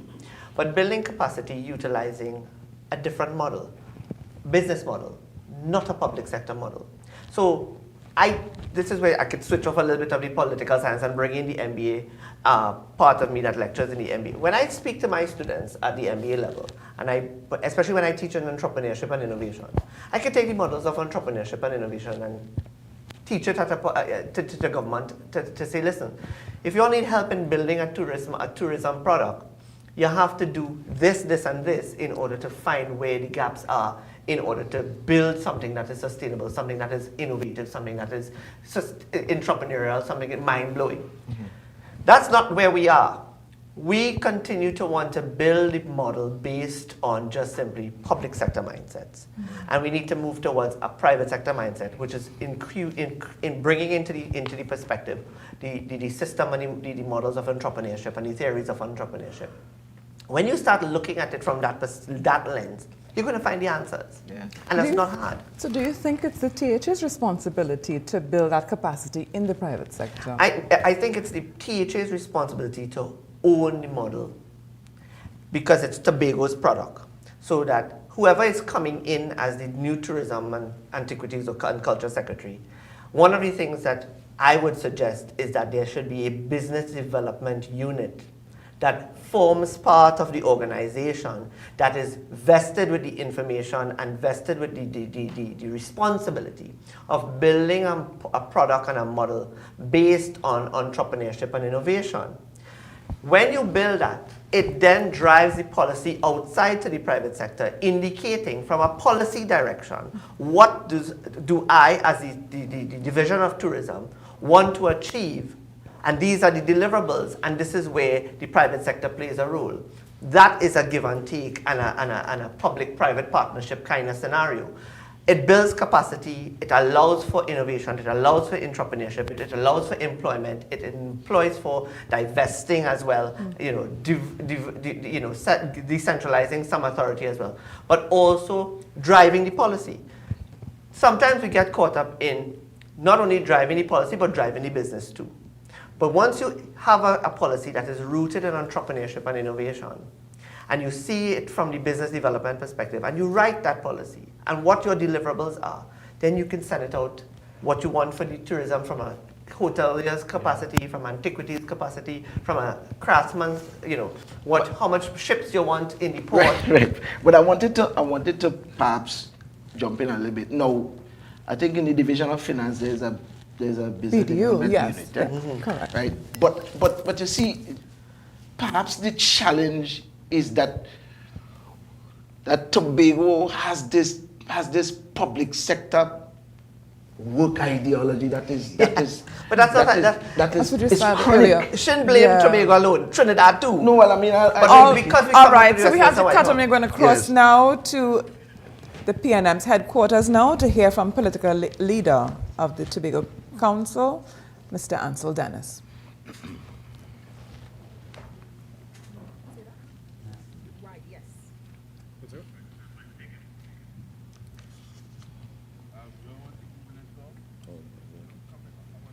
Now we do it quick, the rain starting to drizzle. Yeah. There we go. Yeah. All right, so good evening, everyone. I am here to do two things. Number one, I'm here to concede defeat in this Tobago House of Assembly election, notwithstanding the fact that I think we ran an extremely good race and an extremely good campaign. The people of Tobago have spoken, and such is democracy. And I want to thank the people that supported the PNM. I want to thank the candidates, some of them here with me this evening. The 14 of them, excellent, outstanding individuals who offered themselves at a very difficult time for the People's National Movement, trying to move from opposition back into the Tobago House of Assembly, offering the people of Tobago something different, something bold, something new, to put Tobago first again. It was not meant to be, obviously, and as I said before, that is democracy at work, and as is always the case in the PNM, we respect the wishes of the people of Tobago and we accept these results in this election. I want to thank our supporters, the campaign team. There are people out there who chose to register their support for the PNM, signaling that they believed in what the PNM has to offer the people of Tobago at this point in time. But in democracy, in this kind of democracy, the majority rules. And some of the seats we lost by very narrow margins. We don't have the final numbers as yet, but I expect there to be some recounts along the way. I think, Kelvin, you lost your seat by 17 votes, so obviously there will be a recount in that case. And the second thing I want to say to the people of Tobago is that I intend to support a transition to new leadership within the Tobago Council of the People's National Movement. I will be 39 on Wednesday, and I will be calling it a day or perhaps a week in politics, right? I think I have offered myself to the people of Tobago from 2012 at a very tender age to now. I had the opportunity to serve as an assemblyman for the people of Buku-Mount Pleasant. I served as an assistant secretary, deputy presiding officer, and then most recently as chief secretary. And as usual, when you preside over a defeat, it is usual for the political leader to step aside. And I want to say thanks to the people of Tobago and to the people of this party for the opportunity to serve. It is not something I took lightly over the years. I considered it a great opportunity and a great responsibility to serve the people of Tobago, right? But following the results of this election, I will be stepping aside at an appropriate time. Of course, it will be done responsibly to ensure that there is as smooth as possible a transition to whoever will emerge as the next leader of the PNM here in Tobago. In fact, we are due to have internal elections in April of this year, which is in 3 months. And I will discuss with the leadership all the possibilities, including the possibility of having the internal elections sooner than they are due, so that we can transition and prepare for the next 4 years and prepare to hold the next or the same THE administration accountable as far as we possibly can. What do you think in terms of the PNM? Where did the PNM go wrong? Well, it's difficult to say at this point. I really cannot evaluate at this point in time and say to you that there are things, especially during the last 3 or so months, that we would have done differently. Again, I think the campaign was an excellent one from all reports. I think the messaging was very appropriate and relevant. I think there were sufficient issues in this election that we highlighted. And of course, we will do the necessary analysis of the election results at the appropriate time. In fact, the campaign team will meet before the end of this week, and the leadership as well will meet to discuss the outcome of this election and to see how we go forward. Mr. Augustine would have said earlier today that, the issue of the radar is not something that swayed the voters. What's your take on that? Well, it's difficult to see because, again, without analyzing the results carefully, it's difficult to see because when you evaluate the results of the election, it points to this administration winning with less votes, significantly less votes it appears to be, and I don't have all the numbers at present, but I'm just talking based on the information I've seen. Less votes than they won with in 2021. So it points to a certain level of lethargy and a certain level of disinterest in the people of Tobago, where this particular election was concerned. But the radar is an issue, and it will continue to be an issue as long as we continue to have that radar in Tobago. But of course, the results of the election can certainly be taken as an indication that the people of Tobago may have no issue with the radar, among other things that transpired over the last 4 years. The TPP at the Esplanade is claiming that 15-0. Can you confirm or deny? And it's still preliminary figures at this point in time. Right, so I don't have the final results. What I can say is that we have lost the election. I don't know how many seats, I don't know the margins as yet, but we have lost the election as I conceded before. What we were told by the EDC's CEO is that preliminary results indicate 15-0 in favor of the TPP. And again, I have not seen the preliminary results as yet. People are already saying that it seems as though the PNM is dead in Tobago. Do you respond to that? The PNM will never die. The PNM will never die. You see, anybody who says that does not understand the history of the politics and the history of the PNM. From 1980 to 2001, more times than not, in fact, all the time, I think we had just one seat in the Tobago House of Assembly. We rose to taking responsibility for the Tobago House of Assembly for 21 years. And anybody who says that the PNM is dead does not understand the political history of the PNM and of this island and this country by extension. So the PNM is not dead. We are certainly defeated tonight, and we are not sore losers. We will never be sore losers. In fact, I am in very good spirits. I've accepted learning. I don't like to call it losing, but I've accepted learning as a part of life. And of course, going into any undertaking, you always, and maybe it's a life lesson for all of us, you always have to be prepared for any outcome. I mean, there's no representation. If it is in fact 15-0, of course there would not be any opposition. So how do you envision a Tobago House of Assembly over the next 4 years? Well, if that's what the people of Tobago choose, then all of us will have to live with it.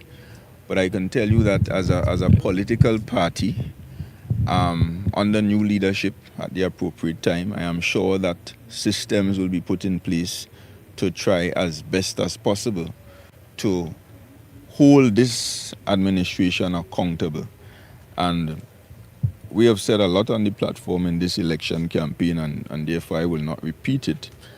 But it is very important that we find ways to hold this administration accountable to the people of Tobago, or else we will continue to have even greater issues than we had over the last 4 years. In the past few elections, we saw, I think, 57% voter turnout, just short of it. In 2021, it would have been about 50% upwards for the past few elections. It seems as though it's a low voter turnout. Do you think there's not enough confidence in the voters in Tobago itself? Yes, I did indicate earlier that there seems to be some lethargy. And the people of Tobago may perhaps be losing interest. And this election perhaps indicates that people are not necessarily satisfied with the governance given to them over the last 4 years, and understandably so. But for some reason, notwithstanding the fact that I think we had a solid campaign, a solid message, and so on, people were not moved towards supporting the people's national movement or towards supporting change. And I must admit that I saw those indications earlier when I realized that the voter turnout was not as high as I expected it to be. Do you think you not stepping down or stepping aside as leader of the PNM Tobago Council would have contributed to today's defeat? Perhaps, I don't know. In 2021, we lost an election like tonight, right? 14-1.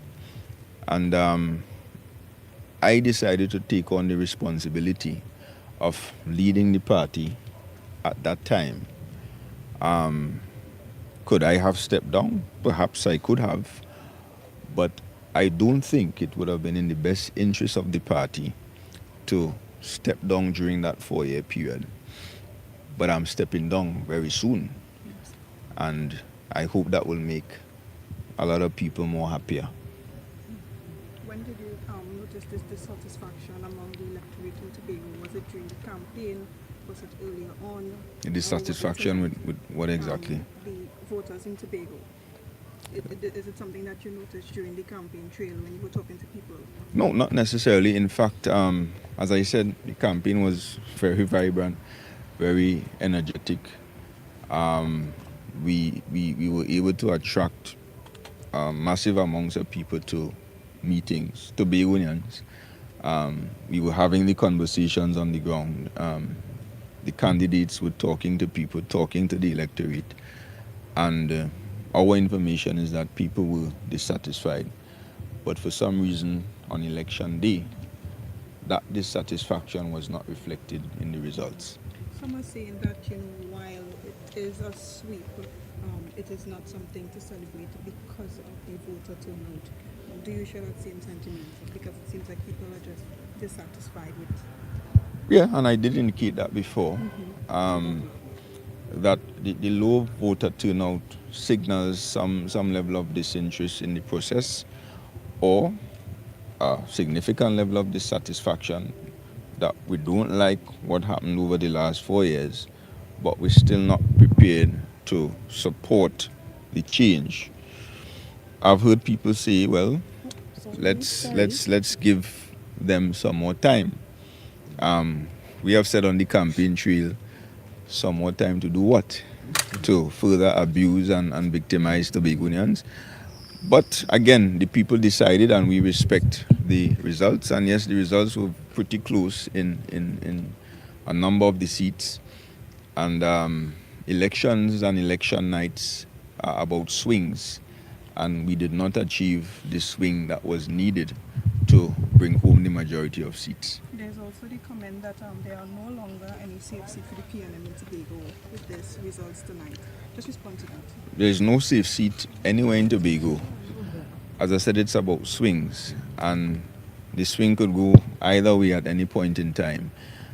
In an electorate of 3,000 people per district, where the margins of victory are, I guess you consider 700 votes a landslide victory. In the context of Trinidad, a landslide is about 7,000, 5,000 plus votes. That's 7,000 landslide. All it takes is a swing of 350 votes to erase that, and that can happen very, very easily.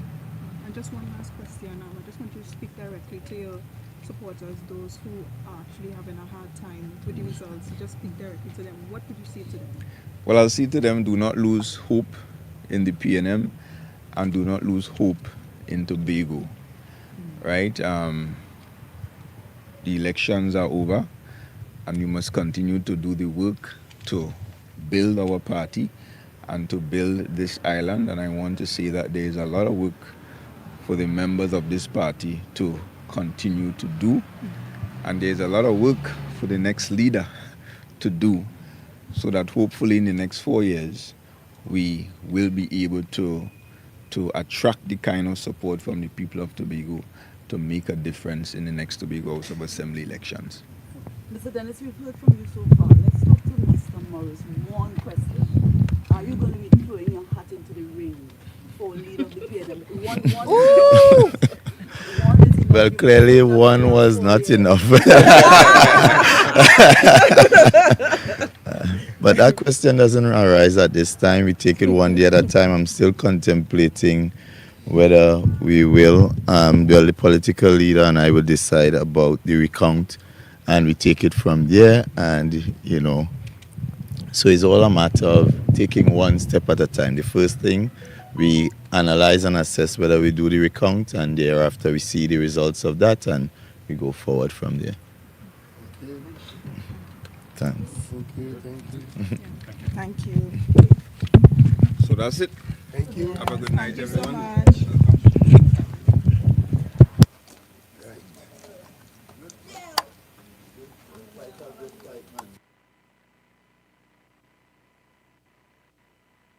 Yes, conceding, as well as his statement was, I will support a new transition. I think he said, I'll move forward from here on. He didn't come out and say he will resign immediately. But you wanted to have seen an immediate resignation, Mr. Huey Cadette, who rejoins us now and said, putting you in the hot seat. No, I think he has indicated that he would have a transition. The council election is due in April or May of this year, which is in a relatively short time. So I think he has made the choice to be part of that transition. I think the important thing is that for the members of the PNM and the party in general, is about taking a long, hard look at ourselves and determining where did we go wrong, what do we need to do differently, what are the fundamentals that we need to go back to that was so successful for so many years, and who are the people, whether new, and as Shane alluded to, and who may be experienced, that we need to get together to obviously work with the party. But then there's also the governance element in terms of how do you now find a way to advocate and to champion the issues while being out of the official governance structure. So all of those things I think the party has to discuss. I think it has a long history. It's not the first time we have lost the election. I think what is important is how we respond and how we reflect and how we react and how we rebuild and how we reset. I think that is going to be the major difference between 1986 and all those different, the 2010s and the 2025, that deep, hard look, meaningful look at ourselves and who are the persons that we need and what we need to do differently if we are to become a force in Tobago in the next election in 2030, which also coincidentally will also have general election in that year if things go plain and planned. So. Now, it's not an easy task, what he just did there, and he's 39 years old, a young man, and, they're saying they thrill up the victory and the agony of defeat, and he stood well, he made his pronouncements. Coming now, going back to the party now, succession planning, who do you think you personally would have liked to see take up that responsibility of leader? Who do you have anyone in mind? Someone who is vibrant, who understands the party, understands the people, is prepared to shoulder the weight of being out of governance at the national level and in Tobago, and understands the work that is required. I think those are the characteristics. I will put that out there as opposed to pointing to a name, an individual. I think those are the characteristics we need to look for. Someone who understands and understands the dynamic of Tobago too, because politics in Tobago is different. It's a lot different. It's 99% homogeneous, and as opposed to the national level where we have race plays a lot in Tobago politics is different. And we have to ask ourselves, despite the myriad of missteps or issues that we believe we should have capitalized on, that people probably felt the disappointment, but why were we still not seen as a good alternative? That's the first question we had to ask ourselves. And I think that's an important question in the days ahead. If in 4 years' time, and of course even in between, because we have a local government election in 2 years, so while we're not part of that, obviously it's going to be an important milestone for the party of itself. Mm-hmm. Yeah. And preliminary results coming in from the EBC, according to our head of news, Aisha Dumas, is that the result is 15-0 in favor of the TPP. That piece of information coming in there. And of course, we'll be standing by to get more information about another statement to come in tonight, of course, obviously, from the TPP. Yes, from the TPP. I'm hearing, gentlemen, are you saying something to me now? Are we crossing now for a break? All right, so Shane. You're right. I think it is very important. Nobody, from where I sit, having seen victories and defeats, it's a chilling moment. It's a hair-paw-raising moment. But it's also something that humbles you. And I think sometimes humbling is necessary in the trajectory as you rise towards power and you go back and forth, understanding what you did, what didn't do, should have done, ought to do, could have done. And you're very correct. I think I will add to your list, you want a leader who wants it. Mm-hmm. Somebody who, and I've said this to other parties, I will say it here. You can't want something for someone more than they want it for themselves. And when you want something more for someone more than they want it for themselves, and you hoist them into a role that they don't necessarily want or feel passionate about, then you're not going to get the best out of them, and then you're spinning top in one. And I think at the point now where the PNM is at, I think this in all of my years, this is the lowest I've seen them since 86. Mm-hmm. All right, this is the worst that they've ever been, down and out. But unless you're digging a rabbit hole for yourself, I'll say that again, you can only come up. But to not dig the rabbit hole, you have to ask the hard questions. You have to answer the hard questions, point the fingers where you need to, which is something that sometimes your familial tells don't want you to do because you go break friendships and that sort of thing. But when you carry the responsibility, you have to accept all of the responsibility of what you've shouldered, what you didn't do, what you could have done, ought to have done. But I do think that there is enough human capacity, but old and new. Sometimes you have to go back to your moorings in order to go forward and stick to tradition rather than be too quick to change and to morph into something that you lost your way. And I think that's where the PNM has been over the years. They've lost their way. And not listening to themselves and taking advice, having leadership that suffers from hubris and all of that has all ties into collapsing to where they are today. But, I will say this in terms of how do you position yourselves as an alternative or an opposition without office, is that choose the battles strategically and, get away from the bacchanal and the scandals that tend to be an easy win, and fight for the things that actually have depth and that you can put a meaning to it, and that there will be people who will ask the question, you know, that's true. I remember Mr. Cadet asking this question about X or Y.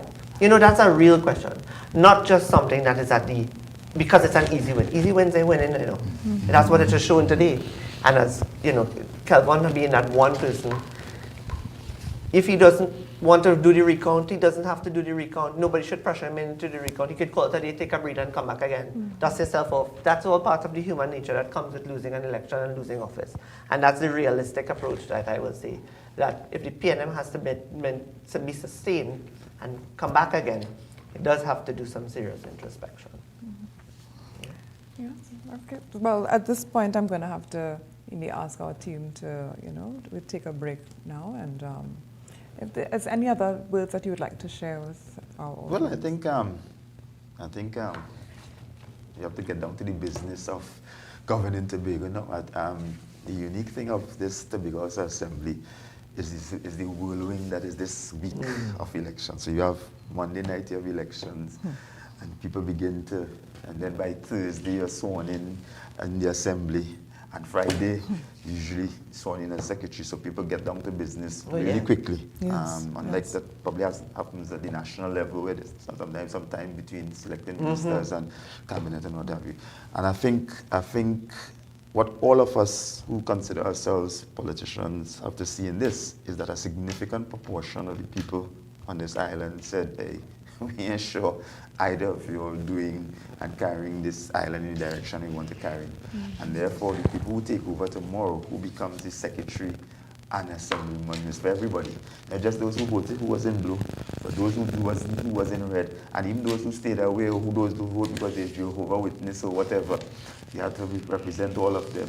And because if the boat going down, all of us who do have visas, but can't live in this thing, and all of us are African. I think that has to be the focus of it. So now that the campaign is over and you've won, I think it's now time to get down to governing and getting us back to the point where our tourism sector is where it is, where our programs for young people and sport is where it should be.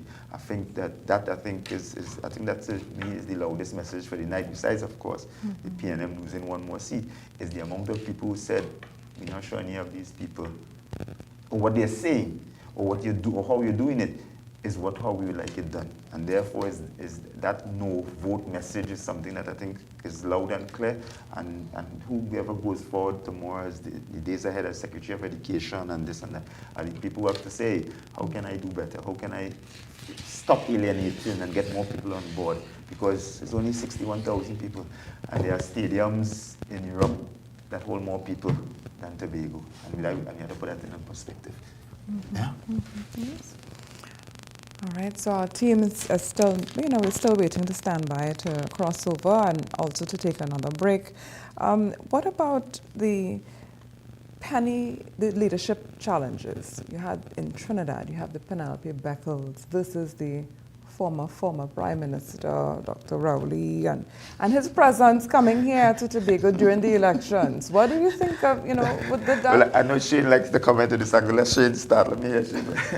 I honestly think that that's a very real thing that the opposition leader is battling. I think it's unfair that she's battling that. I think it's unnecessary. I think when someone decides to retire from politics and they give up the crown, you must give it up absolutely and allow the new monarch to reign and not try to undermine. And I noted that Dr. Rowley did try on 2 occasions to come into the discussion in Tobago. Yes. And I will say that had that publicly happened, I think the election results would have happened faster than it happened tonight. And it would have been worse than it was tonight.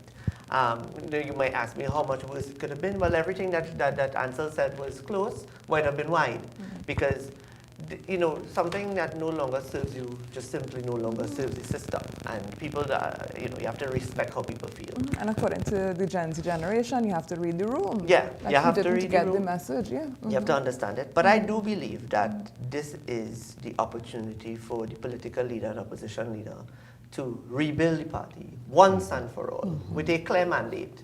And I think this is not a bad thing. It's only bad if the wrong persons get into the leadership roles and they don't have the passion and the vision. that is needed.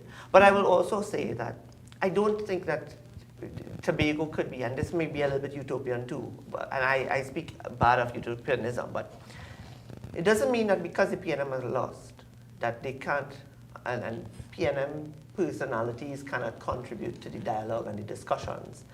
I mean, at the end of the day, tomorrow everybody needs to come together for the greater good of the island, and what the models and what the systems and et cetera, that they desire to provide the prosperity for the island that it so much it needs or wants or have yearned after.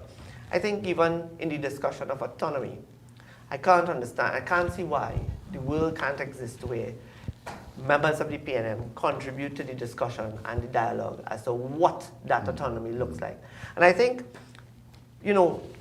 very importantly, what autonomy looks like is a question that should be answered, and it should be put on paper in a structure, and then it should be done it should be mapped out short, medium, long term, so that by the time you're ready to create a bill that becomes an act that gives the island its autonomy, it is done so well and so exceptionally that everybody is excited about it. And it's not just another bill or another act that was done in absolutism that you could say in 5 years, oh my God, what did we do, right? So I think all of that collaboration is important. I think the adversarial aspect of this thing is over. And I will really and truly still hope that 15-0 doesn't create personalities of hubris and office of hubris. That's not what the country needs. That's not what the island needs. And I think that's not what the people of Tobago, specifically voters, non-voters, abstentions, vexers, the list goes on. Those that are in storage who are swing voters, that's not what they're calling for. They want a direction, and the direction should be something that is pleasing to all, and not one that is only, this is going to sound bad, but I have experienced under Keith Rowley administration where there wasn't a space for persons like myself and my colleagues because we didn't sing the same tune. But you don't necessarily need to sing the same tune to provide a perspective that allows for something of a greater vision. So that's important to understand as well. Mm-hmm. And that direction you're speaking about earlier in terms of leadership, the message now should perhaps come from Tobago arm and not necessarily from the Trinidad arm. How do you see that going forward in terms of the succession planning? Well, we can't get away from the fact that at this point in time, let me say that, put that on the table, that the PNM is a national party with a Tobago Council. But I say at this time, in the sense that the Tobago Council, that entity, only came into being in 1998. Mm-hmm. So it means then, therefore, that the PNM has to look at itself, both at and its functions in Tobago, to determine how does this Tobago Council and what do we need to do differently, and what structures or shapes that we may need to have happen in order to make the PNM in Tobago continue to be relevant in this new dynamic. I think that's something, and that's what we have to discuss with the party membership and the leadership at all levels. All right. Okay, so I'm told now we will take a break now, yes? And we thank you again, Mr. Cadette, for sticking with us and being that voice of the People's National Movement. Happy to be here. Even in concession, but we appreciate your comments because we're looking at the maturity and going forward as an island, more than just the politics, but Tobago's development, yes? So we'll take a quick break and come back now, but more for you next. Cathedral Credit Union is celebrating big. Get up to $81,000 at just 0.8% interest with our anniversary loan. And because Christmas is in the air, we're spreading cheer with up to $60,000 at only 1%. Visit cathedralcutt.com or call 235-6947 today. Cathedral Credit Union. Member-owned, member-focused. Need furniture and appliances for your home at affordable prices? It's time to visit JG's Furniture and Appliances Limited at their showroom at Smithfield No. 2 in Scarborough. There's more room to shop, more furniture and appliances, more brands to choose from, all at the same affordable price. Get everything you need to furnish your home, like stoves, fridges, washing machines, couches, dining sets. They even have swing chairs, school desk, chase loungers, sports sets, garden benches, day beds, and coffee tables. JG's is perfect for gift ideas for new and established homeowners. A wide variety of furniture and appliances. After 35 years, JG's is still Tobago's top choice for furniture and appliances. Visit their showrooms either at Orange Hill Road or Smithfield number 2. JG's, make your dream home come true. MI4 Security Services Company is the most advanced security service in Tobago. Ask about our cash and transit service. It's safe, risk-free, reliable, and timely. We provide safe banking delivery for all business types and sizes with highly trained staff, 24/7 monitoring, coordinated emergency response, and a well-maintained fleet of armored vehicles. Contact us at 660-7723 or visit our website at www.mi4securitytt.com to sign up today.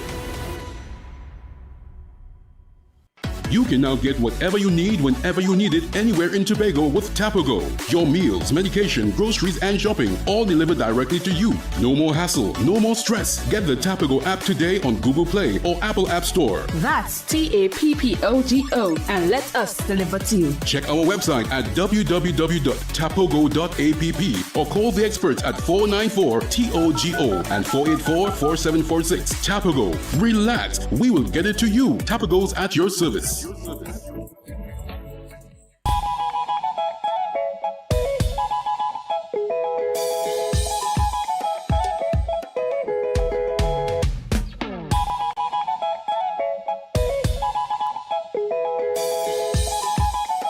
Cathedral Credit Union is celebrating big. Get up to $81,000 at just 0.8% interest with our anniversary loan.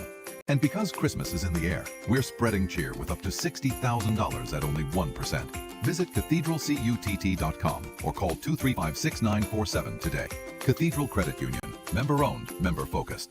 Need furniture and appliances for your home at affordable prices? It's time to visit JG's Furniture and Appliances Limited at their showroom at Smithfield number 2 in Scarborough. There's more room to shop, more furniture and appliances, more brands to choose from, all at the same affordable price. Get everything you need to furnish your home, like stoves, fridges, washing machines, couches, dining sets. They even have swing chairs, school desk, chase loungers, sports sets, garden benches, day beds, and coffee tables. JG's is perfect for gift ideas for new and established homeowners. A wide variety of furniture and appliances. After 35 years, JG's is still Tobago's top choice for furniture and appliances. Visit their showrooms either at Orange Hill Road or Smithfield number 2. JG's, make your dream home come true.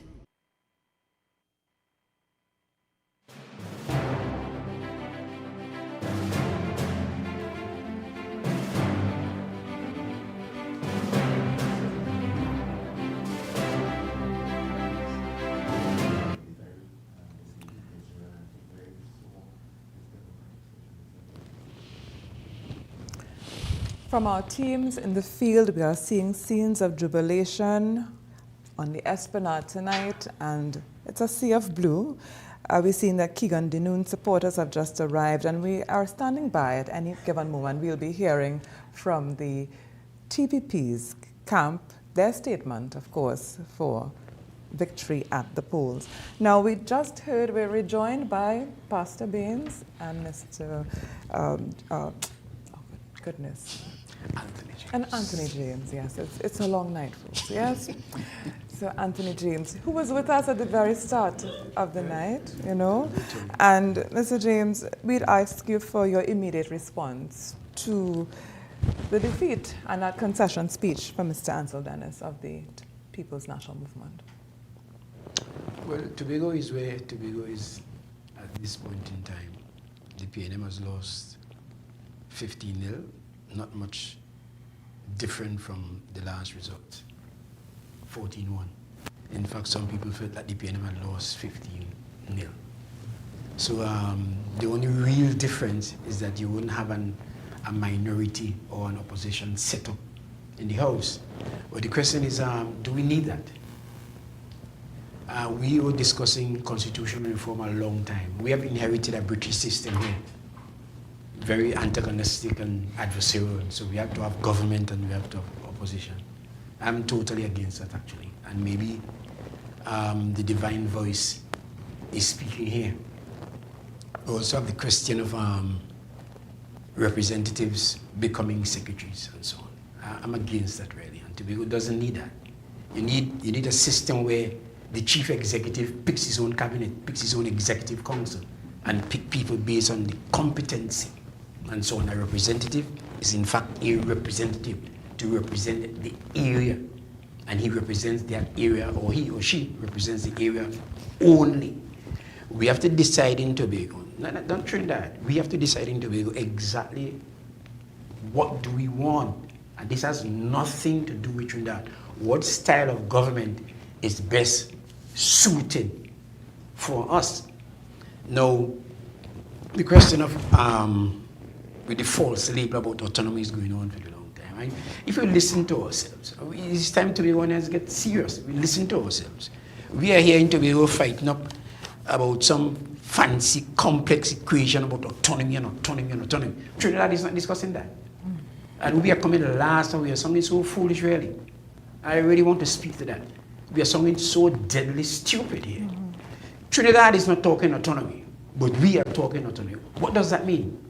It means that some sort of inequity exists here.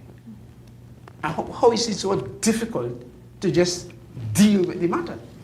No, you're celebrating independence in Trinidad and Tobago. Celebrating Tobagoans are celebrating independence and still fighting for autonomy. What is that? It doesn't make any sense whatsoever. It's a simple story that Tobago governs Tobago completely. That's what it is. Unless we are half people. Unless we are an inadequate people and we are confessing that we are infidels, we are invalid. So we're not whole people. So we can't govern ourselves.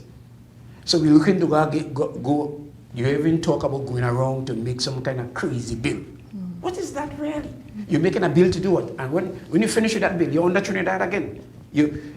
Our rights have been forfeited, our land, our territory is forfeited, our right to do, and then we still say autonomy. And when in fact, what we are already discussing is not really being autonomic. The whole thing is just crazy, really. Oh, Pastor Baines, what would you say to that in terms of autonomy? The accusation is it's always used as a political football. Well, I don't necessarily subscribe to that. I mean, one thing about this space, Tobago, and in the political firmament for that matter, you have a myriad of views. People feel strongly about the views that they hold. Mr. James has his view. I have my view, and I am just as passionate about my view. The thing is that what I see in my mind's eye in terms of design is a Tobago that is the best Tobago that we can have. And that will require the best type of leadership, first of all. It will also require the best type of policies. And the deficiencies that we have been subject to as it relates to our internal governance setup, we have to work to fight to get those things resolved. The question is, at present, we are locked into a system not of our doing. And we have to find a way. You know, sometimes we could be going the same place, but we don't necessarily have to take the same route. The destination really is the issue. And so my view on that generally, I think that the autonomy question has to be a question, well, at least for me, that we continue to have. My coming into understanding of the politics of Tobago, I am by no means a well-learned politician.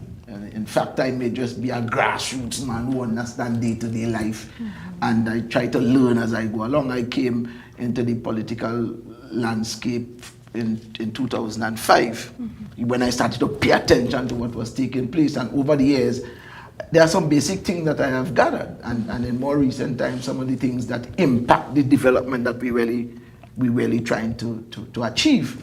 And so any government in Tobago has to have that as a priority. And the passion about the change is one thing, but we have to also consider what are the facilities before, what are the challenges before us, how are we going to navigate that to get what you want. And speaking of going forward, yes. This was a very contentious and emotional election, especially coming down to the end. We saw a lot of hostility coming down. What do you have to say to the people, especially the Gen Z generation or the younger folks who? Well, the thing is that elections and stuff, we know people get very passionate about that globally, and I suspect every election in Tobago has had stuff, all of it may not have been publicized. You understand? And because we have a social media, yes. So even what we have seen, I don't even know if we have sufficient evidence to say that this election, in terms of the passions and what we have seen, is worse than the last election or the one before. It may be that the things just didn't come to the fore as they are now. You understand? More people paying attention to the election and stuff, and you have more people have access to devices and that kind of thing to capture stuff. But all in all, I think that we still run a very civil kind of campaign. I have looked at campaign around the region and stuff, and I see some kind of thing, and you say, boy, listen, you have to give thanks, But we one thing I will agree with Mr. James about what he said earlier, and it goes back even to the construct of the house. I was told the horseshoe setup was designed for meaningful collaboration. I think this antagonistic thing has outlived its usefulness, in my humble view. I really think so. And I also suspect that the population have become wary of it as well. You understand? So, you see all this, there was a time when people had the stomach for, in an election campaign, people say all kind of thing about the next man and find all kind of mud they could find and this kind of thing, and you're back and forth. It seems to me that people just fed up at this kind of thing. I saw it in the threads. Yes, you see it in the threads on all social media pages, and people saying that. I must say as well, that annexed to that, though, that the population have become more alert and more interested in the issues that surround an election campaign and that kind of thing. I did not really get to peruse the PNM's manifesto, not the blueprint for that matter. Yes. Right? But the fact is that people are the population is presented with information that people can interface with. You understand? And the issue of the credibility of the people that you try to put into office has to be something that you have a conversation about. And so the matter of putting facts in the public space and let the public interact with that and make a decision, I think all those are healthy components in where we're trying to go. Right? And do you agree with that, Mr. James, that with Pastor Baines, that we're not looking at political loyalty, but now policy? Do you think, and you for one, you have been very vocal in the Tobago space, as we see, and I know he's been alluding to that that people are free to speak at will and say as they please. Do you think that will help or hurt as well and going forward? What's going to be your position going forward? Because you have, as I said, have been pretty vocal about your dissatisfaction with the TPP. We need leadership. We have to stop following in Tobago. We have to stop following. We need to lead. Without a vision, the people perish. And without a proper understanding of our history. I'm tying the vision with history. The fact is, the history we have come from is one of captivity, subordination. So it's not necessarily unique to Tobago. All the territories in the Caribbean, in the region here, begin predicated upon, and all the reggae singers, they sing about it. They want to achieve their destiny. Every man got a right to decide his own destiny. We know others have gotten into their destiny and charting that in Barbados, in Trinidad, in Antigua, Barbuda, all around the Caribbean, right? People are looking to govern themselves. That is it. The reason why the government in Trinidad is they inherit that self-governance down there is because the British left back a system there. In 1889, the system in Tobago was disrupted and literally closed down, and Tobago was left in the dark ages. Then the House of Assembly was reborn, not completely, in 1980. That really is the issue. Tobago was made a ward. Tobago must stop being a ward. What does that mean? Before Tobago was not a ward, there was a complete governmental system here. And that is what has to return. All the crazy talk about autonomy and fitting into a Trinidad constitution is madness. What you're doing there, you're giving Trinidadians ownership of the life and the story of the people of Tobago. And somehow considering ourselves to have arrived and we are free. It's crazy. There was a complete governmental system. That's why the street going up to President House is named Government House Road. There was government here. We can jump here, jump there. We have to go back to the place. That is where the discussion about autonomy and all of that come in. But Mr. James, you're speaking to an older generation there who have those memories of Tobago's history, their political history, and we now have a younger generation, and they are unfortunately dying out. Let's face it. So how are we going to get that message across to the younger generation now, especially somebody like yourself who's very vocal on social media? I didn't learn it in school. I didn't learn the history in school, but I know that I have a right to govern myself. And I know as a collective, it means therefore that there must be a sovereign executive in Tobago, a sovereign legislature, and a sovereign judiciary. This is what has to happen here. What's going on in Tobago here is an executive. There's no judiciary sovereign here in Tobago, and there's no legislature. We just call in the House of Assembly a legislature. It's a lie. All that is good. The Tobago House of Assembly is a glorified county council. The constitution, so-called of Trinidad and Tobago, still rules the rules there. Who wins Trinidad controls Tobago, and then the people of Tobago had to have some kind of percentage. Listen to me. The political class in Tobago is extremely backward. I have to say it like it is.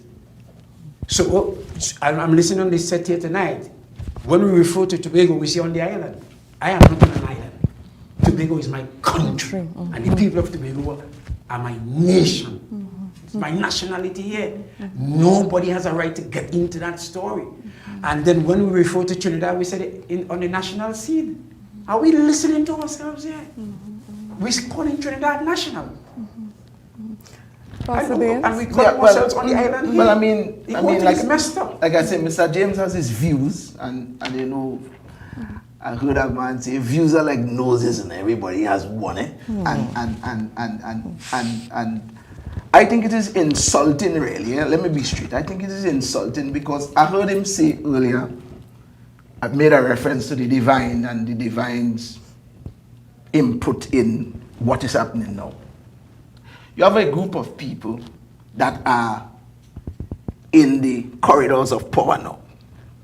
These group of people, they have a blueprint that we want to reference to take Tobago to wherever Tobago should be. I mean, you'd rather like that, you'd rather appreciate that, you have your view. But I think it is improper, to say the least, because no one man, in fact, any one man who thinks that he knows it all is a dangerous man for that matter, right?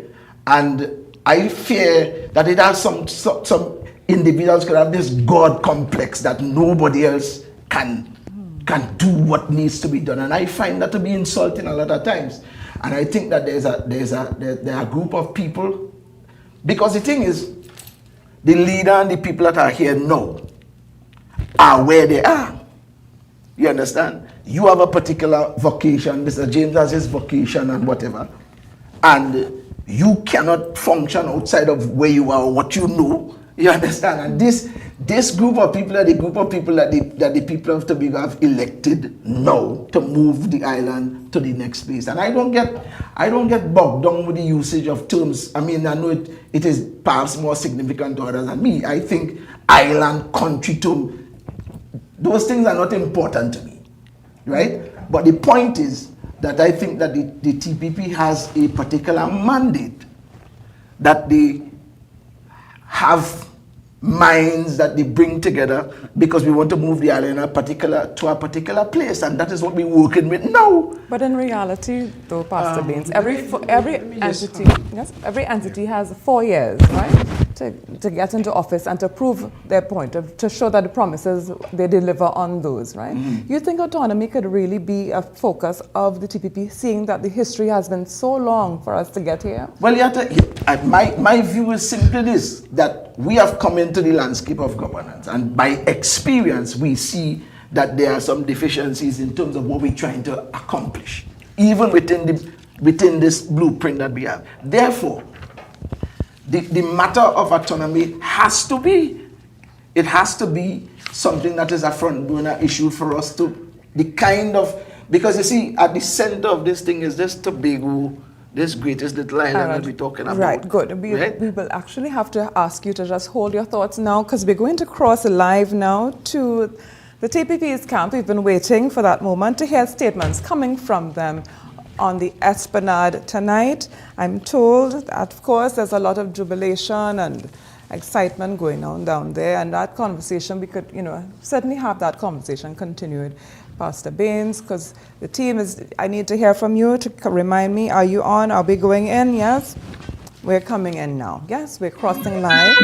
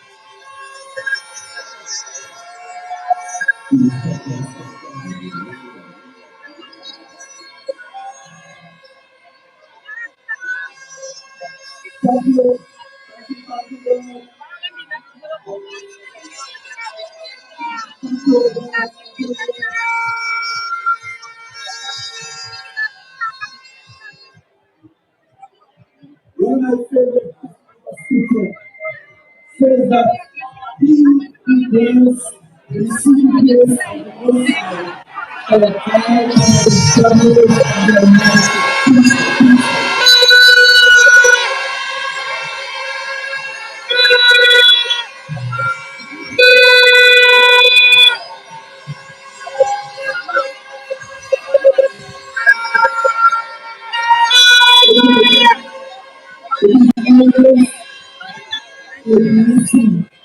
To abide under the shadows of the Almighty. It is always a blessing to be born in above every single thing we do. Born in front above every single thing we do. We need the kinds of success that we need today. And so much to the Most High God.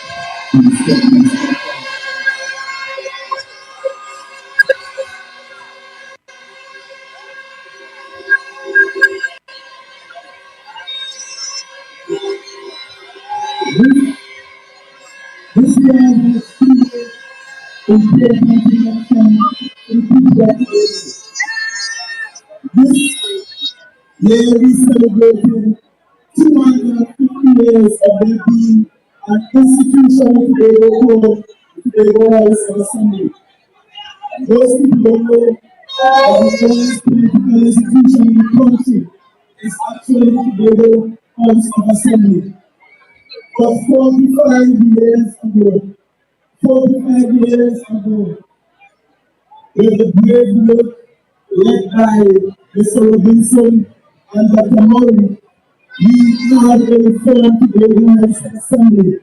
And today, we had our 13th democratically held election since 1980. Today was a historic day. This is the second time in the last 45 years that we have had a political party with more than 40 or more seats. This is the second time in our 45 years that a political party has more seats. So this is the first time in our 45 years a political party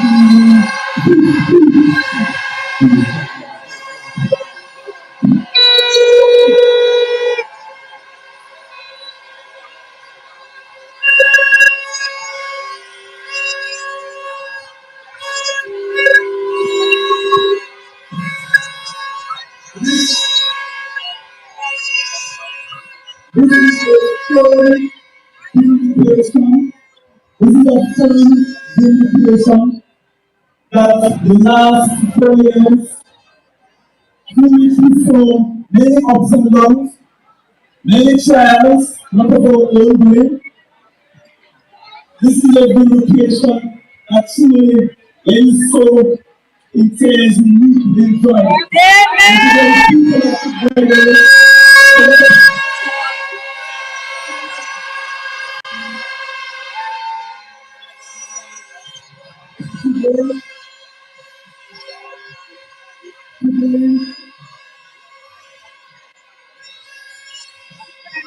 today, we are people together today. They stand today, all of people stand today. Your pennies are powerless and together.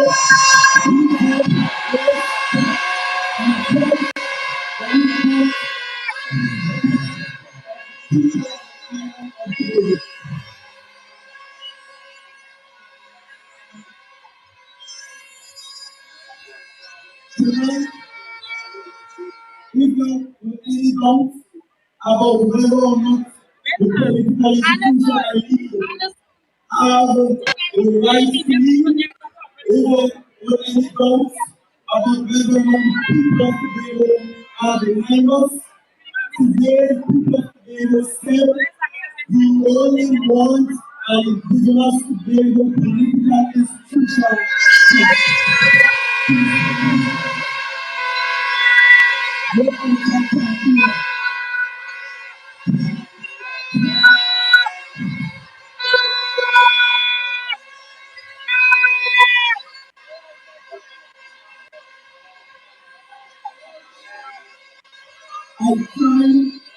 I tried to listen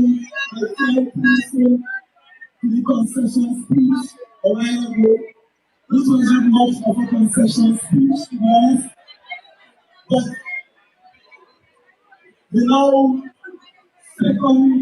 second time disposed of Tobago political leader from the care was questioning why give us another 4 years. Tobago said, why not give the TPP another 4 years?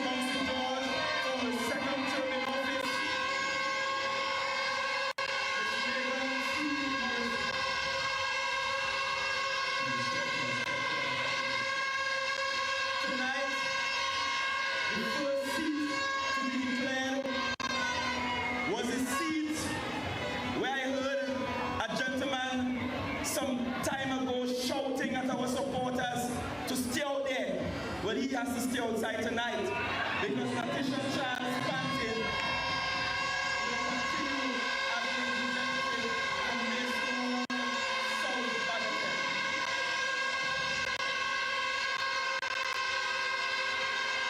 I wish to congratulate for Scarborough Mount Grace, Mr. Trevor Williamson.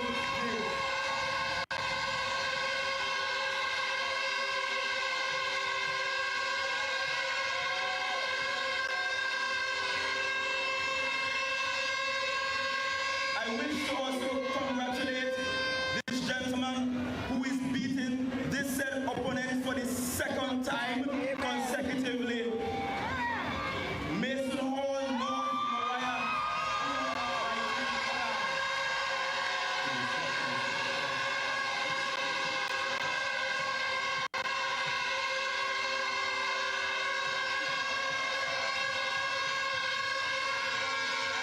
We must also congratulate perhaps the gentleman in politics who has demonstrated the most growth in politics for Lambo Lowlands, Mr. Wayne.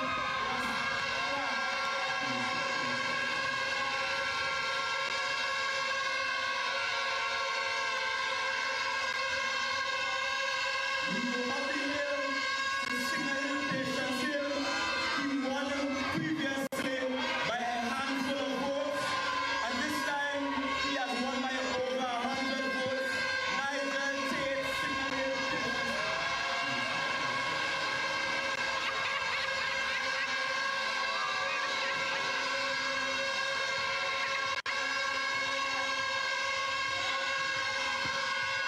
We then move across to his neighboring electoral district of Bethel New Grange, and I want to especially thank the people of Bethel for going with a man who is not from Bethel, but married to Bethel, Mr. Darren Henry, Bethel New Grange.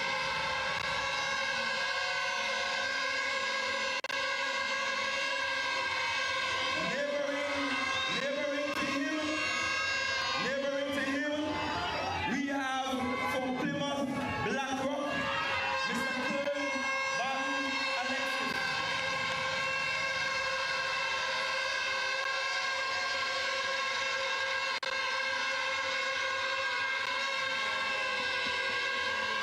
When we get to Bethesda, Nickocy, we learned that Tobagonians understand that big money can't buy seats. And if you spend all the money you want, you still get a licking in Bethesda, Nickocy, with Zorisha, Amina.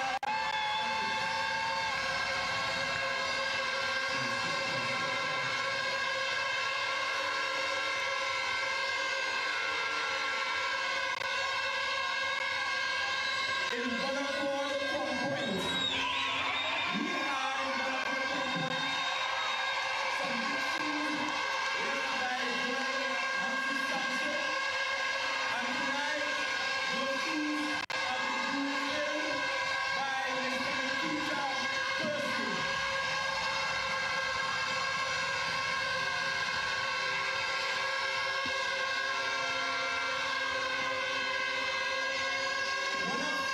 One of the values of the Tobago People's Party is that we are always seeking to build a coalition of the competent and the willing. We have always opened our doors to Tobagonians, regardless of which political persuasion they held before. That's why Ms. Panting is here. That's why we have people from Tobago Forwards here. That's why we have people from TOP here. And tonight, our latest addition came across from the PNM to us some days before the close of the election. And he has completed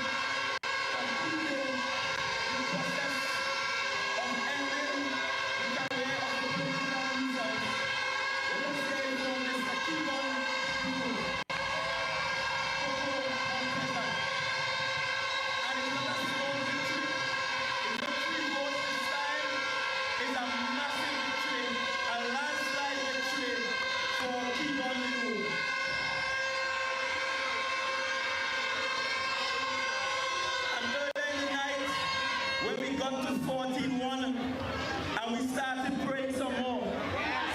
Because there's an area that we wanted more than every other area.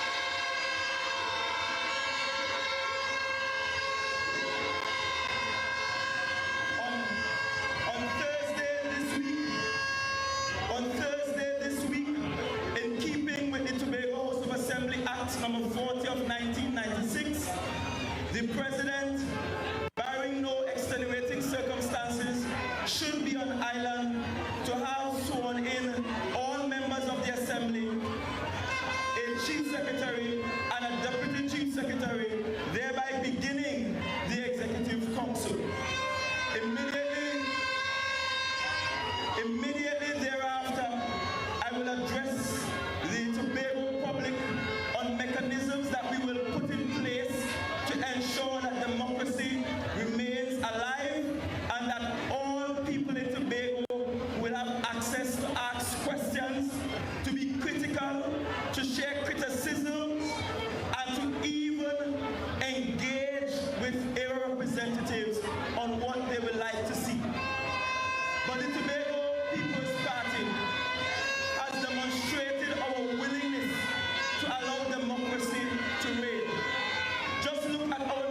election process. Look at how many people were critical, who thought I picked the wrong people here or there. Those who were very vociferous, you see them here tonight. Because our party is not about alienating voices that are different. Our party is about including all opinions, even when the opinions are not in the majority. I want to say to you, Tobago, that we have work to do. When we say Tobago is we, it's not just what the Tobago House of Assembly can do for you, but what you and me, you and this team can do together in building out the greatest little island on the planet.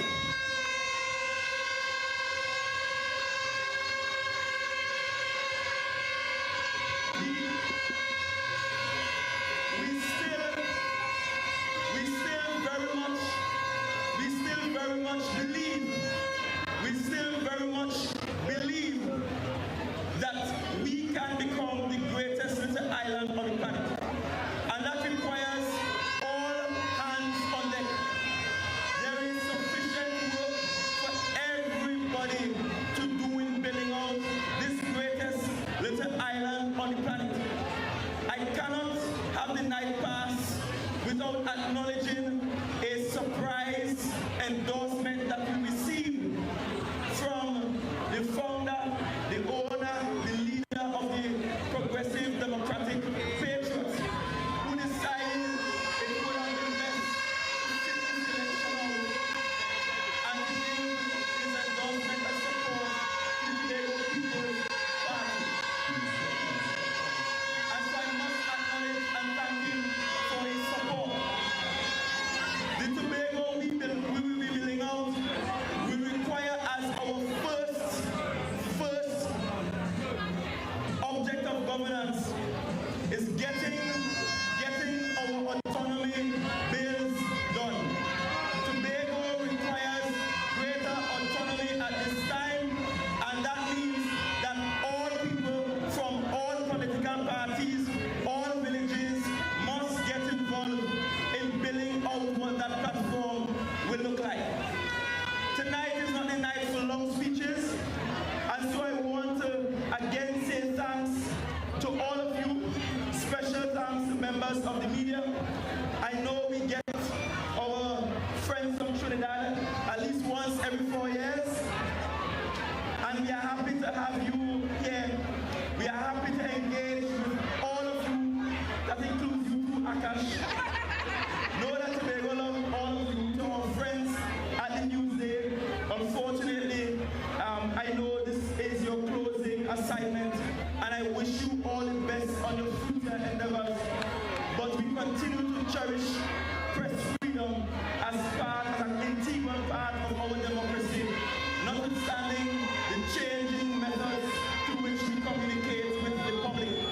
Tobago, tonight is a night for celebration. And while I say we have plenty work for all of us to do, tonight we are allowing you to relax a bit. Don't fight up too much. We will do the work.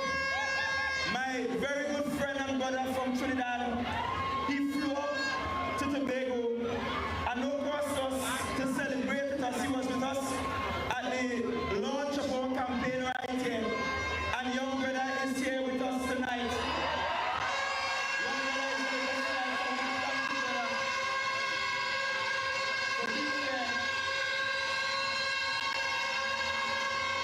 For your support. Thanks to all of the artists that sang and performed, all of our campaign managers, the entire logistics team, our media and communication team, our canvassers, those who were involved in telecanvassing and calling, the team that led our data operations, our data center, our consultants, we thank you. We want to thank everybody who labored. And if by chance I forgot your team, please note it's not on purpose. We want to thank our drivers. We want to thank our maxi taxi drivers, our truck drivers, those who drove in trucks, and the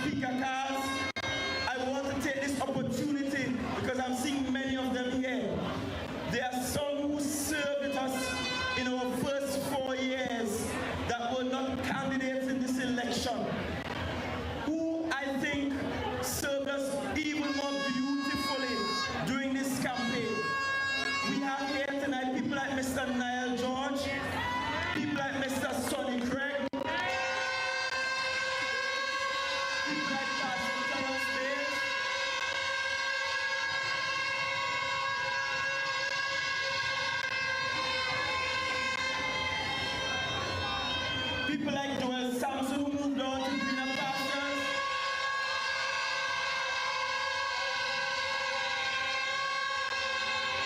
I want to say to all of you,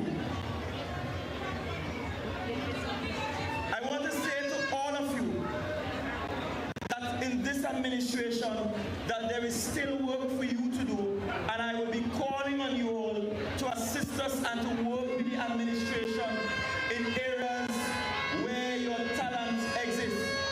I want to acknowledge and thank for his efforts our Member of Parliament for Tobago East, Mr. David Joseph.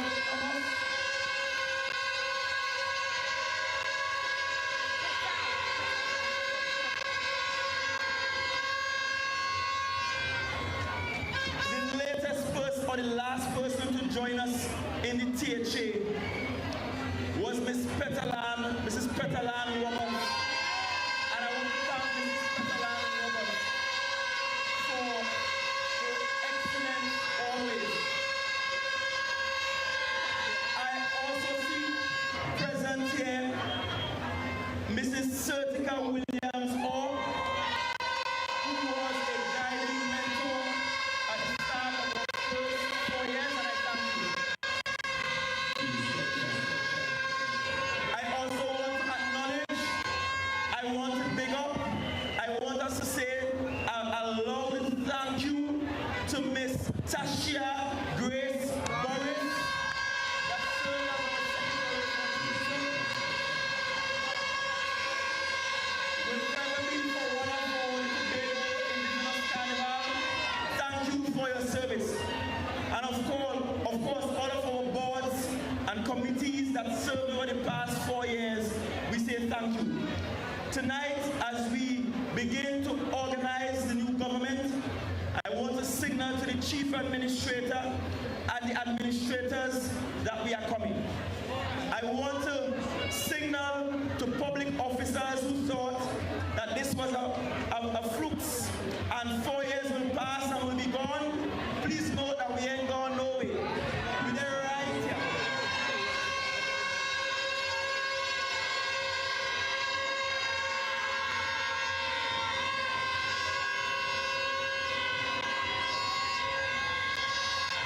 But we are here to work with you in building out Tobago. We're not at war. Tobago is we. Tobago is we. And that includes all of us. And so again, I want to say thank you to every single person that served this campaign, that served this government, that served in our districts. I want to thank, and I must say this, because when it was announced on the other side that somehow we got big money from somewhere to fund this campaign, what they did not know is that we were catching our tail and patching from small Tobago contributors. And I want to thank all of you Tobagonians who have contributed to this campaign. Those of you who we are still owing, we certainly will settle our debts to you. And thank you for your support.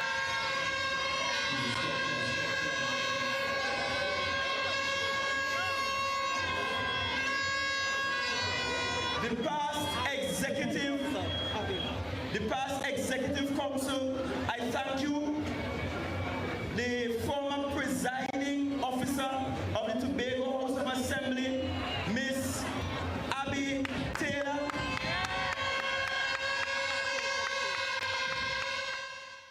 Chief Secretary Farley Augustin.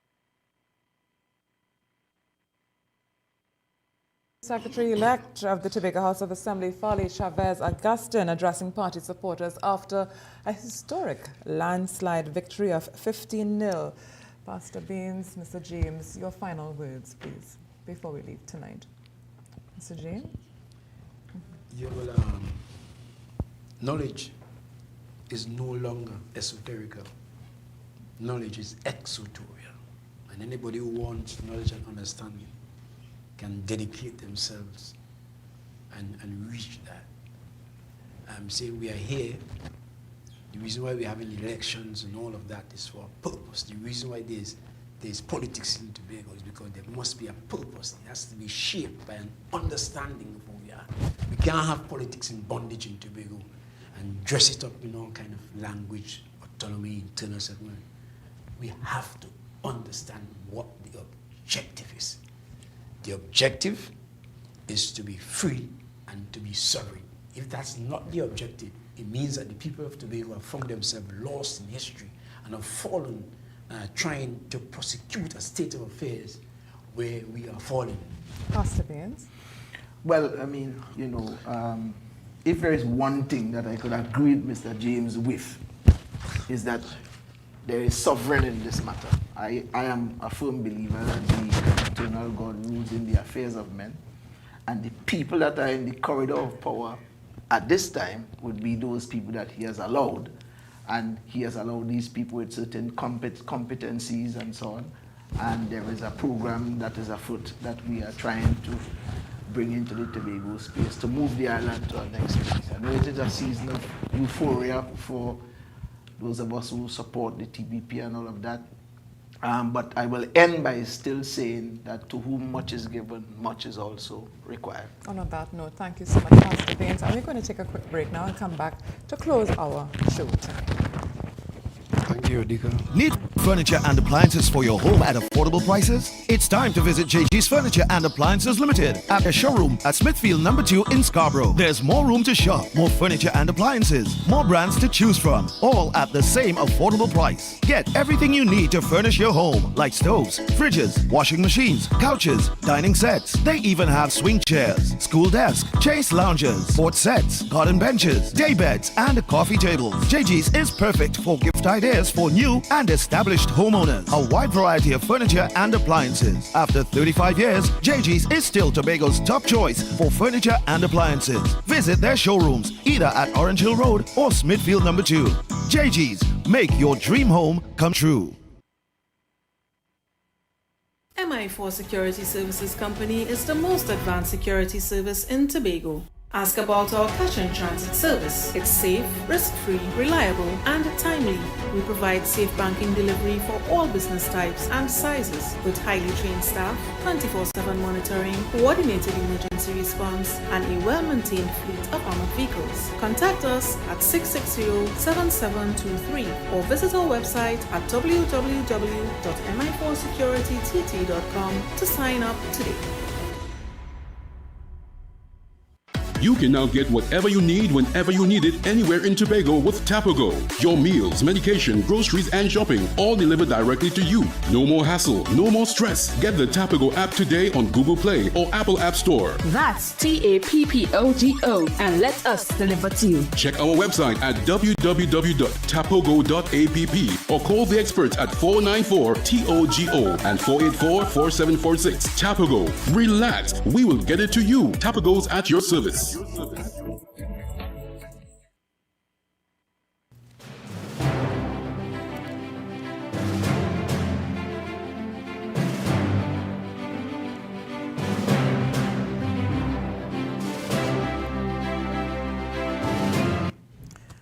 We have spent 4 hours and a half here. And of course, our team has been out even since this morning at 6 a.m. and the campaign has come to an end altogether. So thank you so much, Shane and Meisha, for sticking it out with me as co-hosts tonight. We really appreciate your input. Just your final words as we're leaving tonight. Remarkable. Politics is a remarkable thing. It humbles you and it lifts you up. It brings you down. It shakes you up and it plants it back on some sort of ground. I said at the start of today that some people will retire. That has happened. Some people will have harsh realities. That has happened. Some people will start new journeys. That has happened. A lot have been said tonight by both sides about a lot of commitments. And it's now for those commitments to be put into contracts, as that has been signed as of tonight. Mm-hmm. And we look forward. And in all things, we wish the incoming administration its very best, and that it is able to execute its mandate successfully, fruitfully, and prosperously in the years ahead, and that it trickles down equitably across the divide to the benefit of the people of Tobago, and by extension, Trinidad.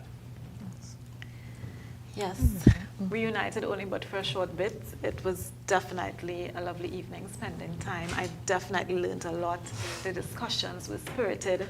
I guess we're at this point where we would like to extend congratulations to the Tobago People's Party, facing the polls for the first time as a new party and regaining one seat that they lost in the previous election quite impressively.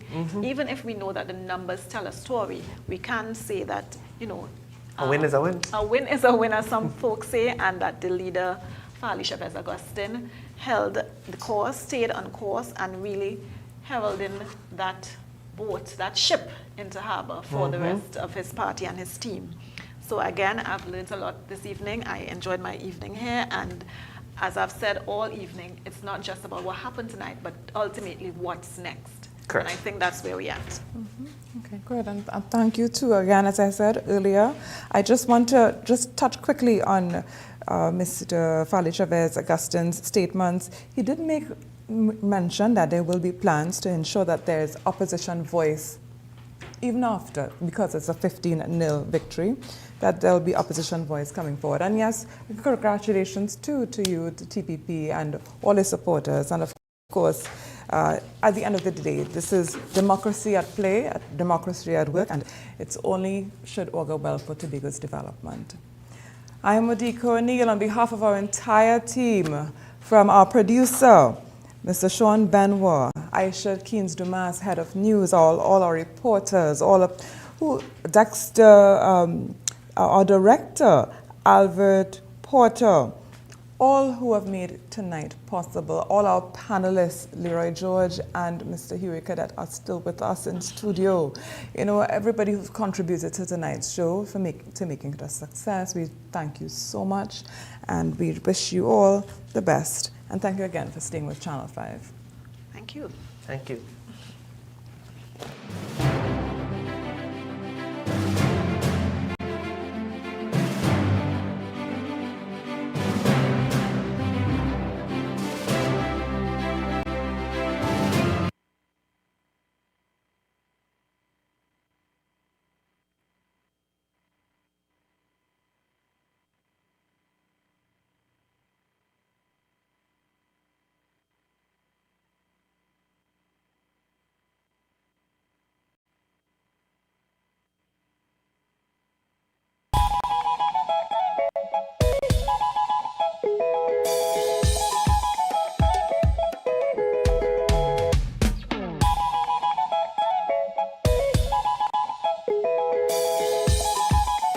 Cathedral Credit Union is celebrating big. Get up to $81,000 at just 0.8% interest with our anniversary loan.